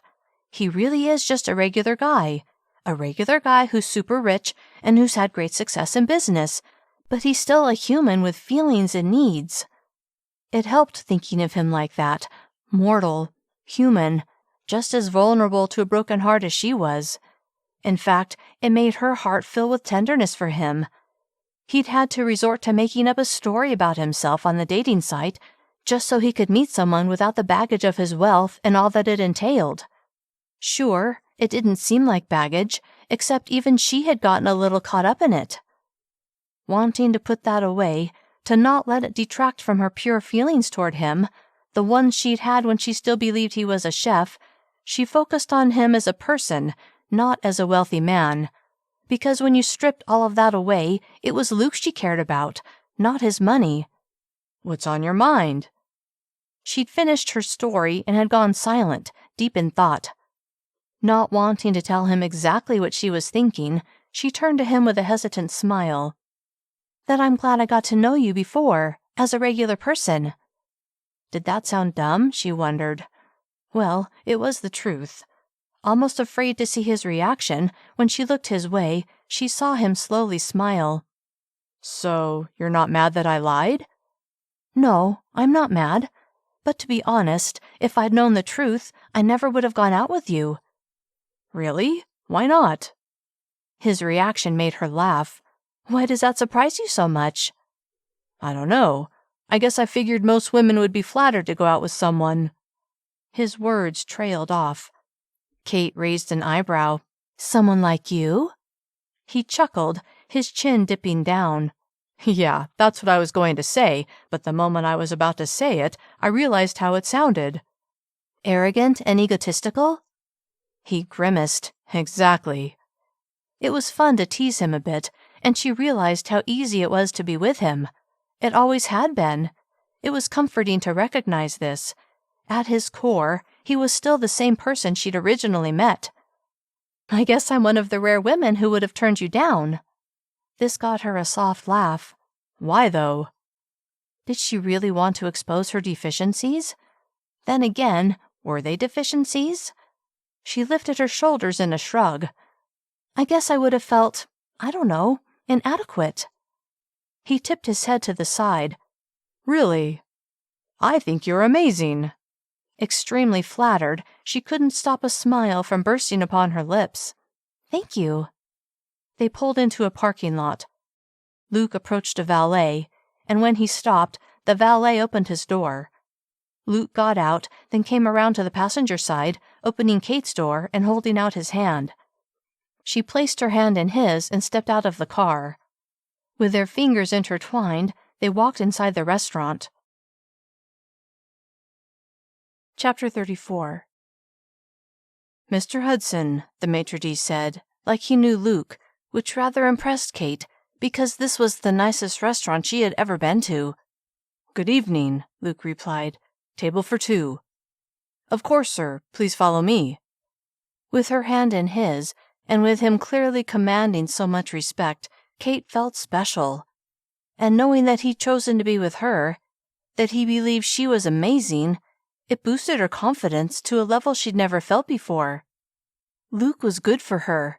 He built her up, helped her to recognize her own worth, made her feel treasured.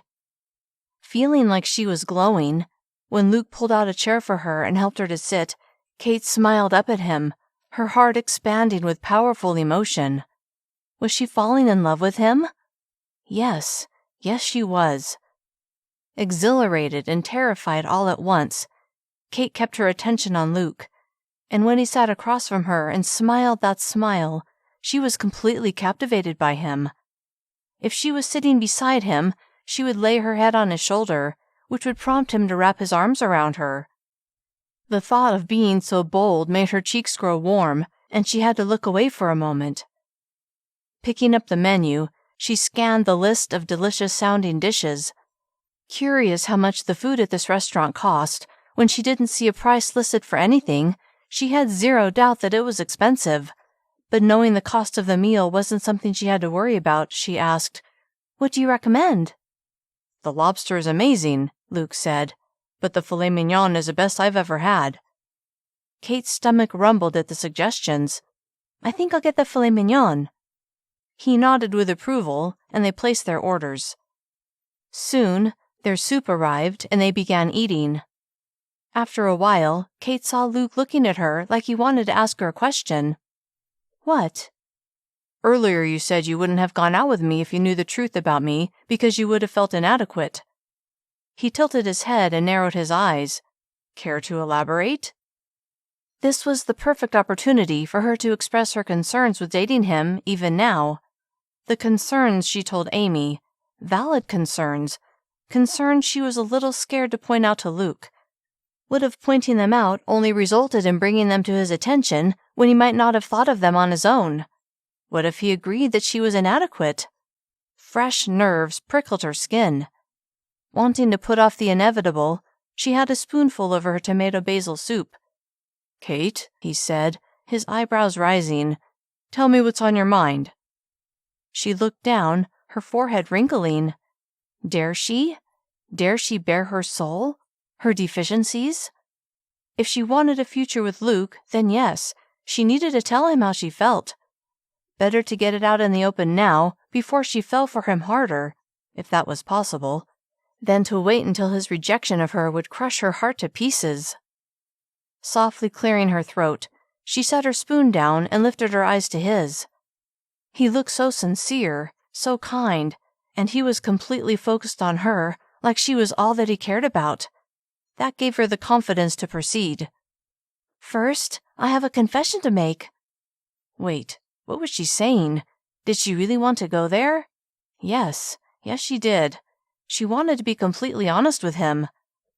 He tilted his head like he was intensely curious about what this confession would be. "All right." She blew out a breath. "Amy and I followed you on Saturday." His eyebrows shot up, but he didn't say anything. "After you brought me home from our hike, Amy followed you to your loft, and I—" Wow, this was painful to admit. "I joined her there." A tentative smile rose on Luke's face, like he couldn't believe what he was hearing. Was this planned? Swallowing over her guilt, Cait nodded.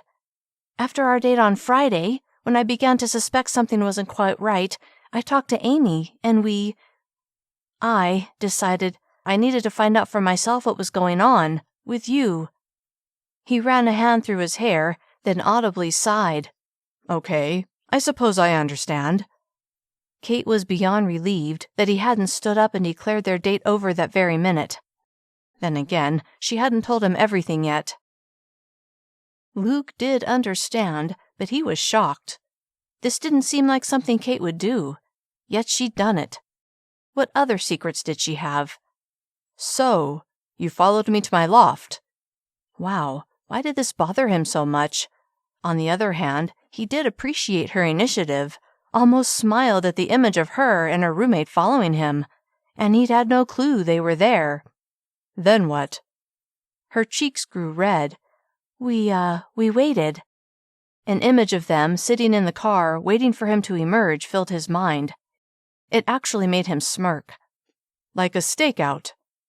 She fidgeted in her seat, then rubbed the back of her neck. Yeah, I guess you could call it that. He laughed. That's exactly what I would call it. Her eyes suddenly glimmered with unshed tears. I'm so sorry, Luke. Seeing her heartfelt remorse made Luke immediately forgive her.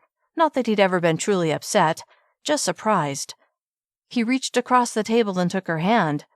It's fine, Cait, really. He smiled in what he hoped was a reassuring way. You're full of surprises, aren't you? A small smile lifted her lips, and her tears began to clear. Just this one. With her hand still enveloped in his, he asked, Tell me, what did you discover? He knew what he'd done that night. He'd gone to the charity event, alone, nothing to hide there. Had she seen him go? I saw you leave your place in your car. She glanced toward the exit, the car we drove in tonight. So, she'd already known about the Bugatti when he'd picked her up. Interesting. I suppose you followed me. She visibly swallowed. Yes. The server appeared with her entrees, setting them down in front of them, forcing Luke to release Cait's hand. Once the man left, Luke focused back on Cait, who seemed to be avoiding his eyes, instead studying her filet mignon. She even cut off a slice of her steak and placed it in her mouth. Luke ate some of his prime rib, then said, Cait? She looked at him. Please continue your story. Smiling tentatively, she nodded. Okay. I followed you to a hotel. I saw you get out of your car. You were wearing a tux. He had to stop the urge to shake his head in astonishment. Instead, he stayed quiet. Chapter 35. This was so very painful to admit. Even so, Cait felt good about coming clean. Luke's expression was unreadable, so she had no idea if her admission was making him angry or amused. Regardless, she pressed on. After you went inside, Amy and I went in too. I wanted to know what kind of party you were going to. She pictured him in his tux. He'd look so handsome, although he looked just as good right now. She would have smiled at the thought, except that his lack of response worried her. Was he going to abruptly end their date and take her home, never to see her again? The idea was excruciating. Still, she forged ahead. So, we went inside the hotel and over to the area where the party was being held. A security guard wouldn't let us pass, but he told us it was a charity event. She paused. I could see people in ball gowns and tuxes going inside. You told me that you were working that night. Obviously, you weren't working as a chef, so I thought... She felt foolish now for her initial assumption of what he actually did for a living. Tilting his head to the side, he asked, What did you think? Her lips stretched into an embarrassed smile. I thought you might be a spy, or an assassin. He burst out laughing, drawing the glances of nearby diners. Laughter was better than anger. Cait bit her lip. What happened after that? I went home. And then the next day, yesterday, I told you the truth. But you already knew without a doubt that I'd lied. Yet you still went out with me. Did that make him respect her less? Make him think she didn't care that he'd lied to her? That it was okay to lie to her? She had to clear that up right away. I only went out with you because I wanted to discover the truth. Luke was rather astonished that she'd been willing to see him again when she thought he might be dangerous. A spy or an assassin. She had moxie, he had to give her that, which only made him adore her all the more. What if I'd been a spy or an assassin? Weren't you scared to be with me? She looked directly at him. I was scared, but I was also determined to find out the truth. Impressed, he studied her. I admit, I was worried you were going to take me somewhere where there wouldn't be any witnesses and... She grimaced. Off me? He couldn't stop his laughter. The idea was so ludicrous. They continued eating, then he asked, What would you have done if we'd ended up alone? He grinned. With no witnesses. With one eyebrow cocked, she smirked. Run! Softly chuckling, he nodded. Look, you didn't do anything wrong. You were a little sneaky, but I'd lied to you. You had every reason to be suspicious of who I was. Then he remembered what had sparked this conversation in the first place. You never said why you would feel inadequate going out with me if you'd known the truth from the start. Cait was so relieved that he wasn't mad about her following him that she felt light, giddy. Enough so that she actually wasn't as nervous to bare her soul. Taking another bite of the tender, delicious filet mignon, she gathered her thoughts, but as she opened her mouth to speak, her heart began to pound. This is hard for me to admit, Luke, but I'm scared. She swallowed over the knot of self-doubt that suddenly clogged her throat. Scared that you'll get tired of me. I'm just a teacher. I don't live the kind of life you live. A soft smile spread across his lips. First off, I'm not going to get tired of you. Second, what kind of life do you think I live? She wasn't so sure she believed his first point. How did he know he wouldn't get tired of her? Putting that aside for now, she focused on answering his question. Well, I know you hobnob with rich and famous people. I mean, I saw you at that charity thing. She paused. That's why I decided to tell you about it, so you would understand why I feel this way. As Luke listened to Cait and watched all kinds of emotions flash across her lovely face, all he wanted to do was wrap her in his arms and protect her from the cruel world. You're falling in love with her. The thought shocked him, but in his bones he knew it was true. Not ready to deal with those powerful emotions, he kept his focus on Cait. She looked at her plate, then she met his gaze once again. I'm worried that... She bit her lip as her eyebrows tugged together. Your friends will think I'm boring and insignificant, and that you... Now fear bracketed her eyes. You'll agree. Her gaze fell to her lap. Wow, that's what she really believed? That he was so shallow that he would let what his friends thought influence who he loved? That was just crazy. Not that his friends would think such a thing about Cait in the first place, but even if they did, he was his own man. He made his own decisions about his life. He didn't care what anyone else thought. He reached across the table and took her hand, which earned him a sharp look from her, but she didn't look away. Cait. He shook his head. If you think anyone else's opinion would sway me in the way I feel about you, then you really don't know me at all. Her lips parted slightly, and her eyes filled with hope. Using his thumb, he gently rubbed the back of her hand. My feelings for you are... How much did he want to reveal? If she had these reservations, how committed was she to building this relationship? Didn't matter. He needed to tell her where he stood. He began again. My feelings for you are strong, Cait. Stronger than any I've ever had for any other woman. Now her lips turned upward, and her face was lit from within. Really? His expression matched hers. Really. I feel the same way about you. Elated to hear that, he said, I also want to make something else clear. That charity event. He shook his head. I did it because I was obligated. Hobnobbing, as you say, that's not something I particularly enjoy.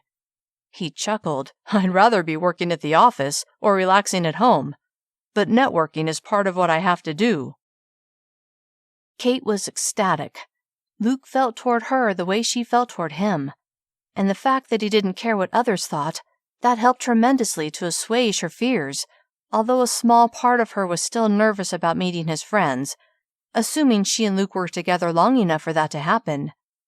He released her hand with a smile, then picked up his fork and knife and continued eating. She did the same, savoring the scrumptious meal as they chatted about other, less serious things.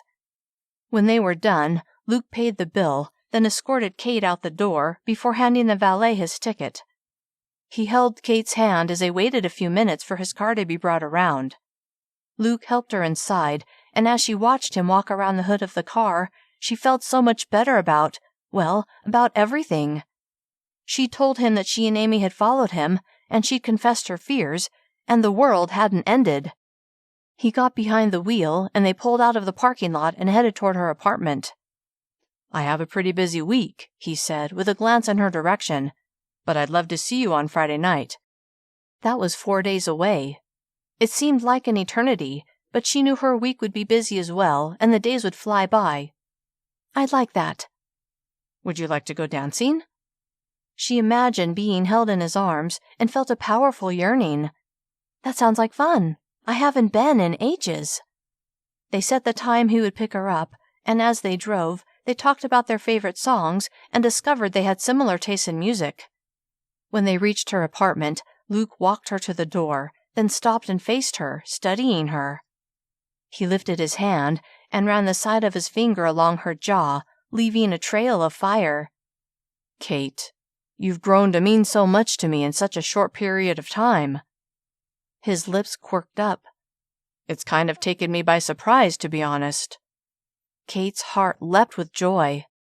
The fact that she felt the same way about him only made the sentiment that much sweeter. Keeping her focus steady on him, she mentally urged him to kiss her. Then he did, his lips conveying the same message he'd just spoken. She slid her arms around his neck, crushing her lips against his. His arms went around her waist, holding her snug against him. She never wanted him to let her go. In his arms is where she felt the most safe and secure. Eventually, his strong arms loosened and he released her. She took a step back and smiled at him. "Thank you, Luke, for everything." He leaned toward her and pressed a gentle kiss to her lips. "Thank you for being honest with me." Her heart surging, she said, "I want to always be honest with you." "And I with you." They'd made such a huge leap in their relationship over the last 2 days that Cait was astonished. It was a good sign for where they were headed. "I'll see you on Friday," he said with a wink, and that smile that tugged at her heart every time. Then he turned and strode down the walkway to his car. Cait watched him go, already eager for Friday. Chapter 36. Friday night arrived more quickly than Cait could have hoped. Between teaching her students, grading papers, making lesson plans, and one long faculty meeting, the week had flown by. Now, as she finished getting ready for her date with Luke, she couldn't wipe the smile from her face. They'd texted multiple times during the week, but seeing him in person was what she wanted most. Amy had already left for a date of her own, so Cait was by herself. Once she was ready, she peeked out the front window to see if Luke had gotten there yet. Not sure which car he would be driving, although she suspected it would be the Bugatti. If it was hers, she would drive it exclusively. She watched the cars going by. Then his blue car appeared. Heart racing, Cait inhaled a quick breath and dropped the blinds. She dashed into her room to take one last look at herself in the full-length mirror, running her hands down the sides of her sage-green dress. It was mid-thigh length, and she knew it looked good on her, which gave her confidence. A robust knock sounded on the front door. Testing her smile, she nodded in satisfaction, then turned and strode to the door. She drew in a cleansing breath and slowly exhaled, then pulled the door open with a bright smile. Luke stood on the landing, wearing gray slacks and a dark blue shirt that set off his eyes to perfection. Dang, he looked handsome. Then he smiled, making Cait's already pounding heart sing. He was there for her. His feelings for her were stronger than he'd had for any woman before. That's what he'd said. "Hello." His eyes sparkled as his gaze swept over her from head to foot, sending a burst of heat to her insides. His eyes settled on her face. "You look amazing, Cait." A blush warmed her cheeks. "Thank you. Do you want to come in, or—" "I thought we'd head to the club." Excited to go dancing with him, she nodded with enthusiasm. "Sounds good to me." He walked with her to his car, helping her inside, then he got in and they pulled away from the curb. "I have to admit," she said as she ran a hand along the leather seat. It was so buttery soft and luxurious. "I like this car." "It is pretty nice." "It's just a little nicer than my old Civic." Luke glanced her way, studied her for the briefest of moments, then turned back to face the road. "I have to confess something." Cait's gaze snapped to him, her worry meter kicking into high gear. What was he going to tell her now? That he was actually married with a passel of children? That would be a problem. Almost afraid to find out, she said, "What is it?" "I only bought that Prius as part of my—" He grimaced. "I guess you'd call it my disguise. I mean, what chef would drive a car like this?" Beyond relieved that it was that, and not something bad, Cait burst into giddy laughter. "Is that all?" He grinned. "You don't find that, I don't know, over the top?" "It is a bit much, but I have to give you props on being so committed to your fake profile." That earned her a guffaw. "When I decide to do something, it's never halfway." Which is why he was so successful, she decided. "You know," he said as he gave her a funny look, "I don't really need the Prius. Would you want it?" I can't really afford to spend money on a new car right now." He shook his head. "No, I didn't mean for you to buy it from me. I would give it to you as a gift." Expecting her to smile with gratitude at the offer, when she recoiled while wearing a horrified look, Luke was taken aback. "No," she said. "That's nice of you, but no." Her head swung from side to side as if to emphasize the point. Finding that her refusal actually pleased him, because clearly she wasn't interested in him for what he could buy for her, he smiled. "But I don't need it, Cait, and I'm sure you could use a newer car." "My old Honda is just fine." The more she refused, the more he wanted to give it to her. "Think of all the money you'd save on gas," he said with a wink. Her eyebrows bunched. "Luke, stop it, okay? The answer is no." "May I ask why?" "It's just too much. I know you can afford it, but—" She shook her head. "It's too much for you to give me." He'd pushed it enough. "All right, if that's how you feel, I can respect that." It was refreshing to be with a woman who not only didn't ask for anything from him, but vehemently refused an expensive yet practical gift.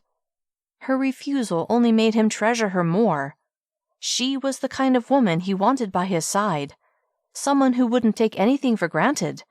Even more, someone who was with him purely to be with him, not for what he could give her or do for her. Yeah, she was something special, and he could hardly wait to hold her in his arms as they moved around the dance floor, especially with how sexy she looked in that dress and those heels. They arrived at the dance club a short time later. It was an upscale club he and his friends frequented. In fact, he wouldn't be surprised if they ran into at least one of his friends. It would be good for Cait to see that his friends would be accepting of her. That would help to quell her fears. He parked his car, then came around to the passenger side and helped Cait out of her seat. With her hand clasped in his, they walked toward the entrance. Chapter 37. Cait was still trying to get over the shock of Luke's crazy offer to give her his Prius. It was super generous, and as much as she would have loved to take it, the thought of him giving her something with such a high value just didn't seem right. Anyway, she loved her old Civic. It was the first car she bought completely on her own. They walked inside the club, her hand held securely in Luke's. The loud music filled her ears, and she felt her body react. She was ready to dance. The dance floor was packed with bodies moving to the beat, and around the edges of the dance floor, groups of 2 or 3 people sat on stools at tall tables drinking and chatting. Farther away from the dance floor were tables where groups of people sat and ate. Excited to be there, especially with Luke by her side, Cait couldn't wipe the smile from her face. They stopped near the edge of the dance floor. She looked at Luke, who raised his eyebrows as if to ask if she was ready to dance. She nodded with enthusiasm, and they made their way through the crowd to a tiny open spot on the dance floor. Trying not to feel self-conscious because she hadn't been dancing in a long time, Cait let the deep thrum of the music seep into her soul as she moved to the beat. Luke was a pretty good dancer, and as she looked into his eyes while they rocked to a song she liked, she knew she hadn't had this much fun in ages. 3 songs in, a slow song started. As much as she loved fast dancing, she'd been impatiently waiting for a slow song to start so she would have an excuse to be held in Luke's arms for several minutes. With his eyes fixed on her, he stepped toward her, closing the small distance between them. Cait eagerly went into his arms and rested her head on his shoulder. The aroma of his cologne filled her senses, and with his strong arms wrapped around her, she felt completely at home. They swayed to the music, hardly moving among the throng of people on the dance floor.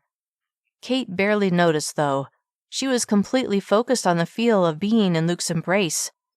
Being there made her feel so secure, so protected, so treasured. She'd fallen for him, and fallen hard. The floral scent emanating from Cait's hair surrounded Luke. It was a scent he'd come to associate with her, but that was only one of his senses that was alive with her presence. The soft pressure of her cheek on his shoulder, the firm embrace of her arms around his neck, the feel of her body pressed against his, it all added up to a kaleidoscope of emotions swelling within him, but every one of them pointed back to Cait and how intensely attracted he was to her, how it was getting harder and harder to see his life without her in it. He tightened his hold on her, wanting to protect her from anything and everything, wanting to make her world perfect however he could. He recalled her appalled expression when he'd offered to give her the Prius and had to suppress a chuckle. He rested his cheek on her head, and she snuggled closer. She fit against him so perfectly, like they were made to be in each other's arms. Now that she knew his secret, knew who he really was, everything felt so right. He didn't have to pretend, didn't have to lie, and despite everything, she was still with him. When he'd signed up for that dating app and had made up his profile, he'd hoped he would find a woman who would be into him for him, and who he would have a good time with, but he'd never expected to fall in love. Yes, he realized, he was in love. But although he knew Cait had strong feelings for him, did they go to the same depths as his? He had to admit he was a little nervous about flat-out telling her how he felt. What if she wasn't ready to hear that? What if it scared her away? Already he'd revealed so much to her that had been hard for her to take in, had overwhelmed her. He didn't want to move too fast, even if it was his style to move fast on something he was sure of. He had to force himself to slow down, to give her a chance to catch up. The slow song ended, and he reluctantly released her. When they parted, she smiled at him, and he saw a sparkle in her eyes, a sparkle that he felt in his heart. Yes, they were definitely headed in the right direction. "Something to drink?" he asked, then lifted his hand to his mouth to mimic drinking, to make sure she understood over the pounding beat. She nodded, and he took her hand and led her to a tall table on the edge of the dance floor that had just been vacated. They sat on high stools and faced the dancers. A busboy hustled over and gathered the empty glasses from the table and wiped the surface down. A few moments later, a server came over and took their order. It was almost too loud to have a conversation, so Luke moved his bar stool close to Cait's and draped his arm around the back of her chair. She leaned into him, and he savored the feel of her beside him. The server returned with their drinks, and Luke took a long swallow, thirsty after all their dancing. Minutes later, Luke saw a friend of his, Ethan, and waved him over. They shook hands, and Luke shouted over the loud music to introduce him to Cait. Wanting Cait to have an opportunity to meet a friend of his and find out for herself that she would be accepted, he invited Ethan to join them and suggested that the 3 of them move to a table in the back where it would be a little quieter. The trio sat in a booth a distance from the dance floor where the music wasn't quite so loud. "That's better," Luke said with a half-smile. As much as he enjoyed the music, he disliked having to yell to be heard over it. Much, Cait agreed with a shy glance toward Ethan. This was the first friend of Luke she'd met, and her heart fluttered with nerves. The man looked to be in his late 20s or early 30s, and he was really good-looking. Was he married, or did he have a girlfriend? A woman whose approval she would also feel the need to have? "Ethan's a good friend of mine," Luke said to her. Curious if he was a business owner like Luke, she asked, "What do you do?" Ethan smiled. "I'm in investment management." It sounded like he was probably wealthy too, exactly the kind of friend of Luke she felt the need to impress. Already hating the feeling of being inadequate, she shoved a smile onto her lips. "How long have you and Luke known each other?" Ethan turned to Luke. "I'd say, 5 years?" Luke nodded. "Sounds about right." "Where did you guys meet?" Cait asked, glad to have a topic that wasn't about her. "Through a mutual friend," Ethan said. Then one side of his mouth tugged up. "What about you and my boy here? Where did you meet?" Heat raced up Cait's cheeks. Not sure if Luke wanted his friend to know that they'd met online and that he'd made up his profile, she shifted her eyes to Luke. "That's a little secret between Cait and me," Luke said with a smirk. This earned him a surprised expression from Ethan, who swiveled his attention to Cait. "Now that sounds mighty mysterious." He narrowed his eyes. "What did you say you do?" Heart jackhammering now, Cait felt like a fraud among these successful men, and at that moment she hated that Luke had put her in this position. She didn't belong here, and suddenly had a desperate desire to be home in her cute little apartment where she felt safe and secure. "She's a second-grade teacher," Luke said, filling the awkward silence. "Really?" Ethan asked Cait with an interested lilt to his voice. The fact that he hadn't laughed in her face or treated her with disdain made her confidence grow. "Yes, and they're adorable little buggers, most of the time." This drew a laugh from both men, then Ethan looked between the two of them. "Now I'm even more intrigued to hear how you met." "Why?" she wanted to ask. "Because you're wondering why a billionaire would be interested in an elementary school teacher?" She already knew they were a terrible mismatch. She didn't need his friend to point it out. And come to think of it, was Luke embarrassed about how they'd met? He obviously was, or he wouldn't feel like he needed to keep it a secret. With her annoying self-doubt rearing its ugly head, Cait struggled to maintain eye contact with the men. "Maybe I'll tell you someday," Luke said to Ethan with a grin. Then he took Cait's hand, which had been resting on the table. "But I'm just fortunate that I did." He turned his eyes on her, which warmed her heart and chased away her self-doubt. She's something special. Love for Luke blossomed inside her. Here he was with one of his friends, basically confessing how he felt about her, despite his friend's comment that implied Luke and Cait were not a pair he would have expected to see. Feeling herself beginning to relax, Cait softly exhaled. "I'm happy for you," Ethan said with a smile. "Now, if I can just find somebody special." So, he was single. Ethan leaned toward Luke.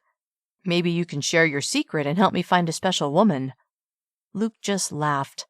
Would he ever tell anyone how they'd met? Was using a dating app not a thing among billionaires? She would have to ask him later. For now, though, she was content to be with him and to know that he treasured her. Chapter 38. A short time later, Ethan said his goodbyes, and Luke took Cait's hand and led her to the dance floor. He was glad his friend had stopped by, and he was even more pleased with the response Ethan had given to Cait. Ethan was a good man, but his question about how he and Cait had met had caught Luke off guard. For some reason, he hadn't thought through what to tell people. Not that meeting someone online was an issue. The thing he was embarrassed about was that he'd made up his profile. Sure, he'd had a good reason, but lying wasn't something he normally liked to do. He would have to talk to Cait about it and get her input. Thinking of that, he loved that he had a partner he could talk with about pretty much anything. That's how he saw her. Yes, of course he had deeply romantic feelings for her, but he liked that he could count on her to tell him what she thought. That they were equals. After she'd been understanding about his lie, he didn't think she would judge him. Not that he had any skeletons in his closet that would suddenly appear, but he liked that he could be open with her. At least, he thought he could be. What about telling her that you're in love with her? He thought. Yeah, he wasn't sure he was ready to tell her that quite yet. Soon, though. Soon. Cait wondered what was on Luke's mind. They had just begun dancing, and now he had a pensive look on his face. Maybe he's just now catching on to what Ethan implied, she thought, about us being a mismatch. Annoyed with that inner voice that continued to raise her self-doubts, Cait danced harder in an attempt to shut it up. It even seemed to work. She smiled at Luke, who had a soft look in his eyes that made her realize that no, he wasn't thinking about what Ethan had said. What she saw in those eyes was a tenderness that conveyed a deep emotion that she was almost afraid to recognize. It kind of looked like love. Could Luke be falling in love with her, just like she'd most definitely fallen in love with him? Cautious about getting her hopes up too high, but also eager to believe what she thought she saw, without giving herself a chance to talk herself out of it, she danced forward and planted a quick kiss on his lips. When his eyes widened and then he grinned, Cait felt happiness burst inside her.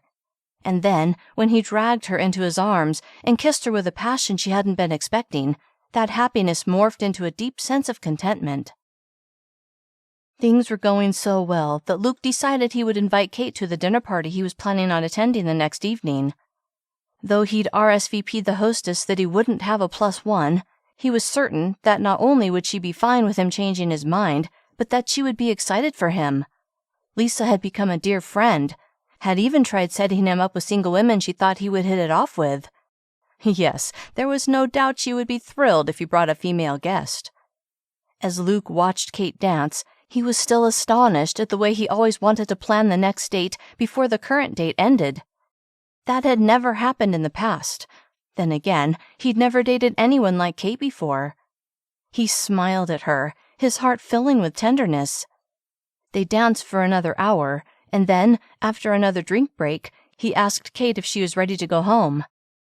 Wearing a big smile, she nodded.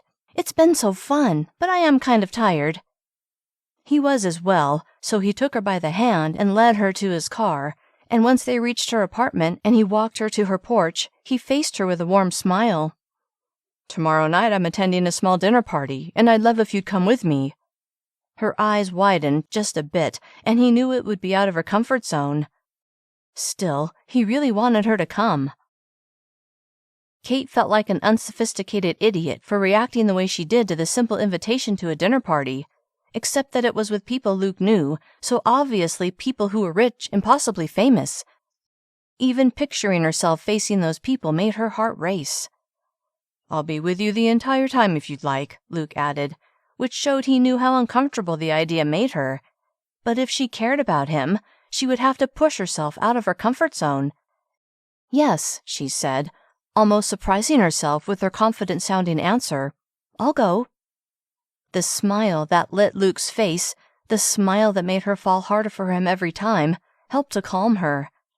If doing something she didn't really want to do made him that happy, then it would be worth it. Awesome. He ran his thumb along her jaw, stopping under her chin before leaning toward her and kissing her. The feel of his lips on hers made her not care about the party. All she cared about was being with him. Several beats later, he drew away. I'll pick you up at 6. What should I wear? His eyes slid over her, sending a thrill through her body. Then he met her gaze. A nice dress would be perfect. She could do that. With her lips tilting upward, she nodded. I'll be ready. I look forward to it. He gave her another quick kiss, then he turned and strode back to his car. Chapter 39. Both nervous and excited to go to the dinner party with Luke, Cait asked Amy for her input on which dress she should wear. Amy plopped onto Cait's bed, and with a critical eye, she looked at the dresses Cait held up, one by one. The blue one, definitely. It matches your eyes and really makes them pop. I was thinking the same thing, Cait said with a smile, as she hung up the other dresses. How many people are going to be at the shindig? Lifting her shoulders in a shrug, Cait said, I didn't think to ask. I was too taken aback at the invitation to think that far ahead. One of Amy's eyebrows arched. Maybe you'll meet someone famous, like a movie star. I hope not. Why not? Cait turned and faced Amy. Sure, that would be cool, but it would only make me more anxious. Okay, fine. Anyway, I'm sure everyone will love you. Cait wasn't so sure about that, but if they were at least friendly, that's all she could ask for. She changed into the dress, then Amy helped her sweep her hair up into an elegant style. Shortly after she was done getting ready, a knock sounded at the door. Your Prince Charming is here, Amy said with a smirk. Cait laughed and walked to the door. When she opened it and saw how handsome Luke was in his dark slacks and sage green button-up shirt, she had to agree with Amy. He did look like a prince, her prince. Hello, she said, her anxiety melting away. The only person's opinion she cared about was Luke's, and she knew what he thought. Hey. He looked her over, nodding in approval. You look perfect, as usual. Thank you. She did a little spin, stopping when she was facing him again. Before long, they were pulling through a gate and up a long driveway to an impressive house. More of a mansion, really. Struggling to shove down the anxiety that was working its way up her throat, Cait focused on each moment as it occurred. Right now we're parking, she thought. Right now Luke is helping me from the car. Right now we're walking to the front door. Right now we're going inside this mansion. Hello, Luke, a gorgeous woman who looked to be in her 40s said, as Luke and Cait walked into a stunning room.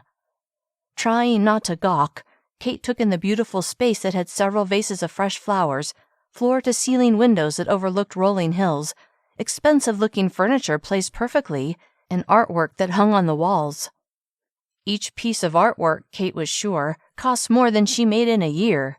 No, more than she made in 2 years.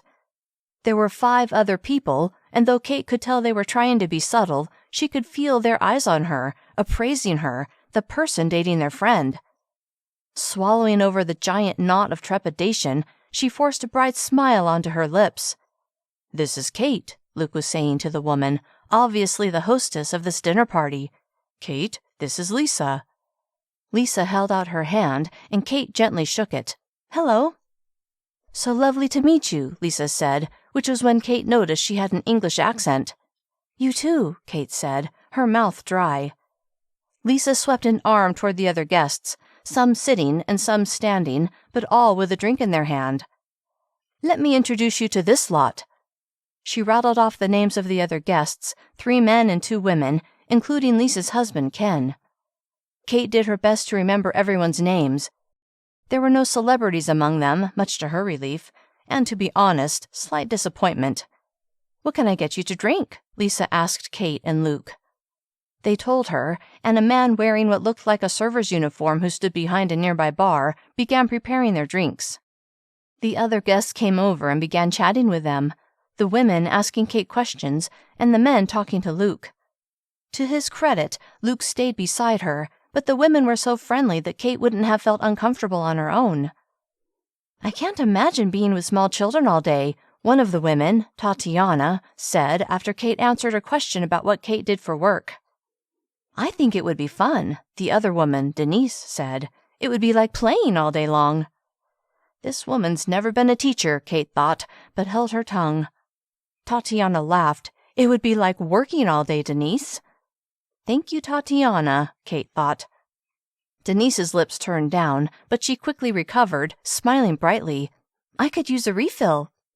She held her glass out toward the bartender, who had come over to give Cait her drink, a diet Sprite. Yes, ma'am, he said as he took her glass and strode back to the bar. Denise laughed. Am I old enough to be a ma'am? Tatiana didn't say anything, instead raising her eyebrows as she lifted her drink to her lips. How old are you, Cait? Denise asked. Cait noticed Tatiana rolling her eyes. Suppressing a chuckle, Cait said, 27. She didn't mind sharing her age. She knew she was probably the youngest person at this dinner. Then, feeling bold, she smiled sweetly at Denise. How old are you? Tatiana nearly spit out her drink.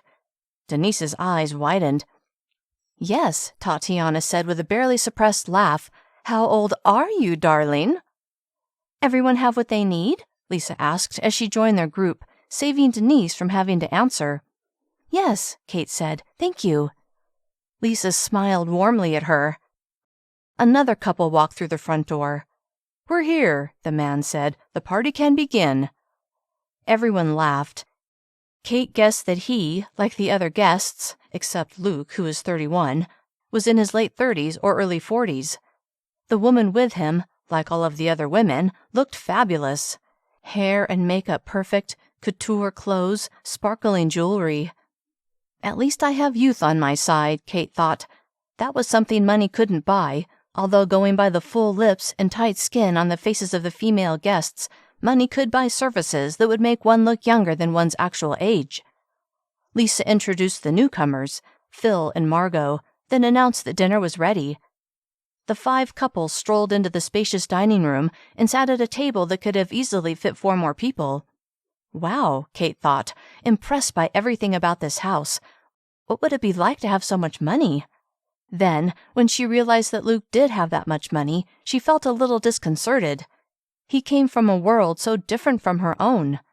Okay, maybe he didn't come from this world, but he lived in this world now and fit in as if he'd always lived in it. A very different world from her own. And as entertaining as the people in this group were, they were nothing like the people she was used to being around.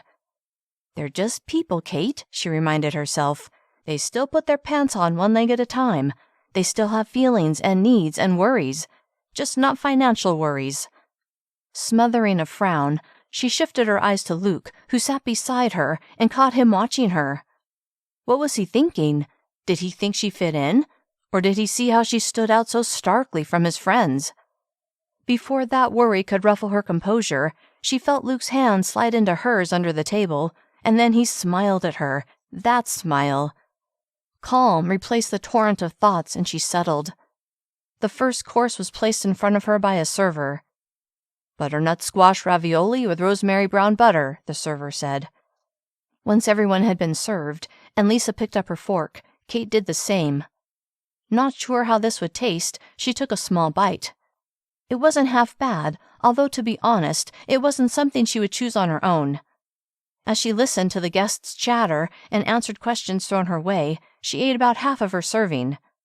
A short time later, the servers, there were 2, took away the appetizers and placed a salad in front of each guest. Baby kale greens, one of the servers announced, Asian pear, grapes, candied walnuts, gorgonzola with honey vinaigrette. Cait wasn't used to eating big meals, but she ate a portion of her salad and noticed that the other women didn't eat all of their food either. Next came the main course. White bean puree and balsamic glazed lamb chops, a server said. Hoping there weren't going to be many more dishes, Cait wondered how these women stayed so thin if this was how they always ate. Maybe they didn't eat all day in preparation for a big meal. That wouldn't work for her. She would be starving by the time dinner rolled around. She thought these things as she ate her lamb chop, enjoying every bite. Though she didn't think she could ever get used to eating such a large meal, she could get used to eating such delicious food prepared by a professional chef. Which led to thoughts of Luke and his fake profile. The idea that he could prepare a meal like this seemed rather ludicrous now that she knew the truth about him. Maybe he wished he could, and that was why he pretended to be a chef. Tell me, you two, Lisa said in her English accent that Cait could listen to all day, her attention focused on both Cait and Luke. How did you meet? Oh no. Cait had forgotten to discuss this with Luke after the same question had been asked of them the night before by Luke's friend Ethan. Since these were Luke's friends, Cait swiveled her attention to him and said, Why don't you tell them? He smiled at her, but Cait could tell it was a little strained. Sure. Chapter 40. Caught flat-footed again, Luke made the split-second decision to tell the truth, only he would make it like a joke. Maybe that would keep his friends from frowning upon his lie and upon him. We met the modern way, he said with a self-deprecating grin, through a dating app. This led to several raised eyebrows. Really? Denise asked, her eyebrows raised highest of all. Luke shifted his eyes to Cait, who looked pretty surprised herself. Who could blame her after the way he'd put off Ethan the night before when he'd asked the same question? He reached under the table and gave her leg a squeeze to convey that it was all right to spill the truth. "Tell me more," Lisa said with a Cheshire cat grin as she rested her chin on her closed fist. Luke couldn't stop laughter from bursting forth at their reaction.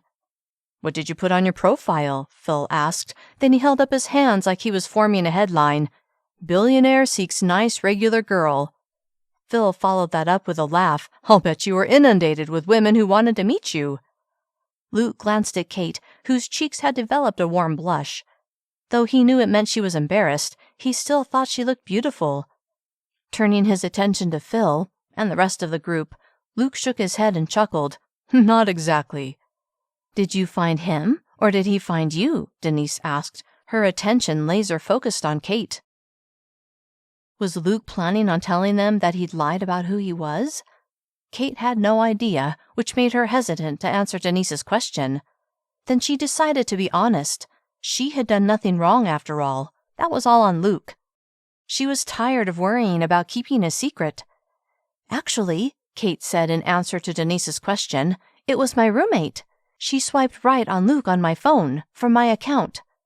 This earned her a surprised look from everyone, including Luke.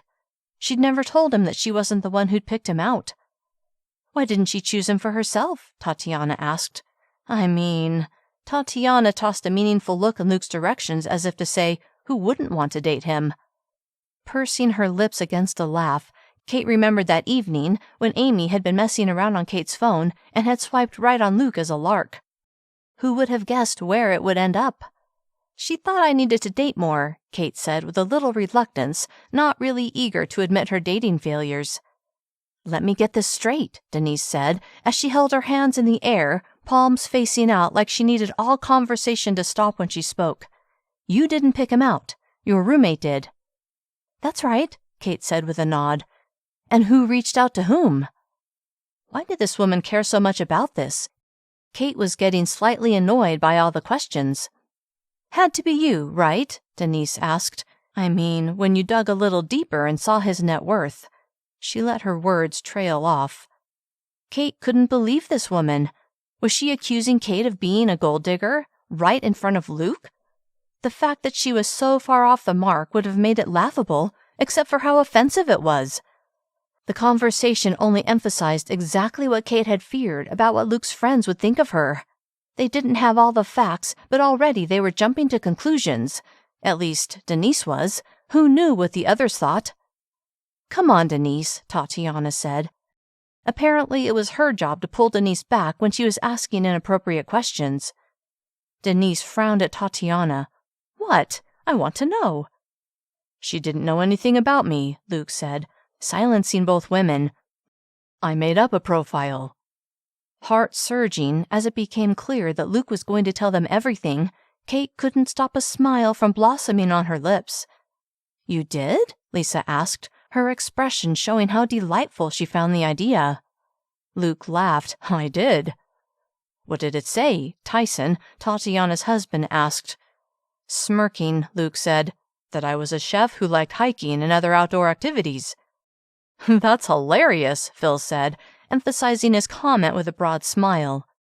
Lisa turned her attention to Cait. "You know the truth now, though, obviously." At that, all eyes shifted to Cait. "Yes, but I didn't for a while." "Did you figure it out on your own, or did he tell you?" Margot asked, her expression showing she was fascinated by the whole scenario. Tossing a half-smile to Luke, Cait then turned her focus on Margot.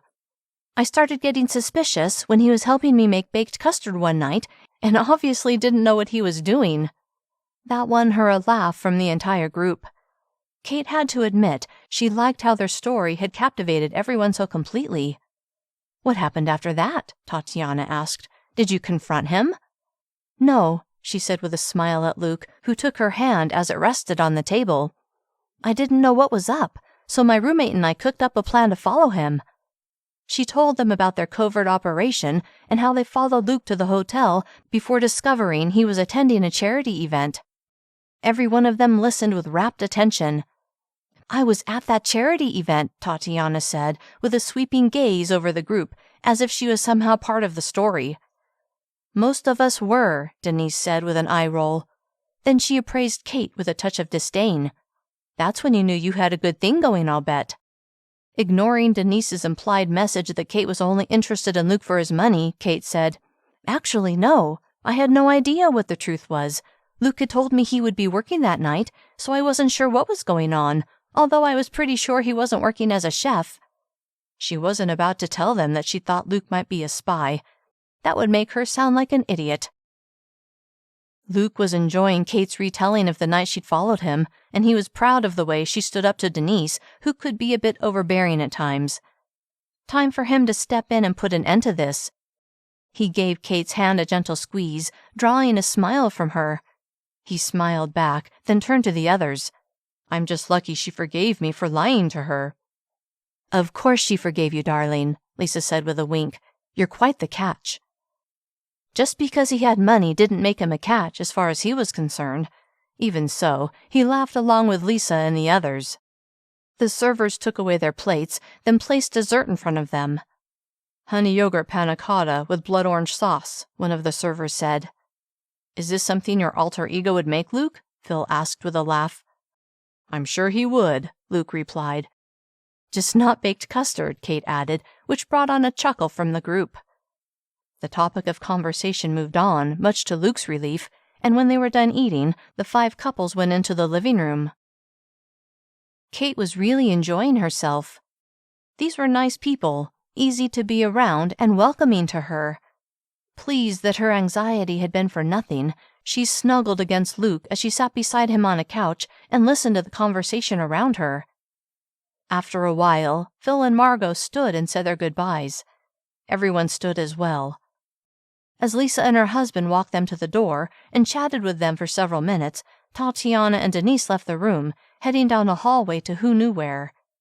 While Luke continued talking with Tyson and Denise's husband, Sean, Cait decided to use the restroom before the drive home.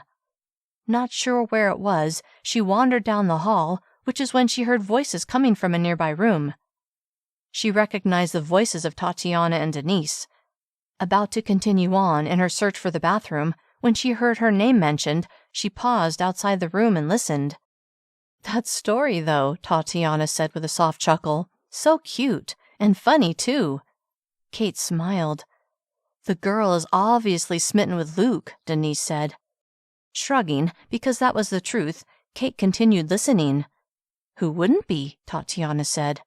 "Why?" Denise asked. "Because he's handsome, or because he's filthy rich?" "Come on, darling," Tatiana replied. "Do you really think that's why she's with him?" "That's right," Cait thought. "I'm not with him for his money, darling." "I have no doubt why she's with him," Denise said. "It's why he's with her that I'm questioning."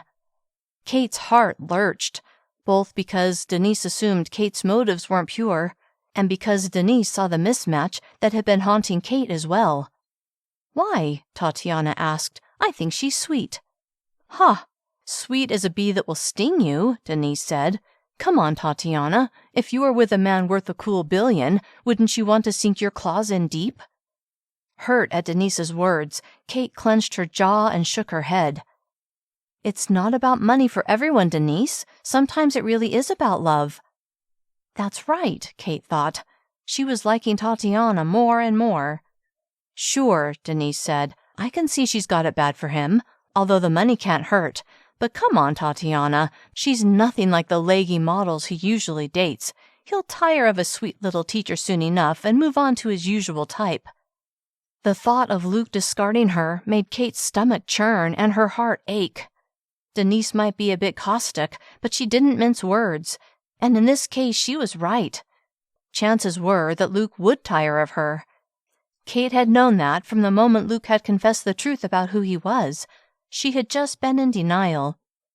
"You're such a cynic, darling," Tatiana said with a laugh, but Cait didn't laugh. Instead, tears flooded her eyes, and she hurried down the hall until she stumbled into a bathroom, closing and locking the door before sobs overtook her. Chapter 41. Luke was ready to leave, but Cait was nowhere to be found. Phil and Margot had left, as had Tatiana and Tyson, and now Sean and Denise were saying their goodbyes. Where was Cait? Concerned, Luke told Sean and Denise good night, then headed down the hall Cait had disappeared down earlier. He checked all the rooms with no success. He paused in the hallway, looking this way and that, and then he saw her. She was just coming out of a bathroom. She hadn't seen him yet. Her expression was downcast, and when she lifted her eyes and saw him, a look of extreme sadness flashed across her face. It was quickly replaced by her usual smile, but it was too late. He'd seen that something was wrong. He went to her and gathered her in his arms. She sank against him and softly sighed, resting her head against his shoulder. "Are you all right?" he asked, already guessing that the answer was no, but wanting her to tell him what was going on. "Mm-hmm," she murmured. He drew away, then held her up her arms as he locked eyes with her. "Are you sure?" She studied him. Then she smiled as she nodded. "Yeah, everything's fine." He could tell that wasn't true, but he couldn't make her tell him what she wasn't ready to share, so he smiled. "All right. Are you ready to head home?" "Yes." Hand in hand, they walked to the front room where Lisa and Ken were waiting. "There you two are," Lisa said with a smile. "I was wondering where you got off to." "Thank you for a lovely evening," Cait said. Lisa reached out and placed a hand on Cait's arm. "I'm so glad you could come." "Thank you for opening your home to me." Lisa removed her hand and smiled warmly. "Of course." She glanced at Luke, then faced Cait again. "Seeing this guy so happy makes me happy." Was his happiness so obvious? Luke smiled at the thought and gave Cait's hand a gentle squeeze. He was in love with her and found it hard to remember what life was like before he'd met her. He didn't want to go back to that life. He was loving life the way it was now. Cait wondered if what Lisa said was true. Was Luke visibly happier than he'd been in the past? And if he was, could it really be due to her? Maybe she should disregard what she'd heard Denise say. Well, yes, of course she should, but it wasn't that easy, because Denise's words gave voice to Cait's own fears, made them feel more possible. "It was good to see you, Lisa," Luke said. "Thank you for your warm hospitality." Lisa chuckled, then looked back and forth between Cait and Luke. "I really enjoyed your story." Despite her inner turmoil, Cait couldn't stop a smile from bursting onto her lips. It was a great story. "Good night, Lisa," Luke said. Then he turned to her husband and shook his hand. "Good to see you, Ken." Ken smiled. "Always a pleasure, Luke." "Good night," Cait said to them both. "I expect to see you again," Lisa said to her with a grin. That made Cait feel very good, like Lisa had no issue with her being a mismatch with Luke. It helped to mitigate the sting of Denise's words. "I'd love that," Cait said. Then she and Luke walked out the door to his car. Luke helped her inside, and off they went. As they drove, Cait was quiet, lost in thought, replaying the conversation she'd overheard. "Something's bothering you," Luke said, which surprised Cait. She thought she'd hidden her turmoil well, but she should know by now that Luke always seemed to be attuned to her emotions. She turned to him with a frown. "Why do you say that?" "I could see it in your face, earlier, when you were coming out of the bathroom. Something upset you." He paused. "What was it?" Oh boy, did she really want to spill her fears, her insecurities? Would it make her look weak? Did she want to be that vulnerable with him? She had to. She'd promised herself she would be honest with him, so yes, she had to tell him. Gathering her thoughts, she bit her lip, then she shifted her body to face him as he drove. He glanced at her, his expression showing his concern, which eased her heart and mind. I have some worries." "Okay, what's worrying you?" She didn't want to be a tattletale and tell him what Denise had said, not when Denise was his friend and not hers, so she decided to take a different approach. Glad that Cait trusted him enough to share what had obviously upset her, Luke felt his heart warm with love for her. "I'm not sure how to say this," she began, "so I'm just going to say it right out." She inhaled sharply, then blew out a breath. A little freaked out by what she was going to say, because what if she said now that she'd gotten to know him that she didn't want to be with him? Luke kept glancing at her. You've told me I'm different from the women you've dated before. He nodded, wondering where she was going with this. Yeah? Right. So, what's going to stop you from deciding you prefer your normal type? Confused by what she was implying, he shook his head. What? Luke, I'm worried that the novelty of dating me, a regular girl, will wear off, and then you'll... Luke looked her way and saw her struggling to control her emotions. He reached over and put a hand on hers. You'll move on without me. Hating that they were driving in traffic and he couldn't easily pull off the road, although he was going to make his way to the next exit, he said, First off, Cait, that's not how I see the future going. Second, what in the world made you think that? As soon as Luke realized what he'd said, that wasn't how he saw the future going, he knew he was going to have to explain.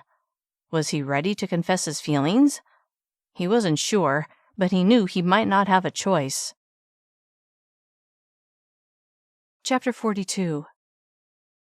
The warmth and strength of Luke's hand over hers sent waves of comfort through Cait, and she loved that he was trying to put her fears to rest. But his question about what made her think these things wasn't something she was ready to admit just yet. Instead, she decided to ask something that she found far more intriguing. How do you see the future going? Luke steered his car toward an off-ramp, and they exited the freeway. Let's go somewhere we can talk. Oh boy, that sounded serious. Heart pounding, Cait nodded. All right. Soon, they were driving up a canyon. The sun had set, and the lights of the city twinkled below. When they reached an overlook, Luke pulled off the road, parked his car with the front pointing toward the view, and shut off the engine. He turned and faced her, his eyes intensely focused on her, which made her tummy flutter and her pulse race. She shifted her body to more fully face him, but the console was between them. Now, he said, as he wore a serious expression, let's talk about what's going on in your mind. She wanted to ask him again about how he saw the future going, but held her tongue for the moment. He reached across the console and took one of her hands. Tell me what led to those crazy thoughts that dating you is a novelty. Cait replayed the words she'd overheard and swallowed over the knot that suddenly clogged her throat.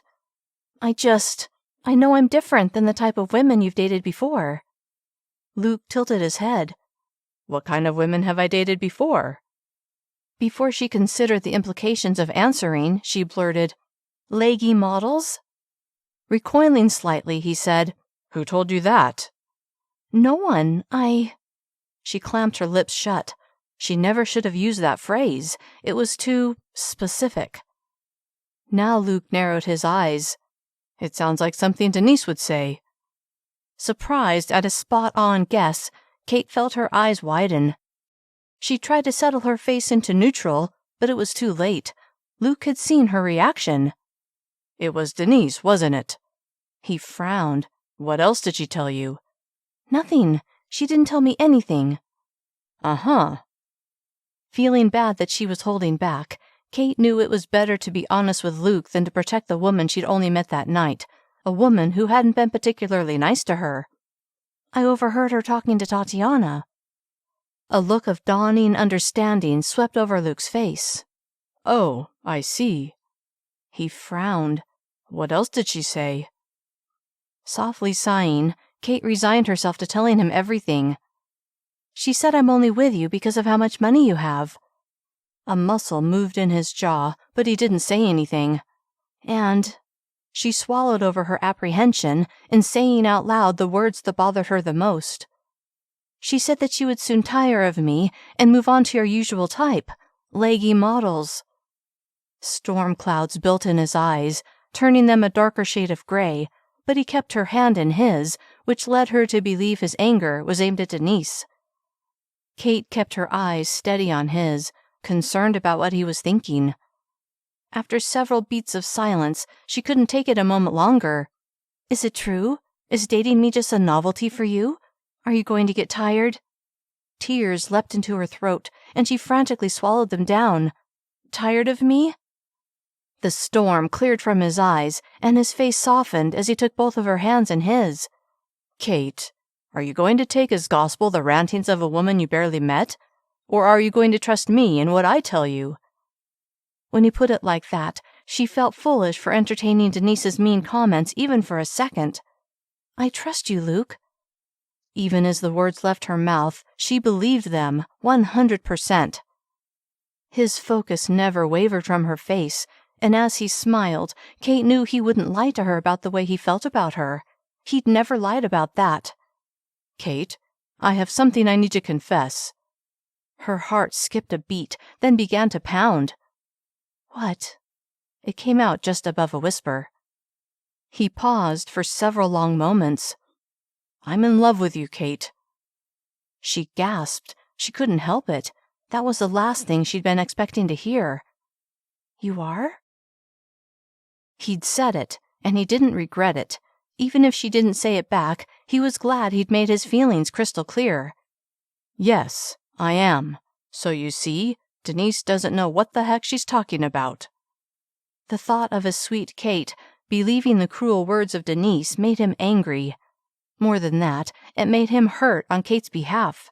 She'd been crying in that bathroom, he was sure, and it made him furious with Denise that she'd thought she knew him well enough to predict his behavior, which was why he'd had to tell Cait how he felt, had to put her fears to rest once and for all. I love you too, she said. Although he'd been hoping her feelings reflected his, he hadn't had any expectation that she would say those words, at least not yet. Hearing it now, Luke felt his heart leap with joy. He reached across the console, undid her seatbelt, then pulled her into his lap, wrapping her in his arms before crushing her lips with his. After a long, passionate kiss, he released her, and she rested her head on his shoulder. Holding her in his arms, it felt so right, so perfect, like she was made just for him, and he for her. He rested his cheek on her head, relishing this moment. Heaven. That's what it felt like. Snuggled against Luke's chest, Cait had never felt so protected and treasured. He loves me. The thought was almost staggering to her, but she was filled to overflowing with happiness. You asked me how I see the future going. Intensely curious as to what he would say, Cait pulled back and faced him with very little space separating them. Yes. His lips tilted upward. I see you in my future, Cait. I see you and me building a life together. His smile grew. That's what I see. He lifted one of her hands to his lips and placed a kiss on the soft skin of her palm. Then he folded her fingers as if to hold the kiss inside. Just like this kiss will always be in your hand, I will always be by your side. If she thought she'd felt happiness before, now she was ecstatic, because she now knew that her future was with Luke. She hadn't dared to imagine that before, but now that he'd said it, that future seemed as clear to her as the twinkling lights below and the bright moon above. She slid her arms around him and buried her face in his neck before lifting her head and kissing him with all the love and passion that was bursting inside her. I love you, Luke. His arms tightened around her waist. I love you, Cait. Although she knew the future wasn't guaranteed, she'd finally and permanently rejected the idea that they were a mismatch and that he would eventually toss her aside. Having that assurance was liberating. It opened her heart to love him all the more. Life would still be challenging, and their relationship still had a long way to go, but she had no doubt now that they were in this together, and that she could trust him and trust in his love for her, no matter what anyone else thought.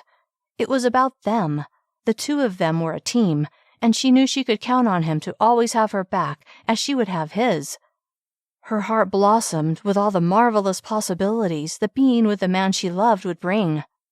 When Amy had swiped right on that app, Cait never could have imagined where she would end up, finding the man of her dreams. Yet here she was, having a Cinderella-like experience with her very own Prince Charming. She closed her eyes and settled against him, safe and secure in the knowledge that all was right in her world. Chapter 43. 1 year later. Luke was nervous. He didn't know why. After all, he and Cait had built a powerful bond over the previous year. Still, this was going to be a big moment, and he wanted everything to be perfect. He knocked on her apartment door, then waited. A few moments later, she opened it. Like every time he saw her wearing her beautiful smile, his heart warmed with love for her. "Hello, gorgeous." Her smile grew. "Hey." "You ready to go?" "Do I look ready?" She did a little spin. He took in her dress, a form-fitting blue number that set off her eyes, and her strappy sandals. "Yes, you do." Her eyes sparkled. He tried to imagine what her expression would be when the big moment arrived later on, a moment she had zero clue was coming. But if he thought about that moment too much, his heart began to pound, so instead, he focused on the here and now. "All right then, let's go." She took his outstretched hand, and they walked to his Bugatti. He glanced at the Prius he'd finally persuaded her to take. She'd only agreed because her car had died completely, and the cost of the repair hadn't made sense. She'd tried to pay him for the Prius, but he wouldn't take her money. She'd finally given in when he'd convinced her how much it would mean to him if she would let him give it to her. He helped her into his car, and they pulled away from the curb. "I'm excited for this art exhibit. I haven't been to many, but I think it will be really fun." He suppressed a grin.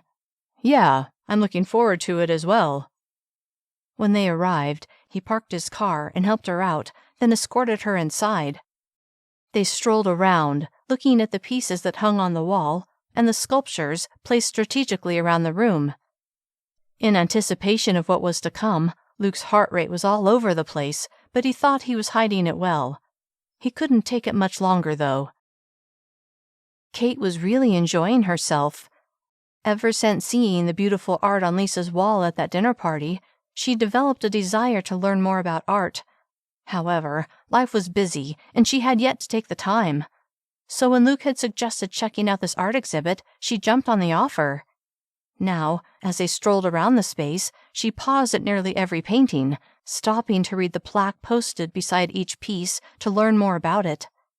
Luke seemed to be having a good time too, although she was getting a bit of an odd vibe from him. Chalking it up to work stress, she didn't worry too much about it. After a while, he gestured toward the opening to a room that was off of the main space. "Let's see what's in that room." "All right." With her hand held securely in his, they walked toward the room. When they stepped across the threshold, it took Cait a moment to understand what she was seeing. Framed photos of her and Luke covered all of the walls. "What?" she breathed out, not sure what to make of it. She turned and looked at Luke and saw his huge smile, the smile that she loved. Confused as to what this meant and why he'd done it, she shook her head with her mouth open, then released his hand as she began wandering around the room, stopping to look at each image. They were pictures taken over the last year, pictures that basically documented their relationship as it blossomed from their budding love to the deep love they had for each other now. Pictures of them on hikes, on boating trips, on horseback rides. Some were black and white, others were in color. She remembered when they'd taken the pictures, selfies, or pictures others had taken of them, but each and every one showed the joy they felt when they were together. Cait swiveled to look at Luke, but when she turned, she saw him on one knee a dozen feet away. Gasping as her heart went into a gallop, she went to him, her mind racing. Was this what it looked like? Could this really be happening? "Cait," he began, taking her hands as his eyes locked with hers. "This last year has been the best of my life." He glanced at the photos hanging on the walls, then shifted his focus back to her. "And it's all because of you. You've made my life so much better. Before I met you, I didn't even realize what I was missing, but now that I know, I am 100% sure that I want this for the rest of my life."